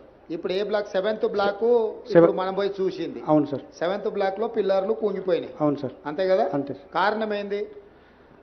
కారణాలు అంటే మనం ఇప్పుడు కొన్ని టెస్టులు చేస్తున్నాం సార్. మనము దాన్ని రూట్ కాజ్ ఏందో ఫైండ్ అవుట్ చేయడానికి కొరకు జీపీఆర్ టెస్టులని, తర్వాత ఈఆర్టీ టెస్టులు బ్లాక్ 7కు కంప్లీట్ అయినాయి సార్. ఇంకా బ్యాక్ 6 and 8 కూడా ఒక 3-4 డేస్లో కంప్లీట్ అవుతాయి సార్.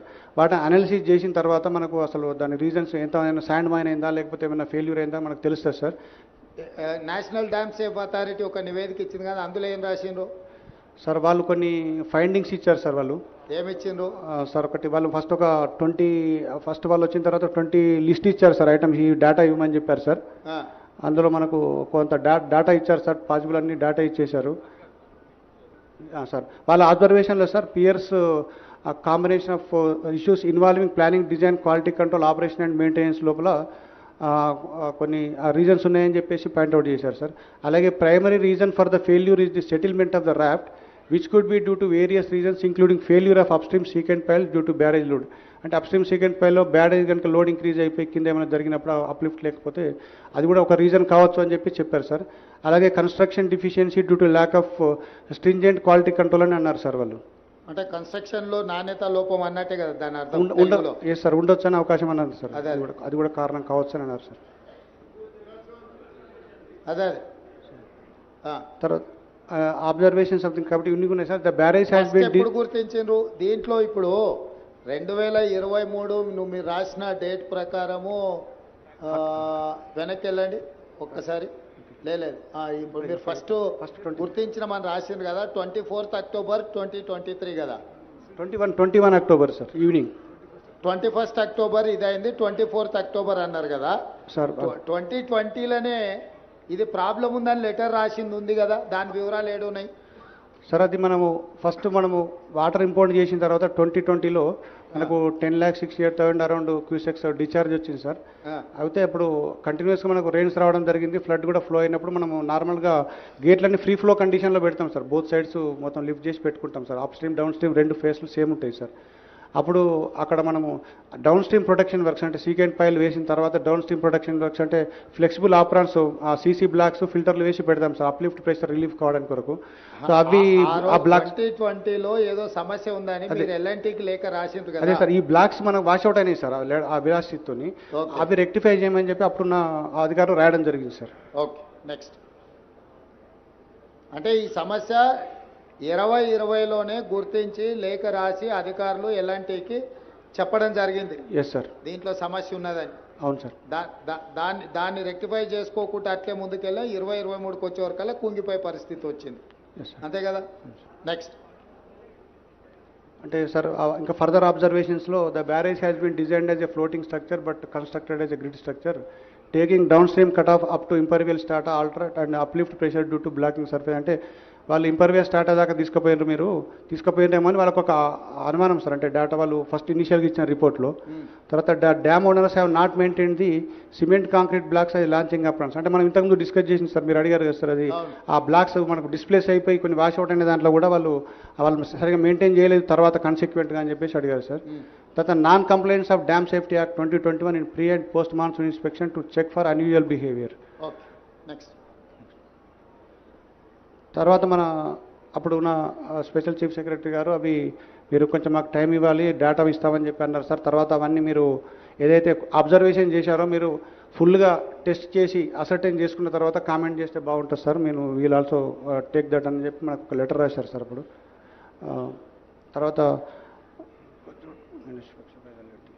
తర్వాత మనము ఇన్వెస్టిగేషన్ కూడా ఎల్ఎన్టీ వాళ్ళు కూడా ఇన్వెస్టిగేషన్ స్టార్ట్ చేశారు సార్. అది చెప్పినటువంటి జిఆర్పి ఈఆర్పి టెస్టులు తర్వాత జీపీఆర్ టెస్టులు కూడా కండక్ట్ చేయడం జరిగింది సార్. ఒక 1 వీక్ 10 డేస్లో దాని యొక్క అనాలిసిస్ చేస్తే మనకు కొంచెం రీజన్స్ వచ్చే అవకాశాలు ఉంటాయి sir. Next NDSA way forwards అంటే the project designs and drawings need to be examined along with the results of geotechnical and geo investigation. అంటే వీళ్ళు అంటే నెంబర్ ఆఫ్ పాయింట్స్ అని ఇచ్చారు sir. Considering the commonalities and likelihood of the piping failure of the blocks resulting in similar failure in very much possible. Therefore all piers and drafts of the barrage must be survey. అంటే మొత్తం టెస్టులు చేయండి, అది వచ్చిన తర్వాత మనము దాని తర్వాత వాటర్ కూడా స్టోర్ చేయొద్దు అంటిల్ ఫర్దర్ ఆర్డర్స్, దాన్ని రెక్టిఫికేషన్ చేసేంత వరకు మేము చేయకండి అని చెప్పి వాళ్ళకు ఇన్స్ట్రక్షన్స్ ఇచ్చారు సార్. తర్వాత crack should be mentioned through standard method. Crack should be monitor through the standard method అన్నారు సార్. ఇప్పుడు మేడిగడ్డ, అన్నారము, సుందిల్ల ఈ 3 బ్యారేజీలు ఒకే రకమైన సాంకేతిక నైపుణ్యంతో కట్టినాయి కదా. Technology one and the same కదా. ఒకటే సార్. వేరే ఏం లేదు. లేదు సార్. ఒకే రకమైన టెక్నాలజీ. Yes sir. సో ఇప్పుడు ఇక్కడ వచ్చిన ప్రాబ్లం అన్నారంలో సుందిల్లలో కూడా రావడానికి ఉంది కదా. అంటే సార్ ఇప్పుడు అక్కడ కూడా చిన్న అబ్జర్వేషన్ చేసేటప్పుడు గ్రౌడ్ చేశారు సార్. కొంతవరకు గ్రౌడ్ చేయడం వల్ల సేఫ్గా ఉండిపోయింది సార్. అది కొంత అంటే ఇప్పుడు నువ్వు సీపేజ్ వచ్చింది, దాన్ని ఏదో చేసి రిపేర్ చేసినావు. Yes sir. కానీ ఏమీ రాకుండా అయితే లేదు కదా. లేదు సార్. రేపు భవిష్యత్తులో ఇప్పుడు మనకు మేడిగడ్డలో నీళ్లు నింపలేదు, మొత్తం వదిలేసినాం కదా. Yes sir. అన్నారంలో నీళ్లు నింపున్నాయా తీసేసినామా? మొన్న తీసేసాను సార్. కొంత డెడ్ స్టోరేజ్ 5 TMC ఉండే సార్, అది కూడా మొన్న అంటే అప్ స్ట్రీమ్ టెస్ట్ చేయడానికి వరకు తీసేసినాం సార్. సుందిల్లలో అని. సో ఇప్పుడు మంత్రి గారు చెప్తున్నారు మూడిట్లలో మీడియా మిత్రులకు అర్థం కావాల్సింది ఏంటంటే ఇప్పుడు ఎక్కడ నీళ్లు లేవు. నీళ్లు నింపితే ఇంకా ఏం ప్రాబ్లమ్స్ ఉన్నాయో బయటకు వస్తాయి. మన ఇంటి మీద నీళ్ళ ట్యాంక్ ఉంటే మనకు నీళ్లు గారుతుంటే నీళ్ళని తొలగిస్తే ట్యాంక్ అట్లా కనిపిస్తుంది. నీళ్లు నింపితే కానీ వాస్తవంగా ఇంకెంత ప్రాబ్లం ఉంది, రేపు భవిష్యత్తులో రాబోయే ప్రాబ్లం కూడా అర్థమైంది. ఇప్పుడు కూడా మీడియా మిత్రులకు మేడిగడ్డ, అన్నారం, సుందిల్ల 3 ఒకే రకమైన సాంకేతిక నైపుణ్యంతో కట్టింది. ఇప్పుడు మనం మేడిగడ్డ దగ్గర ఉన్నాం, దీనిపైన అన్నారం, దానిపైన సుందిల్ల. సో ఈ మూడిట్లలో కూడా ఒకే రకమైన సమస్యలు, దీంట్లో తీవ్రత ఎక్కువగా అనిపిస్తుంది. అందులో కూడా నీళ్లు కారడమో లేకపోతే సమస్యలు వచ్చినాయి. వీటన్నిటిని కప్పిపుచ్చడానికి ఇప్పుడు అన్ని నీళ్లు తీసిపెట్టేసారు. ఎలక్షన్ల ముందర ఇది ఇష్యూ అవుతాయి. ఇప్పుడు ఎండాకాలం కాబట్టి నీళ్ళు వచ్చేది తక్కువ ఉంది. నీళ్లు మనం కూడా నింపితే ప్రమాదం ఉంది కాబట్టి నింపలే. ఇప్పుడు దీంట్లో స్పష్టంగా అర్థం చేసుకొని ముందుకు వెళ్లాల్సిన అవసరం ఉంది. అందుకే మీడియా మిత్రులకు వీటన్నిటిని కూడా పవర్ పాయింట్ ప్రజెంటేషన్ ఇవ్వడం జరిగింది. ఇప్పుడు విజిలెన్స్ అండ్ ఎన్ఫోర్స్మెంట్ వాళ్ళను టేకప్ చేసి మీ అబ్జర్వేషన్స్ చెప్పాల్సిందిగా కోరుతున్నా.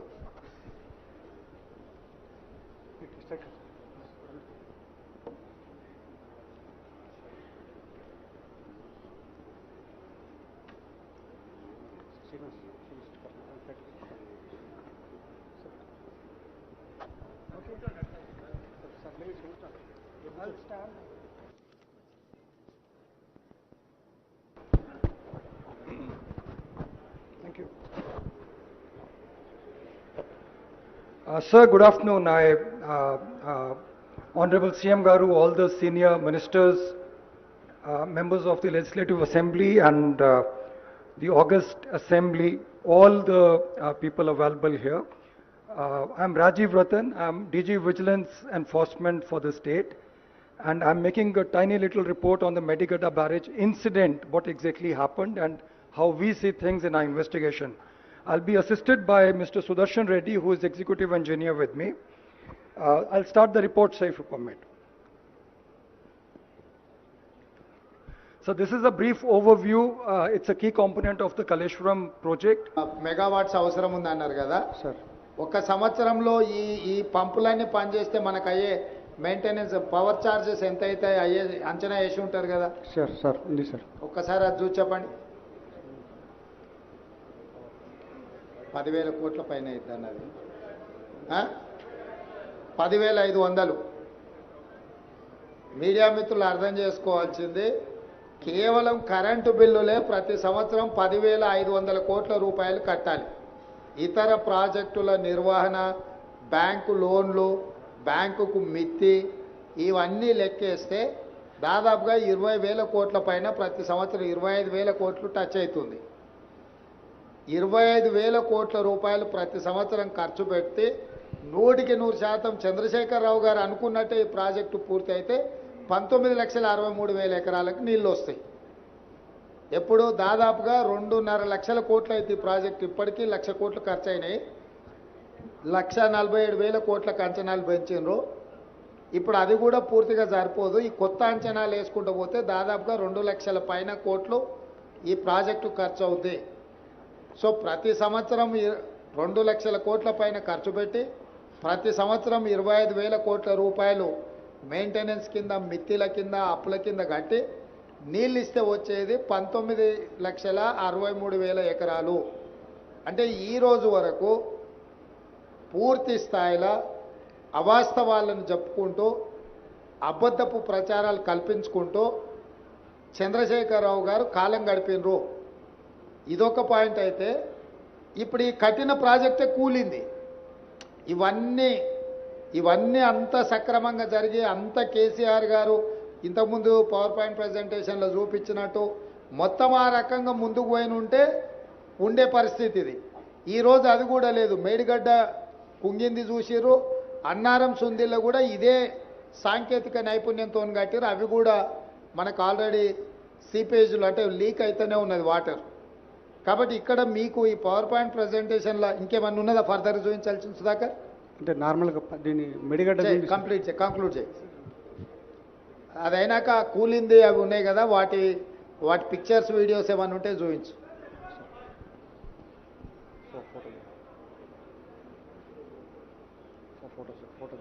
లోన్ల గురించి కూడా ఒకసారి ఆ లోన్లు ఎంత తీసుకురేంది అనేది కూడా ఒకసారి ఫైనాన్షియల్ డీటెయిల్స్ ఒక్కసారి చూపించు. సార్ మొత్తం మనకు 2 TMC 3 TMC రెండు కింద డివైడ్ చేశాం సార్. ఆ మొత్తం ప్రాజెక్ట్ కాస్ట్ వచ్చేసి 2 TMCకి 94,413 crores సార్. ఇది దానికి మనము ఆ KIPSL నుంచి 44,614 crores లోన్ తీసుకున్నాం సార్. ఆ గవర్నమెంట్ షేర్ వచ్చేసి 28,806 crores సార్. మొత్తము టోటల్ ఎక్స్పెండిచర్ 2 TMCకి 73,500 crores సార్. అలాగే 3 TMC 33,459 crores ప్రాజెక్ట్ కాస్ట్ అయితే లోన్స్ వచ్చేసి మనకు 17,051 కోట్లు తీసుకున్నాం సార్. అలాగే గవర్నమెంట్ షేరు 3,321 కోట్లు. Total expenditure 20,372 sir. అంటే total 2 TMC 3 TMC Kaleshwaram private మొత్తం కలిపి 1,27,000 కోట్ల 772 కోట్ల ప్రాజెక్ట్ కాస్ట్ అయితే సార్. 61,665 కోట్ల లోను, అలాగే గవర్నమెంట్ 32,207 కోట్లు sir. Total expenditure 93,872 crores sir. ఇది ఇప్పటి వరకు. Yes sir. Okay, next.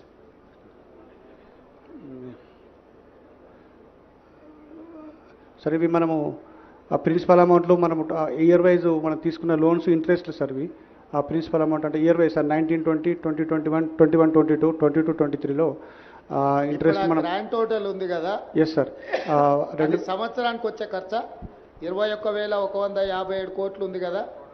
అది టోటల్గా సార్ 5 years సార్. అది మొత్తం టోటల్గా అంటే 1920 నుంచి 23-24 వరకు మనము అది principal paid amount sir. Paid principal amount interest sir. Okay, మంచి. ఈ ల్యాండ్ ఎక్విజిషన్ సార్. ఇప్పుడు మనము టోటల్ ల్యాండ్ రిక్వైర్డ్లో మనం 97,477 ఎకరాలు మనకు మొత్తం ల్యాండ్ ఎక్విజిషన్ అవసరం ఉంది సార్. అందులో 66,190 ఎకరాలు అక్వైర్ చేసినాం సార్. దాంట్లో balance land to be acquired ఇంకా 31,200 ఎకరాలు చేయాలి. Funds required for balance area 5,438 కోట్లు కావాలి సార్. అలాగే ఐపీ క్రియేషన్కి వచ్చేటప్పటికి మన టోటల్ కంటెంప్లేటెడ్ ఆయకట్టు 19,63,360 ఎకరాలు సార్. ఆయకట్టు క్రియేటెడ్ 98,570 సో ఫార్. బ్యాలెన్స్ ఆయకట్టు క్రియేటెడ్ 18,64,790 సార్. సో దానికి funds requirement sir creation of balance contemplated ఆయకట్టుకు చేయాలంటే మనకి ఈ అవైలబుల్ ఐపీ క్రియేషన్ అని ఇచ్చినావు కదా sir. Total ayacut contemplated 19,63,360 acres. అవును సార్.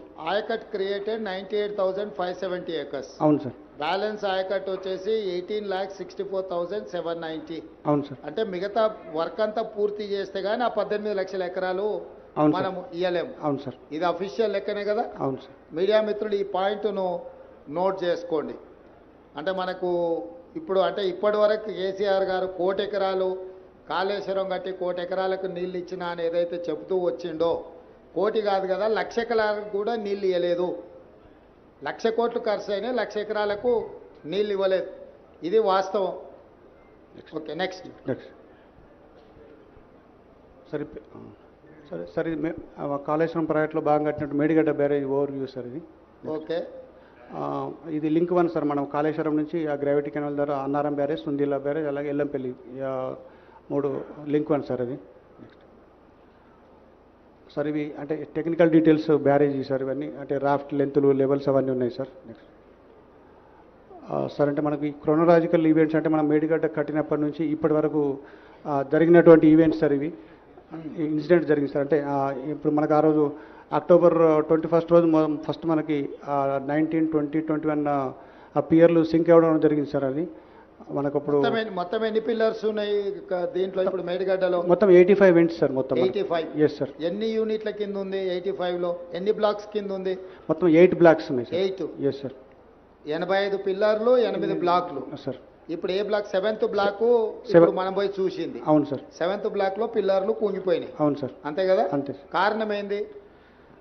కారణాలు అంటే మనం ఇప్పుడు కొన్ని టెస్టులు చేస్తున్నాం సార్. మనము దాన్ని రూట్ కాజ్ ఏందో ఫైండ్ అవుట్ చేయడానికి వరకు జీపీఆర్ టెస్టులని, తర్వాత ఈఆర్టీ టెస్టులు బ్లాక్ 7కు కంప్లీట్ అయినాయి సార్. ఇంకా బ్యాక్ 6 and 8 కూడా ఒక 3-4 డేస్లో కంప్లీట్ అవుతాయి sir.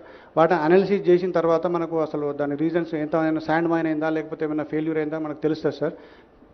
National dam safe authority ఒక నివేదిక ఇచ్చింది కదా, అందులో ఏం రాసిండ్రు సార్? వాళ్ళు కొన్ని ఫైండింగ్స్ ఇచ్చారు సార్. వాళ్ళు ఏమిచ్చిండ్రు సార్? ఒకటి వాళ్ళు ఫస్ట్ ఒక 20 ఫస్ట్ వాళ్ళు వచ్చిన తర్వాత 20 లిస్ట్ ఇచ్చారు సార్. ఐటమ్స్ ఈ డేటా ఇవ్వమని చెప్పారు సార్. అందులో మనకు కొంత డేటా ఇచ్చారు సార్. పాసిబుల్ అన్ని డేటా ఇచ్చేశారు సార్. వాళ్ళ అబ్జర్వేషన్లో sir piers combination of issues involving planning, design, quality control, operation and maintenance లోపల కొన్ని రీజన్స్ ఉన్నాయని చెప్పేసి పాయింట్అవుట్ చేశారు సార్. అలాగే primary reason for the failure is the settlement of the raft which could be due to various reasons including failure of upstream secant pile due to barrage load. అంటే upstream second పైల్లో barrage కనుక load increase అయిపోయి కింద ఏమైనా జరిగినప్పుడు uplift లేకపోతే అది కూడా ఒక రీజన్ కావచ్చు అని చెప్పి చెప్పారు సార్. అలాగే construction deficiency due to lack of stringent quality control అని అన్నారు సార్ వాళ్ళు. అంటే కన్స్ట్రక్షన్ లో నాణ్యత లోపం అన్నట్టే కదా దాని అర్థం. ఎస్ సార్, ఉండొచ్చు అనే అవకాశం అన్నారు సార్. అది కూడా కారణం కావచ్చు అని అన్నారు సార్. అదే తర్వాత అబ్జర్వేషన్ సంథింగ్ కాబట్టి ఇన్ని ఉన్నాయి sir. The barrage has been ఎప్పుడు గుర్తించారు దీంట్లో? ఇప్పుడు 2023 మీరు రాసిన డేట్ ప్రకారము వెనక్కి వెళ్ళండి ఒక్కసారి. లేదు ఇప్పుడు మీరు ఫస్ట్ గుర్తించిన మనం రాసింది కదా 24th October 2023 కదా. 21 October sir evening. 21st October ఇదైంది, 24th October అన్నారు కదా సార్. 2020లోనే ఇది ప్రాబ్లం ఉందని లెటర్ రాసింది ఉంది కదా, దాని వివరాలు ఏడున్నాయి సార్? అది ఫస్ట్ మనము వాటర్ ఇంపోర్ట్ చేసిన తర్వాత 2020లో మనకు 10,68,000 అరౌండ్ క్యూసెక్స్ డిశ్చార్జ్ వచ్చింది సార్. అయితే అప్పుడు కంటిన్యూస్గా మనకు రెయిన్స్ రావడం జరిగింది, ఫ్లడ్ కూడా ఫ్లో అయినప్పుడు మనము నార్మల్గా గేట్లన్నీ ఫ్రీ ఫ్లో కండిషన్లో పెడతాం సార్. బోత్ సైడ్స్ మొత్తం లిఫ్ట్ చేసి పెట్టుకుంటాం sir. Upstream downstream 2 ఫేస్లు సేమ్ ఉంటాయి సార్. అప్పుడు అక్కడ మనము డౌన్ స్ట్రీమ్ ప్రొటెక్షన్ వర్క్స్ అంటే సీకెంట్ పైల్ వేసిన తర్వాత డౌన్ స్ట్రీమ్ ప్రొటెక్షన్ వర్క్స్ అంటే ఫ్లెక్సిబుల్ ఆపరాన్స్ సీసీ బ్లాక్స్ ఫిల్టర్లు వేసి పెడదాం సార్ అప్లిఫ్ట్ ప్రెషర్ రిలీఫ్ కావడానికి కొరకు.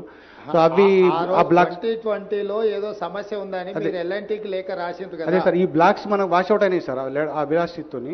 అవి రెక్టిఫై చేయమని చెప్పి అప్పుడున్న అధికారులు రాయడం జరిగింది సార్. Okay next. అంటే ఈ సమస్య 2020లోనే గుర్తించి లేఖ రాసి అధికారులు ఎల్ఎన్టీకి చెప్పడం జరిగింది. Yes sir. దీంట్లో సమస్య ఉన్నదని. అవును సార్. దాన్ని రెక్టిఫై చేసుకోకుండా అట్లే ముందుకెళ్ళి 2023కి వచ్చే వరకల్లా కుంగిపోయే పరిస్థితి వచ్చింది. అంతే కదా. నెక్స్ట్ అంటే సార్ ఇంకా ఫర్దర్ అబ్జర్వేషన్స్లో the barrage has been designed as a floating structure but constructed as a grid structure taking downstream cut off up to impervious strata alter it and uplift pressure due to blocking surface. అంటే వాళ్ళు ఇంపర్వియల్ స్టాటా దాకా తీసుకుపోయినారేమో అని వాళ్ళకు ఒక అనుమానం sir. అంటే data వాళ్ళు first ఇనిషియల్గా ఇచ్చిన రిపోర్ట్లో.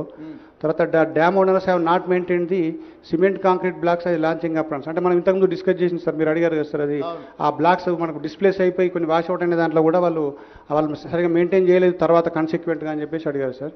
తర్వాత non complaints of dam safety act 2021 in pre and post monsoon inspection to check for unusual behaviour. Next తర్వాత మన అప్పుడు ఉన్న స్పెషల్ చీఫ్ సెక్రటరీ గారు అవి మీరు కొంచెం మాకు టైం ఇవ్వాలి, డేటా ఇస్తామని చెప్పి అన్నారు సార్. తర్వాత అవన్నీ మీరు ఏదైతే అబ్జర్వేషన్ చేశారో మీరు ఫుల్గా టెస్ట్ చేసి అసర్టైన్ చేసుకున్న తర్వాత కామెంట్ చేస్తే బాగుంటుంది సార్. మీరు వీల్ ఆల్సో టేక్ దట్ అని చెప్పి మనకు ఒక లెటర్ రాశారు సార్ అప్పుడు. తర్వాత ఈ తర్వాత మనము ఇన్వెస్టిగేషన్ కూడా ఎల్ఎన్టీ వాళ్ళు కూడా ఇన్వెస్టిగేషన్ స్టార్ట్ చేశారు సార్. అది చెప్పినటువంటి జిఆర్పి ఈఆర్పి టెస్టులు తర్వాత జీపీఆర్ టెస్టులు కూడా కండక్ట్ చేయడం జరిగింది సార్. ఒక 1 వీక్ 10 డేస్లో దాని యొక్క అనాలిసిస్ చేస్తే మనకు కొంచెం రీజన్స్ వచ్చే అవకాశాలు ఉంటాయి sir. Next NDSA way forwards అంటే the project designs and drawings need to be examined along with the results of geotechnical and జియోలిమినేషన్. అంటే వీళ్ళు అంటే నెంబర్ ఆఫ్ పాయింట్స్ అని ఇచ్చారు sir. Considering the commonalities and likelihood of the piping failure of the blocks resulting in similar failure in very much possible. Therefore all piers and drafts of the barrage must be survey. అంటే మొత్తం టెస్టులు చేయండి, అది వచ్చిన తర్వాత మనము దాని తర్వాత మనకి వాటర్ కూడా స్టోర్ చేయొద్దు అంటిల్ ఫర్దర్ ఆర్డర్స్. దాన్ని రెక్టిఫికేషన్ చేసేంత వరకు ఏం చేయకండి అని చెప్పి వాళ్ళకు ఇన్స్ట్రక్షన్స్ ఇచ్చారు సార్. తర్వాత crack should be mentioned through standard method. Crack should be monitor through the standard method అన్నారు సార్. ఇప్పుడు మేడిగడ్డ, అన్నారము, సుందిల్ల ఈ 3 బ్యారేజీలు ఒకే రకమైన సాంకేతిక నైపుణ్యంతో కట్టినాయి కదా. Technology one and the same కదా. ఒకటే సార్. వేరే వేరే ఏం లేదు. లేదు సార్. ఒకే రకమైన టెక్నాలజీ. Yes sir. సో ఇప్పుడు ఇక్కడ వచ్చిన ప్రాబ్లం అన్నారంలో సుందిల్లలు కూడా రావడానికి ఉంది కదా. అంటే సార్ ఇప్పుడు అక్కడ కూడా చిన్న చిన్న అబ్జర్వేషన్ చేసేటప్పుడు గ్రౌడ్ చేశారు సార్. కొంతవరకు గ్రౌడ్ చేయడం వల్ల సేఫ్గా ఉండిపోయింది సార్. అది కొంత అంటే ఇప్పుడు నువ్వు సీపేజ్ వచ్చింది, దాన్ని ఏదో చేసి రిపేర్ చేసినావు. Yes sir. కానీ ఏమీ రాకుండా అయితే లేదు కదా. లేదు సార్. రేపు భవిష్యత్తులో ఇప్పుడు మనకు మేడిగడ్డలో నీళ్లు నింపలేదు, మొత్తం వదిలేసినాం కదా. Yes sir. అన్నారంలో నీళ్లు నింపున్నాయా తీసేసినామా? మొన్న తీసేసాను సార్. కొంత డెడ్ స్టోరేజ్ 5 TMC ఉండే సార్. అది కూడా మొన్న అంటే అప్ స్ట్రీమ్ టెస్ట్ చేయడానికి వరకు తీసేసినాం సార్. సుందిల్లాల అని. సో ఇప్పుడు మంత్రి గారు చెప్తున్నారు మూడిట్లల్లా మీడియా మిత్రులకు అర్థం కావాల్సింది ఏంటంటే ఇప్పుడు ఎక్కడ నీళ్లు లేవు. నీళ్లు నింపితే ఇంకా ఏం ప్రాబ్లమ్స్ ఉన్నాయో బయటకు వస్తాయి. మన ఇంటి మీద నీళ్ళ ట్యాంక్ ఉంటే మనకు నీళ్లు గారుతుంటే నీళ్ళని తొలగిస్తే ట్యాంక్ అట్లా కనిపిస్తుంది. నీళ్లు నింపితే కానీ వాస్తవంగా ఇంకెంత ప్రాబ్లం ఉంది, రేపు భవిష్యత్తులో రాబోయే ప్రాబ్లం కూడా అర్థమైంది. ఇప్పుడు కూడా మీడియా మిత్రులకు మేడిగడ్డ, అన్నారం, సుందిల్ల 3 ఒకే రకమైన సాంకేతిక నైపుణ్యంతో కట్టింది. ఇప్పుడు మనం మేడిగడ్డ దగ్గర ఉన్నాం, దీనిపైన అన్నారం, దానిపైన సుందిల్ల. సో ఈ మూడిట్లలో కూడా ఒకే రకమైన సమస్యలు, దీంట్లో తీవ్రత ఎక్కువగా అనిపిస్తుంది. అందులో కూడా నీళ్లు కారడమో లేకపోతే సమస్యలు వచ్చినాయి. వీటన్నిటిని కప్పిపుచ్చడానికి ఇప్పుడు అన్ని నీళ్లు తీసిపెట్టేసారు. ఎలక్షన్ల ముందర ఇది ఇష్యూ అవుతాయి. ఇప్పుడు ఎండాకాలం కాబట్టి నీళ్ళు వచ్చేది తక్కువ ఉంది. నీళ్లు మనం కూడా నింపితే ప్రమాదం ఉంది కాబట్టి నింపలే. ఇప్పుడు దీంట్లో స్పష్టంగా అర్థం చేసుకొని ముందుకు వెళ్లాల్సిన అవసరం ఉంది. అందుకే మీడియా మిత్రులకు వీటన్నిటిని కూడా పవర్ పాయింట్ ప్రజెంటేషన్ ఇవ్వడం జరిగింది. ఇప్పుడు విజిలెన్స్ అండ్ ఎన్ఫోర్స్మెంట్ వాళ్ళను టేకప్ చేసి మీ అబ్జర్వేషన్స్ చెప్పాల్సిందిగా కోరుతున్నా.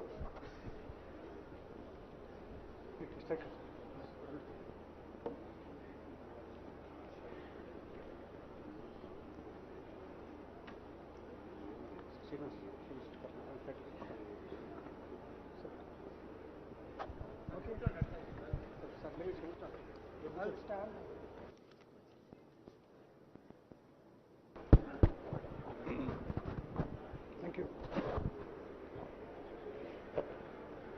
Sir, good afternoon. Honorable CM Garu, all the senior ministers, members of the Legislative Assembly and the August Assembly, all the people available here. I'm Rajiv Ratan. I'm DG Vigilance Enforcement for the state, and I'm making a tiny little report on the Medigadda Barrage incident, what exactly happened and how we see things in our investigation. I'll be assisted by Mr. Sudarshan Reddy, who is Executive Engineer with me. I'll start the report, sir, if you permit. So this is a brief overview. It's a key component of the Kaleshwaram project. Megawatts అవసరం ఉంది అన్నారు కదా sir. ఒక సంవత్సరంలో ఈ పంపులన్నీ పనిచేస్తే మనకు అయ్యే మెయింటెనెన్స్ పవర్ చార్జెస్ ఎంత అయితే అయ్యే అంచనా వేసి ఉంటారు కదా సార్ ఉంది సార్. ఒక్కసారి అది చూసి చెప్పండి. 10,000 కోట్ల పైన అవుతుంది అన్నది 10,500. మీడియా మిత్రులు అర్థం చేసుకోవాల్సింది కేవలం కరెంటు బిల్లులే ప్రతి సంవత్సరం 10,500 కోట్ల రూపాయలు కట్టాలి. ఇతర ప్రాజెక్టుల నిర్వహణ, బ్యాంకు లోన్లు, బ్యాంకుకు మిత్తి ఇవన్నీ లెక్కేస్తే దాదాపుగా 20,000 కోట్ల పైన ప్రతి సంవత్సరం 25,000 కోట్లు టచ్ అవుతుంది. 25,000 కోట్ల రూపాయలు ప్రతి సంవత్సరం ఖర్చు పెడితే 100% చంద్రశేఖరరావు గారు అనుకున్నట్టే ఈ ప్రాజెక్టు పూర్తి అయితే 19,63,000 ఎకరాలకు నీళ్ళు వస్తాయి. ఎప్పుడు దాదాపుగా 2.5 లక్షల కోట్లు అయితే ఈ ప్రాజెక్టు ఇప్పటికీ 1,00,000 కోట్లు ఖర్చు అయినాయి. 1,47,000 కోట్లకు అంచనాలు పెంచినరు. ఇప్పుడు అది కూడా పూర్తిగా సరిపోదు. ఈ కొత్త అంచనాలు వేసుకుంటూ పోతే దాదాపుగా 2 లక్షల పైన కోట్లు ఈ ప్రాజెక్టు ఖర్చు అవుతుంది. సో ప్రతి సంవత్సరం 2 లక్షల కోట్ల పైన ఖర్చు పెట్టి ప్రతి సంవత్సరం 25,000 కోట్ల రూపాయలు మెయింటెనెన్స్ కింద, మిత్తిల కింద, అప్పుల కింద కట్టి నీళ్ళు ఇస్తే వచ్చేది 19,63,000 ఎకరాలు. అంటే ఈ రోజు వరకు పూర్తి స్థాయిలో అవాస్తవాలను చెప్పుకుంటూ అబద్ధపు ప్రచారాలు కల్పించుకుంటూ చంద్రశేఖరరావు గారు కాలం గడిపినరు. ఇదొక పాయింట్ అయితే ఇప్పుడు ఈ కట్టిన ప్రాజెక్టే కూలింది. ఇవన్నీ అంత సక్రమంగా జరిగి అంత కేసీఆర్ గారు ఇంతకుముందు పవర్ పాయింట్ ప్రజెంటేషన్లో చూపించినట్టు మొత్తం ఆ రకంగా ముందుకు పోయిన ఉండే పరిస్థితి ఇది. ఈరోజు అది కూడా లేదు. మేడిగడ్డ కుంగింది చూసిర్రు, అన్నారం సుందిల్లో కూడా ఇదే సాంకేతిక నైపుణ్యంతో కట్టిరు. అవి కూడా మనకు ఆల్రెడీ సీపేజ్లు అంటే లీక్ అయితేనే ఉన్నది వాటర్. కాబట్టి ఇక్కడ మీకు ఈ పవర్ పాయింట్ ప్రజెంటేషన్లో ఇంకేమన్నా ఉన్నదా ఫర్దర్ చూపించాల్సిన సుధాకర్? అంటే నార్మల్గా దీన్ని మెడిగడ్డ కంక్లూడ్ చేయి. అదైనాక కూలింది అవి ఉన్నాయి కదా, వాటి పిక్చర్స్, వీడియోస్ ఏమన్నా ఉంటే చూపించు.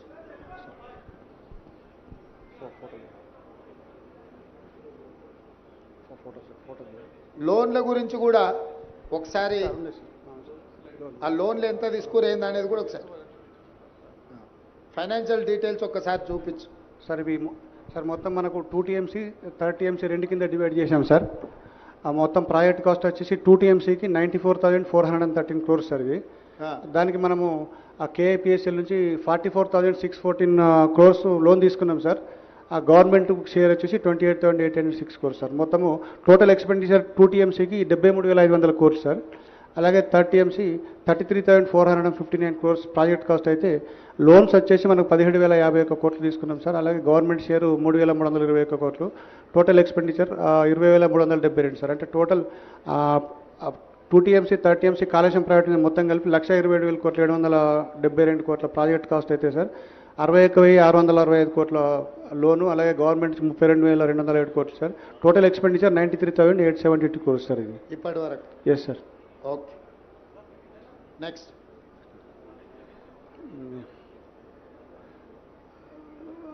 సార్ ఇవి మనము ప్రిన్సిపల్ అమౌంట్లో మనము ఇయర్ వైజ్ మనం తీసుకున్న లోన్స్ ఇంట్రెస్ట్ సార్. ఇవి ఆ ప్రిన్సిపల్ అమౌంట్ అంటే ఇయర్ వైజ్ సార్ 1920, 2021, 21-22, 22-23లో ఇంట్రెస్ట్ మనం గ్రాండ్ టోటల్ ఉంది కదా.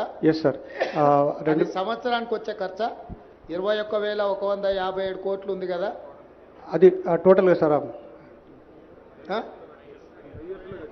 5 years సార్. అది మొత్తం టోటల్గా అంటే 1920 నుంచి 23-24 వరకు మనము అది principal paid amount sir. Paid principal amount interest sir. Okay, మంచి. ఈ ల్యాండ్ ఎక్విషన్ సార్, ఇప్పుడు మనము టోటల్ ల్యాండ్ రిక్వైర్డ్లో మనం 97,477 ఎకరాలు మనకు మొత్తం ల్యాండ్ ఎక్విషన్ అవసరం ఉంది సార్. అందులో 66,190 ఎకరాలు అక్వైర్ చేసినాం సార్. దాంట్లో balance land to be acquired ఇంకా 31,200 ఎకరాలు చేయాలి. Funds required for balance area 5,438 కోట్లు కావాలి సార్. అలాగే ఐపీ క్రియేషన్కి వచ్చేటప్పటికి మన టోటల్ కంటెంప్లేటెడ్ ఆయకట్టు 19,63,360 ఎకరాలు సార్. ఆయకట్టు క్రియేటెడ్ 98,570 సో ఫార్. బ్యాలెన్స్ ఆయకట్టు క్రియేటెడ్ 18,64,790 సార్. సో దానికి funds requirement sir, creation of balance contemplated ఆయకట్టుకు చేయాలంటే మనకి ఈ అవైలబుల్ ఐపీ క్రియేషన్ అని ఇచ్చినావు కదా sir. Total ayacut contemplated 19,63,360 acres. అవును సార్. Ayacut created 98,570 acres. అవును సార్. బ్యాలెన్స్ ఆయకట్ వచ్చేసి 18,64,790. అవును సార్. అంటే మిగతా వర్క్ అంతా పూర్తి చేస్తే గానీ ఆ 18 లక్షల ఎకరాలు మనం ఇయ్యలేము. అవును సార్. ఇది అఫీషియల్ లెక్కనే కదా. అవును సార్. మీడియా మిత్రులు ఈ పాయింట్ను నోట్ చేసుకోండి. అంటే మనకు ఇప్పుడు అంటే ఇప్పటి వరకు కేసీఆర్ గారు 1 కోటి ఎకరాలు కాళేశ్వరం కట్టి 1 కోటి ఎకరాలకు నీళ్ళు ఇచ్చినా అని ఏదైతే చెబుతూ వచ్చిండో, 1 కోటి కాదు కదా 1,00,000 ఎకరాలకు కూడా నీళ్ళు ఇవ్వలేదు. 1,00,000 కోట్లు ఖర్చు అయినాయి, 1,00,000 ఎకరాలకు నీళ్ళు ఇవ్వలేదు. ఇది వాస్తవం. ఓకే, నెక్స్ట్ సరే సరే సరే ఇది కాళేశ్వరం ప్రాజెక్టులో భాగంగా కట్టినట్టు Medigadda barrage over view sir ఇది. ఓకే, ఇది లింక్ 1 సార్. మనం కాళేశ్వరం నుంచి ఆ గ్రావిటీ కెనాల్ ద్వారా అన్నారం బ్యారేజ్, సుందిల్లా బ్యారేజ్, అలాగే ఎల్లంపల్లి 3 లింక్ 1 సార్ అది. సార్ ఇవి అంటే టెక్నికల్ డీటెయిల్స్ బ్యారేజ్ సార్. ఇవన్నీ అంటే రాఫ్ట్ లెంత్లు, లెవెల్స్ అవన్నీ ఉన్నాయి సార్. నెక్స్ట్ సార్ అంటే మనకి క్రోనలాజికల్ ఈవెంట్స్ అంటే మనం మేడిగడ్డ కట్టినప్పటి నుంచి ఇప్పటి వరకు జరిగినటువంటి ఈవెంట్స్ సార్. ఇవి ఇన్సిడెంట్ జరిగింది సార్. అంటే ఇప్పుడు మనకు ఆ రోజు అక్టోబర్ 21 రోజు ఫస్ట్ మనకి 19, 20, 21 ఆ పియర్లు సింక్ అవ్వడం జరిగింది సార్. అది మనకు అప్పుడు మొత్తం ఎన్ని పిల్లర్స్ ఉన్నాయి దీంట్లో ఇప్పుడు మేడిగడ్డలో? మొత్తం 85 వెంట్స్ సార్. మొత్తం 85. Yes sir. ఎన్ని యూనిట్ల కింద ఉంది 85లో? ఎన్ని బ్లాక్స్ కింద ఉంది? మొత్తం 8 బ్లాక్స్ ఉన్నాయి సార్. 8. Yes sir. 85 పిల్లర్లు, 8 బ్లాక్లు సార్. ఇప్పుడు ఏ బ్లాక్? 7th బ్లాక్ ఇప్పుడు మనం పోయి చూసింది. అవును సార్. 7th బ్లాక్ లో పిల్లర్లు కుంగిపోయినాయి. అవును సార్. అంతే కదా. అంతే. కారణం ఏంది? కారణాలు అంటే మనం ఇప్పుడు కొన్ని టెస్టులు చేస్తున్నాం సార్. మనము దాన్ని రూట్ కాజ్ ఏందో ఫైండ్ అవుట్ చేయడానికి వరకు జీపీఆర్ టెస్టులని, తర్వాత ఈఆర్టీ టెస్టులు బ్లాక్ 7కు కంప్లీట్ అయినాయి సార్. ఇంకా బ్యాక్ 6 and 8 కూడా ఒక 3-4 డేస్లో కంప్లీట్ అవుతాయి సార్. వాటిని అనాలిసిస్ చేసిన తర్వాత మనకు అసలు దాని రీజన్స్ ఎంత, శాండ్ మైన్ అయిందా లేకపోతే ఏమైనా ఫెయిల్యూర్ అయిందా మనకు తెలుస్తుంది sir. National dam safe authority ఒక నివేదిక ఇచ్చింది కదా, అందులో ఏం రాసిండ్రు సార్? వాళ్ళు కొన్ని ఫైండింగ్స్ ఇచ్చారు సార్. వాళ్ళు ఏమిచ్చిండ్రు సార్? ఒకటి వాళ్ళు ఫస్ట్ ఒక 20 ఫస్ట్ వాళ్ళు వచ్చిన తర్వాత 20 లిస్ట్ ఇచ్చారు సార్. ఐటమ్స్ ఈ డేటా ఇవ్వమని చెప్పారు సార్. అందులో మనకు కొంత డేటా ఇచ్చారు సార్. పాసిబుల్ అన్ని డేటా ఇచ్చేశారు సార్. వాళ్ళ అబ్జర్వేషన్లో sir piers combination of issues involving planning, design, quality control, operation and maintenance లోపల కొన్ని రీజన్స్ ఉన్నాయని చెప్పేసి పాయింట్అవుట్ చేశారు సార్. అలాగే primary reason for the failure is the settlement of the raft which could be due to various reasons including failure of upstream secant pile due to barrage load. అంటే upstream second పైలో barrage కనుక load increase అయిపోయి కింద ఏమైనా జరిగినప్పుడు uplift లేకపోతే అది కూడా ఒక రీజన్ కావచ్చు అని చెప్పి చెప్పారు సార్. అలాగే construction deficiency due to lack of stringent quality control అని అన్నారు సార్ వాళ్ళు. అంటే కన్స్ట్రక్షన్ లో నాణ్యత లోపం అన్నట్టే కదా దాని అర్థం. ఎస్ సార్, ఉండొచ్చు అనే అవకాశం అన్నారు సార్. అది కూడా కారణం కావచ్చు అని అన్నారు సార్. అదే తర్వాత అబ్జర్వేషన్ సంథింగ్ కాబట్టి ఇన్ని ఉన్నాయి sir. The barrage has been ఎప్పుడు గుర్తించారు దీంట్లో? ఇప్పుడు 2023 మీరు రాసిన డేట్ ప్రకారము వెనక్కి వెళ్ళండి ఒక్కసారి. లేదు ఇప్పుడు మీరు ఫస్ట్ గుర్తించిన మనం రాసింది కదా 24th October 2023 కదా. 21 October sir evening. 21st October ఇదైంది, 24th October అన్నారు కదా సార్. 2020లోనే ఇది ప్రాబ్లం ఉందని లెటర్ రాసింది ఉంది కదా, దాని వివరాలు ఏడున్నాయి సార్? అది మనము ఫస్ట్ వాటర్ ఇంపోర్ట్ చేసిన తర్వాత 2020లో మనకు 10,68,000 అరౌండ్ క్యూసెక్స్ డిశ్చార్జ్ వచ్చింది సార్. అయితే అప్పుడు కంటిన్యూస్గా మనకు రెయిన్స్ రావడం జరిగింది, ఫ్లడ్ కూడా ఫ్లో అయినప్పుడు మనము నార్మల్గా గేట్లన్నీ ఫ్రీ ఫ్లో కండిషన్లో పెడతాం సార్. బోత్ సైడ్స్ మొత్తం లిఫ్ట్ చేసి పెట్టుకుంటాం sir. Upstream downstream 2 ఫేస్లు సేమ్ ఉంటాయి సార్. అప్పుడు అక్కడ మనము డౌన్ స్ట్రీమ్ ప్రొటెక్షన్ వర్క్స్ అంటే సీకెంట్ పైల్ వేసిన తర్వాత డౌన్ స్ట్రీమ్ ప్రొటెక్షన్ వర్క్స్ అంటే ఫ్లెక్సిబుల్ ఆపరాన్స్ ఆ సీసీ బ్లాక్స్ ఫిల్టర్లు వేసి పెడతాం సార్ అప్లిఫ్ట్ ప్రెషర్ రిలీఫ్ కావడానికి కొరకు. సో అవి ఆ బ్లాక్స్ 2020లో ఏదో సమస్య ఉందని మీరు ఎల్ఎన్టీకి లేఖ రాసిండ్రు అదే కదా. సార్ ఈ బ్లాక్స్ మనకు వాష్అవుట్ అయినాయి సార్ ఆ విలాసితోని అవి రెక్టిఫై చేయమని చెప్పి అప్పుడున్న అధికారులు రాయడం జరిగింది సార్. Okay next. అంటే ఈ సమస్య 2020లోనే గుర్తించి లేఖ రాసి అధికారులు ఎల్ఎన్టీకి చెప్పడం జరిగింది. Yes sir. దీంట్లో సమస్య ఉన్నదని. అవును సార్.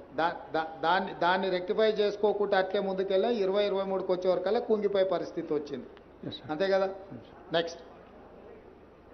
అంటే సార్ ఇంకా ఫర్దర్ అబ్జర్వేషన్స్లో the barrage has been designed as a floating structure but constructed as a grid structure taking downstream cut off up to impervious strata alter it and uplift pressure due to blocking surface. అంటే వాళ్ళు ఇంపర్వియల్ స్టాటా దాకా తీసుకుపోయినారేమో అని వాళ్ళకు ఒక అనుమానం sir. అంటే data వాళ్ళు first ఇనిషియల్గా ఇచ్చిన రిపోర్ట్లో. తర్వాత dam owners have not maintain the cement concrete blocks అది లాంచింగ్ అప్రాన్స్. అంటే మనం ఇంతకుముందు డిస్కస్ చేసింది సార్, మీరు అడిగారు కదా సార్, అది ఆ బ్లాక్స్ మనకు డిస్ప్లేస్ అయిపోయి కొన్ని వాష్ అవుట్ అనే దాంట్లో కూడా వాళ్ళు సరిగా మెయింటైన్ చేయలేదు తర్వాత కన్సిక్వెంట్గా అని చెప్పేసి అడిగారు సార్. తర్వాత non complaints. Next.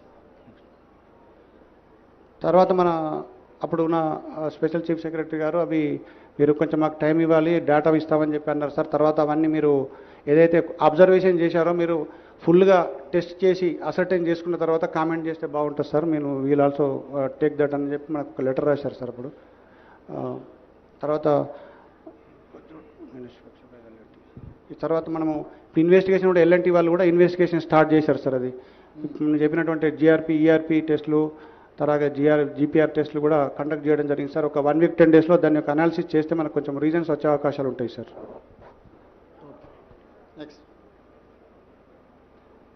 NDSA way forwards అంటే the project designs and drawings need to be examined along with the results of geotechnical and geo investigation. అంటే వీళ్ళు అంటే నెంబర్ ఆఫ్ పాయింట్స్ అని ఇచ్చారు sir. Considering the commonalities and likelihood of the piping failure of the blocks resulting in similar failure in very much possible.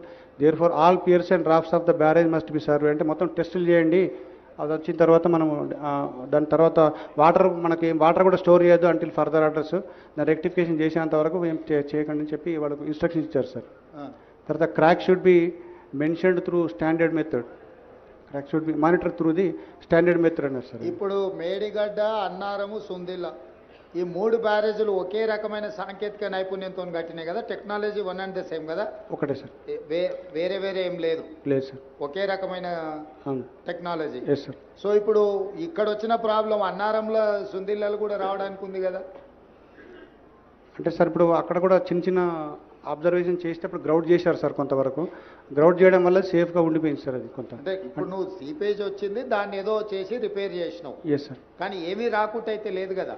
లేదు sir. రేపు భవిష్యత్తులో ఇప్పుడు మనకు మేడిగడ్డలో నీళ్లు నింపలేదు, మొత్తం వదిలేసినాం కదా. Yes sir. అన్నారంలో నీళ్లు నింపున్నాయా తీసేసినామా? మొన్న తీసేసాను సార్. కొంత డెడ్ స్టోరేజ్ 5 TMC ఉండే సార్, అది కూడా మొన్న అంటే అప్ స్ట్రీమ్ టెస్ట్ చేయడానికి వరకు తీసేసినాం సార్. సుందిల్లలో అని.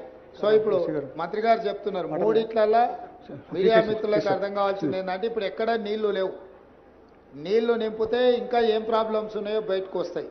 మన ఇంటి మీద నీళ్ళ ట్యాంక్ ఉంటే మనకు నీళ్లు గారుతుంటే నీళ్ళని తొలగిస్తే ట్యాంక్ అట్లా కనిపిస్తుంది. నీళ్లు నింపితే కానీ వాస్తవంగా ఇంకెంత ప్రాబ్లం ఉంది, రేపు భవిష్యత్తులో రాబోయే ప్రాబ్లం కూడా అర్థమైంది. ఇప్పుడు కూడా మీడియా మిత్రులకు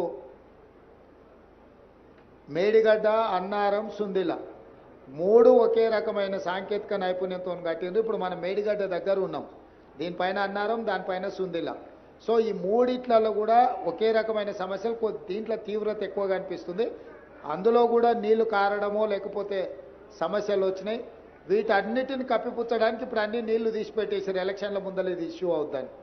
ఇప్పుడు ఎండాకాలం కాబట్టి నీళ్ళు వచ్చేది తక్కువ ఉంది. నీళ్లు మనం కూడా నింపితే ప్రమాదం ఉంది కాబట్టి నింపలే. ఇప్పుడు దీంట్లో స్పష్టంగా అర్థం చేసుకొని ముందుకు వెళ్లాల్సిన అవసరం ఉంది. అందుకే మీడియా మిత్రులకు వీటన్నిటిని కూడా పవర్ పాయింట్ ప్రజెంటేషన్ ఇవ్వడం జరిగింది. ఇప్పుడు విజిలెన్స్ అండ్ ఎన్ఫోర్స్మెంట్ వాళ్ళను టేకప్ చేసి మీ అబ్జర్వేషన్స్ చెప్పాల్సిందిగా కోరుతున్నా.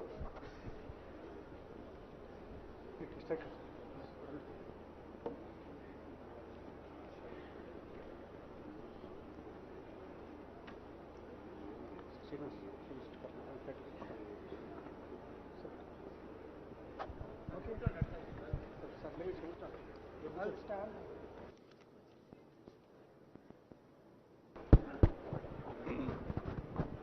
you. Sir, good afternoon. Honorable CM Garu, all the senior ministers, members of the Legislative Assembly and the August Assembly, all the people available here. I'm Rajiv Ratan. I'm DG Vigilance Enforcement for the state. And I'm making a tiny little report on the Medigadda Barrage incident, what exactly happened and how we see things in our investigation. I'll be assisted by Mr. Sudarshan Reddy, who is executive engineer with me. I'll start the report, sir, if you permit. So this is a brief overview. It's a key component of the Kaleshwaram project. Megawatts అవసరం ఉందన్నారు కదా sir. ఒక సంవత్సరంలో ఈ పంపులన్నీ పనిచేస్తే మనకు అయ్యే maintenance power charges ఎంత అయితే అయ్యే అంచనా వేసి ఉంటారు కదా సార్ ఉంది సార్. ఒక్కసారి అది చూసి చెప్పండి. 10,000 కోట్ల పైన అవుతుంది అన్నది 10,500. మీడియా మిత్రులు అర్థం చేసుకోవాల్సింది కేవలం కరెంటు బిల్లులే ప్రతి సంవత్సరం 10,500 కోట్ల రూపాయలు కట్టాలి. ఇతర ప్రాజెక్టుల నిర్వహణ, బ్యాంకు లోన్లు, బ్యాంకుకు మిత్తి ఇవన్నీ లెక్కేస్తే దాదాపుగా 20,000 కోట్ల పైన ప్రతి సంవత్సరం 25,000 కోట్లు టచ్ అవుతుంది. 25,000 కోట్ల రూపాయలు ప్రతి సంవత్సరం ఖర్చు పెడితే 100% చంద్రశేఖరరావు గారు అనుకున్నట్టే ఈ ప్రాజెక్టు పూర్తి అయితే 19,63,000 ఎకరాలకు నీళ్ళు వస్తాయి. ఎప్పుడు దాదాపుగా 2.5 లక్షల కోట్లు అయితే ఈ ప్రాజెక్టు ఇప్పటికీ 1,00,000 కోట్లు ఖర్చు అయినాయి.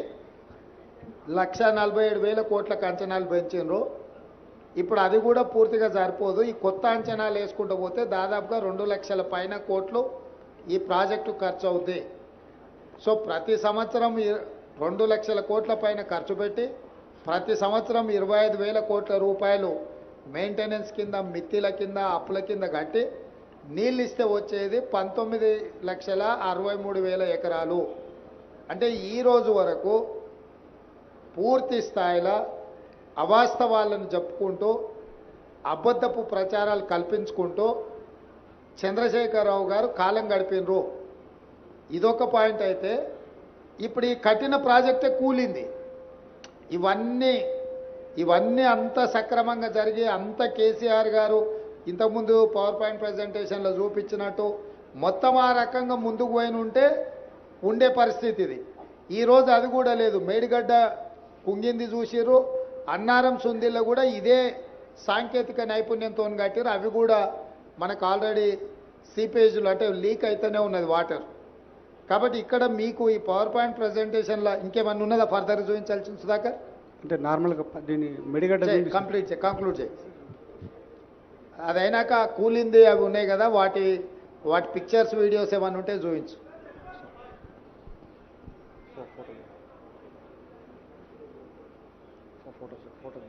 లోన్ల గురించి కూడా ఒకసారి ఆ లోన్లు ఎంత తీసుకురేంది అనేది కూడా ఒకసారి ఫైనాన్షియల్ డీటెయిల్స్ ఒక్కసారి చూపించు. సార్ మొత్తం మనకు 2 TMC 3 TMC రెండు కింద డివైడ్ చేశాం సార్.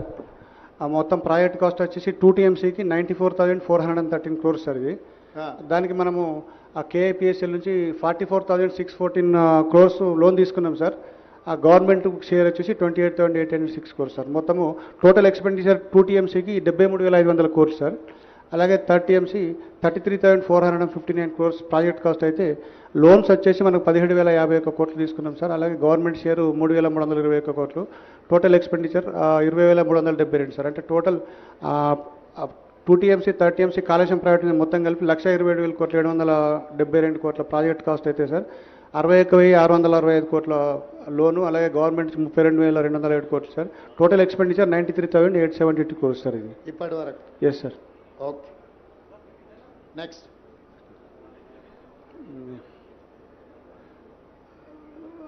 సార్ ఇవి మనము ప్రిన్సిపల్ అమౌంట్లో మనము ఇయర్ వైజ్ మనం తీసుకున్న లోన్స్ ఇంట్రెస్ట్ సార్. ఇవి ఆ ప్రిన్సిపల్ అమౌంట్ అంటే ఇయర్ వైజ్ సార్ 1920, 2021, 21-22, 22-23లో ఇంట్రెస్ట్ మనం గ్రాండ్ టోటల్ ఉంది కదా. Yes sir. సంవత్సరానికి వచ్చే ఖర్చు 21,157 కోట్లు ఉంది కదా. అది టోటల్గా సార్ 5 years సార్ అది మొత్తం టోటల్గా. అంటే 1920 నుంచి 23-24 వరకు మనము అది principal paid amount sir, paid principal amount interest sir. Okay మంచి. ఈ ల్యాండ్ ఎక్విజిషన్ సార్, ఇప్పుడు మనము టోటల్ ల్యాండ్ రిక్వైర్డ్లో మనం 97,477 ఎకరాలు మనకు మొత్తం ల్యాండ్ ఎక్విజిషన్ అవసరం ఉంది సార్. అందులో 66,190 ఎకరాలు అక్వైర్ చేసినాం సార్. దాంట్లో balance land to be acquired ఇంకా 31,200 ఎకరాలు చేయాలి. Funds required for balance area 5,438 కోట్లు కావాలి సార్. అలాగే ఐపీ క్రియేషన్కి వచ్చేటప్పటికి మన టోటల్ కంటెంప్లేటెడ్ ఆయకట్టు 19,63,360 ఎకరాలు సార్. ఆయకట్టు క్రియేటెడ్ 98,570 సో ఫార్. బ్యాలెన్స్ ఆయకట్టు క్రియేటెడ్ 18,64,790 సార్. సో దానికి funds requirement sir, creation of balance contemplated ఆయకట్టుకు చేయాలంటే మనకి ఈ అవైలబుల్ ఐపీ క్రియేషన్ అని ఇచ్చినావు కదా sir. Total ayacut contemplated 19,63,360 acres. అవును సార్. Ayacut created 98,570 acres. అవును సార్. బ్యాలెన్స్ ఆయకట్ వచ్చేసి 18,64,790. అవును సార్. అంటే మిగతా వర్క్ అంతా పూర్తి చేస్తే గానీ ఆ 18 లక్షల ఎకరాలు మనం ఇయ్యలేము. అవును సార్. ఇది అఫీషియల్ లెక్కనే కదా. అవును సార్. మీడియా మిత్రులు ఈ పాయింట్ను నోట్ చేసుకోండి. అంటే మనకు ఇప్పుడు అంటే ఇప్పటి వరకు కేసీఆర్ గారు 1 కోటి ఎకరాలు కాళేశ్వరం కట్టి 1 కోటి ఎకరాలకు నీళ్ళు ఇచ్చినా అని ఏదైతే చెబుతూ వచ్చిండో, 1 కోటి కాదు కదా 1,00,000 ఎకరాలకు కూడా నీళ్ళు ఇవ్వలేదు. 1,00,000 కోట్లు ఖర్చు అయినాయి, 1,00,000 ఎకరాలకు నీళ్ళు ఇవ్వలేదు. ఇది వాస్తవం. Okay next. సరే సరే సరే కాళేశ్వరం ప్రాజెక్టులో బాగా కట్టినట్టు Medigadda barrage over view sir ఇది. ఓకే. ఇది లింక్ 1 సార్. మనం కాళేశ్వరం నుంచి ఆ గ్రావిటీ కెనాల్ ద్వారా అన్నారం బ్యారేజ్, సుందీలా బ్యారేజ్, అలాగే ఎల్లంపల్లి 3 లింక్ 1 సార్ అది.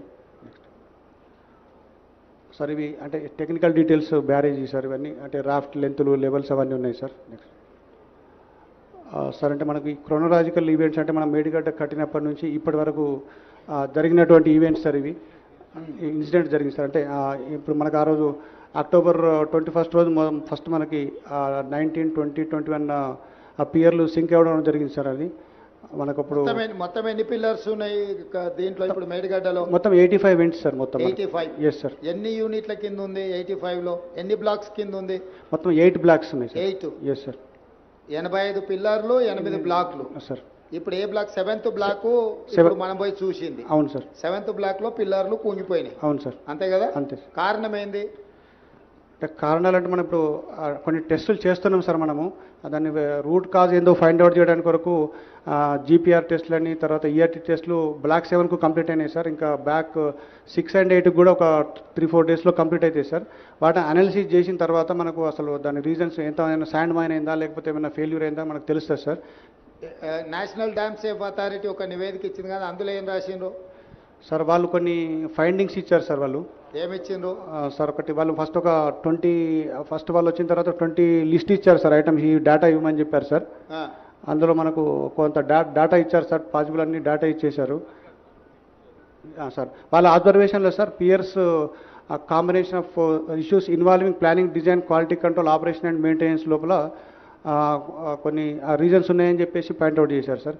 అలాగే primary reason for the failure is the settlement of the raft which could be due to various reasons including failure of upstream secant pile due to barrage load. అంటే upstream second పైల్లో barrage కనుక load increase అయిపోయి కింద ఏమైనా జరిగినప్పుడు uplift లేకపోతే అది కూడా ఒక రీజన్ కావచ్చు అని చెప్పి చెప్పారు సార్. అలాగే construction deficiency due to lack of stringent quality control అని అన్నారు సార్ వాళ్ళు. అంటే కన్స్ట్రక్షన్ లో నాణ్యత లోపం అన్నట్టే కదా దాని అర్థం. ఎస్ సార్, ఉండొచ్చు అనే అవకాశం అన్నారు సార్. అది కూడా కారణం కావచ్చు అని అన్నారు సార్.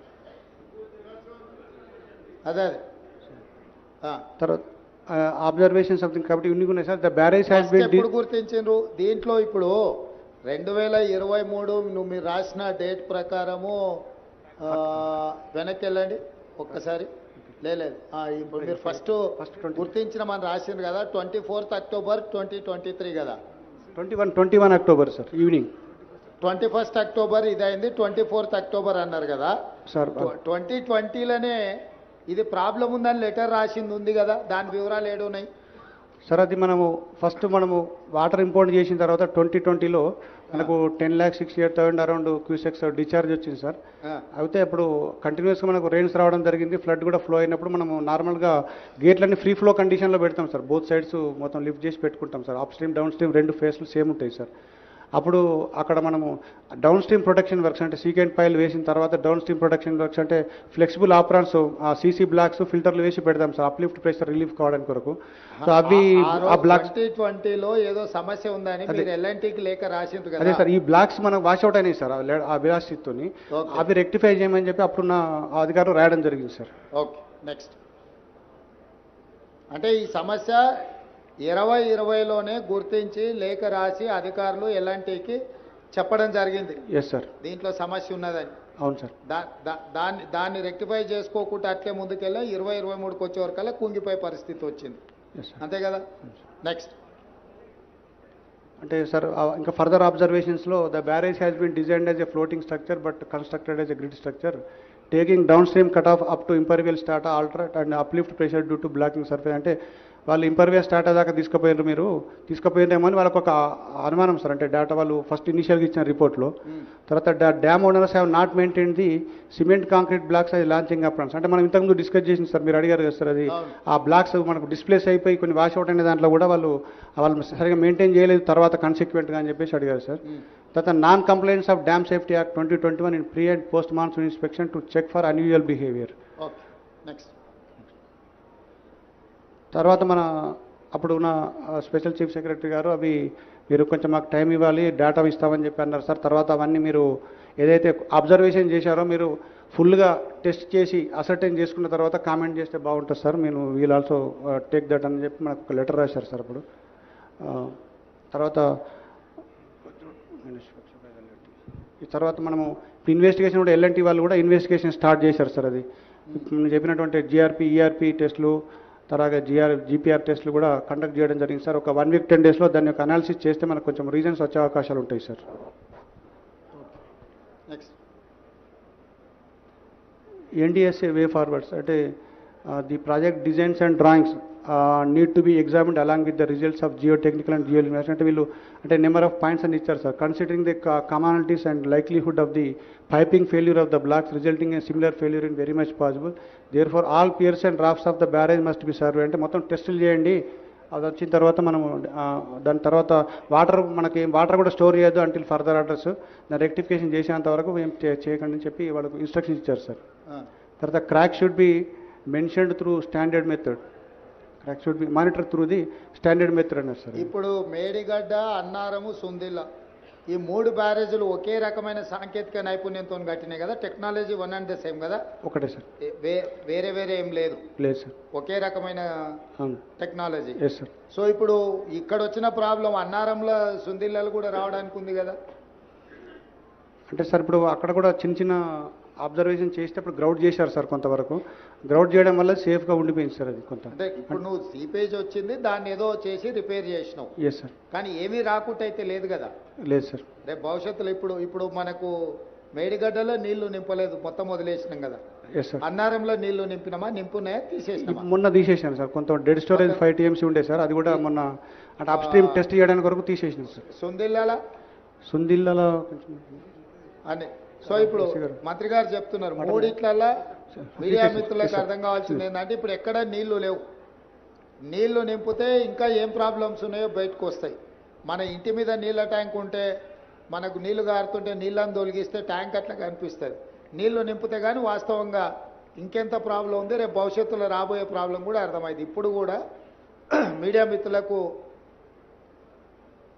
మేడిగడ్డ, అన్నారం, సుందిల్ల 3 ఒకే రకమైన సాంకేతిక నైపుణ్యంతో కట్టిండ్రు. ఇప్పుడు మనం మేడిగడ్డ దగ్గర ఉన్నాం, దీనిపైన అన్నారం, దానిపైన సుందిల్ల. సో ఈ మూడిట్లలో కూడా ఒకే రకమైన సమస్యలు, దీంట్లో తీవ్రత ఎక్కువగా అనిపిస్తుంది. అందులో కూడా నీళ్లు కారడమో లేకపోతే సమస్యలు వచ్చినాయి. వీటన్నిటిని కప్పిపుచ్చడానికి ఇప్పుడు అన్ని నీళ్లు తీసిపెట్టేసారు. ఎలక్షన్ల ముందర ఇది ఇష్యూ అవుద్దని.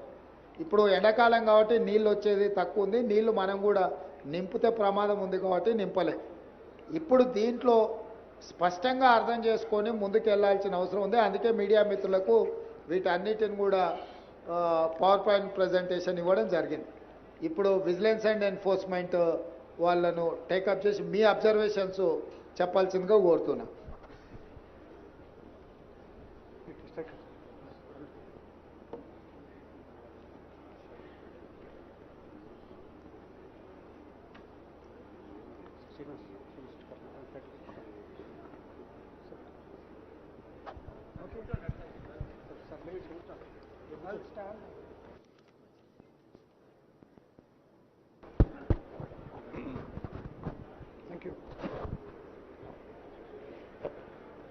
Sir, good afternoon. Honorable CM Garu, all the senior ministers, members of the Legislative Assembly and the August Assembly, all the people available here. I'm Rajiv Ratan. I'm DG Vigilance Enforcement for the state. And I'm making a tiny little report on the Medigadda Barrage incident, what exactly happened and how we see things in our investigation. I'll be assisted by Mr. Sudarshan Reddy, who is Executive Engineer with me. I'll start the report, sir, if you permit. So this is a brief overview. It's a key component of the Kaleshwaram project. Megawatts అవసరం ఉందన్నారు కదా sir ఒక సంవత్సరంలో ఈ పంపులన్నీ పనిచేస్తే మనకు అయ్యే maintenance power charges ఎంత అయితే అయ్యే అంచనా వేసి ఉంటారు కదా సార్ ఉంది సార్ ఒక్కసారి అది చూసి చెప్పండి 10,000 కోట్ల పైన అవుతుంది అన్నది 10,500. మీడియా మిత్రులు అర్థం చేసుకోవాల్సింది కేవలం కరెంటు బిల్లులే ప్రతి సంవత్సరం 10,500 కోట్ల రూపాయలు కట్టాలి. ఇతర ప్రాజెక్టుల నిర్వహణ, బ్యాంకు లోన్లు, బ్యాంకుకు మిత్తి ఇవన్నీ లెక్కేస్తే దాదాపుగా 20,000 కోట్ల పైన ప్రతి సంవత్సరం 25,000 కోట్లు టచ్ అవుతుంది. 25,000 కోట్ల రూపాయలు ప్రతి సంవత్సరం ఖర్చు పెడితే 100% చంద్రశేఖరరావు గారు అనుకున్నట్టే ఈ ప్రాజెక్టు పూర్తి అయితే 19,63,000 ఎకరాలకు నీళ్ళు వస్తాయి. ఎప్పుడు దాదాపుగా 2.5 లక్షల కోట్లు అయితే ఈ ప్రాజెక్టు ఇప్పటికీ 1,00,000 కోట్లు ఖర్చు అయినాయి. 1,47,000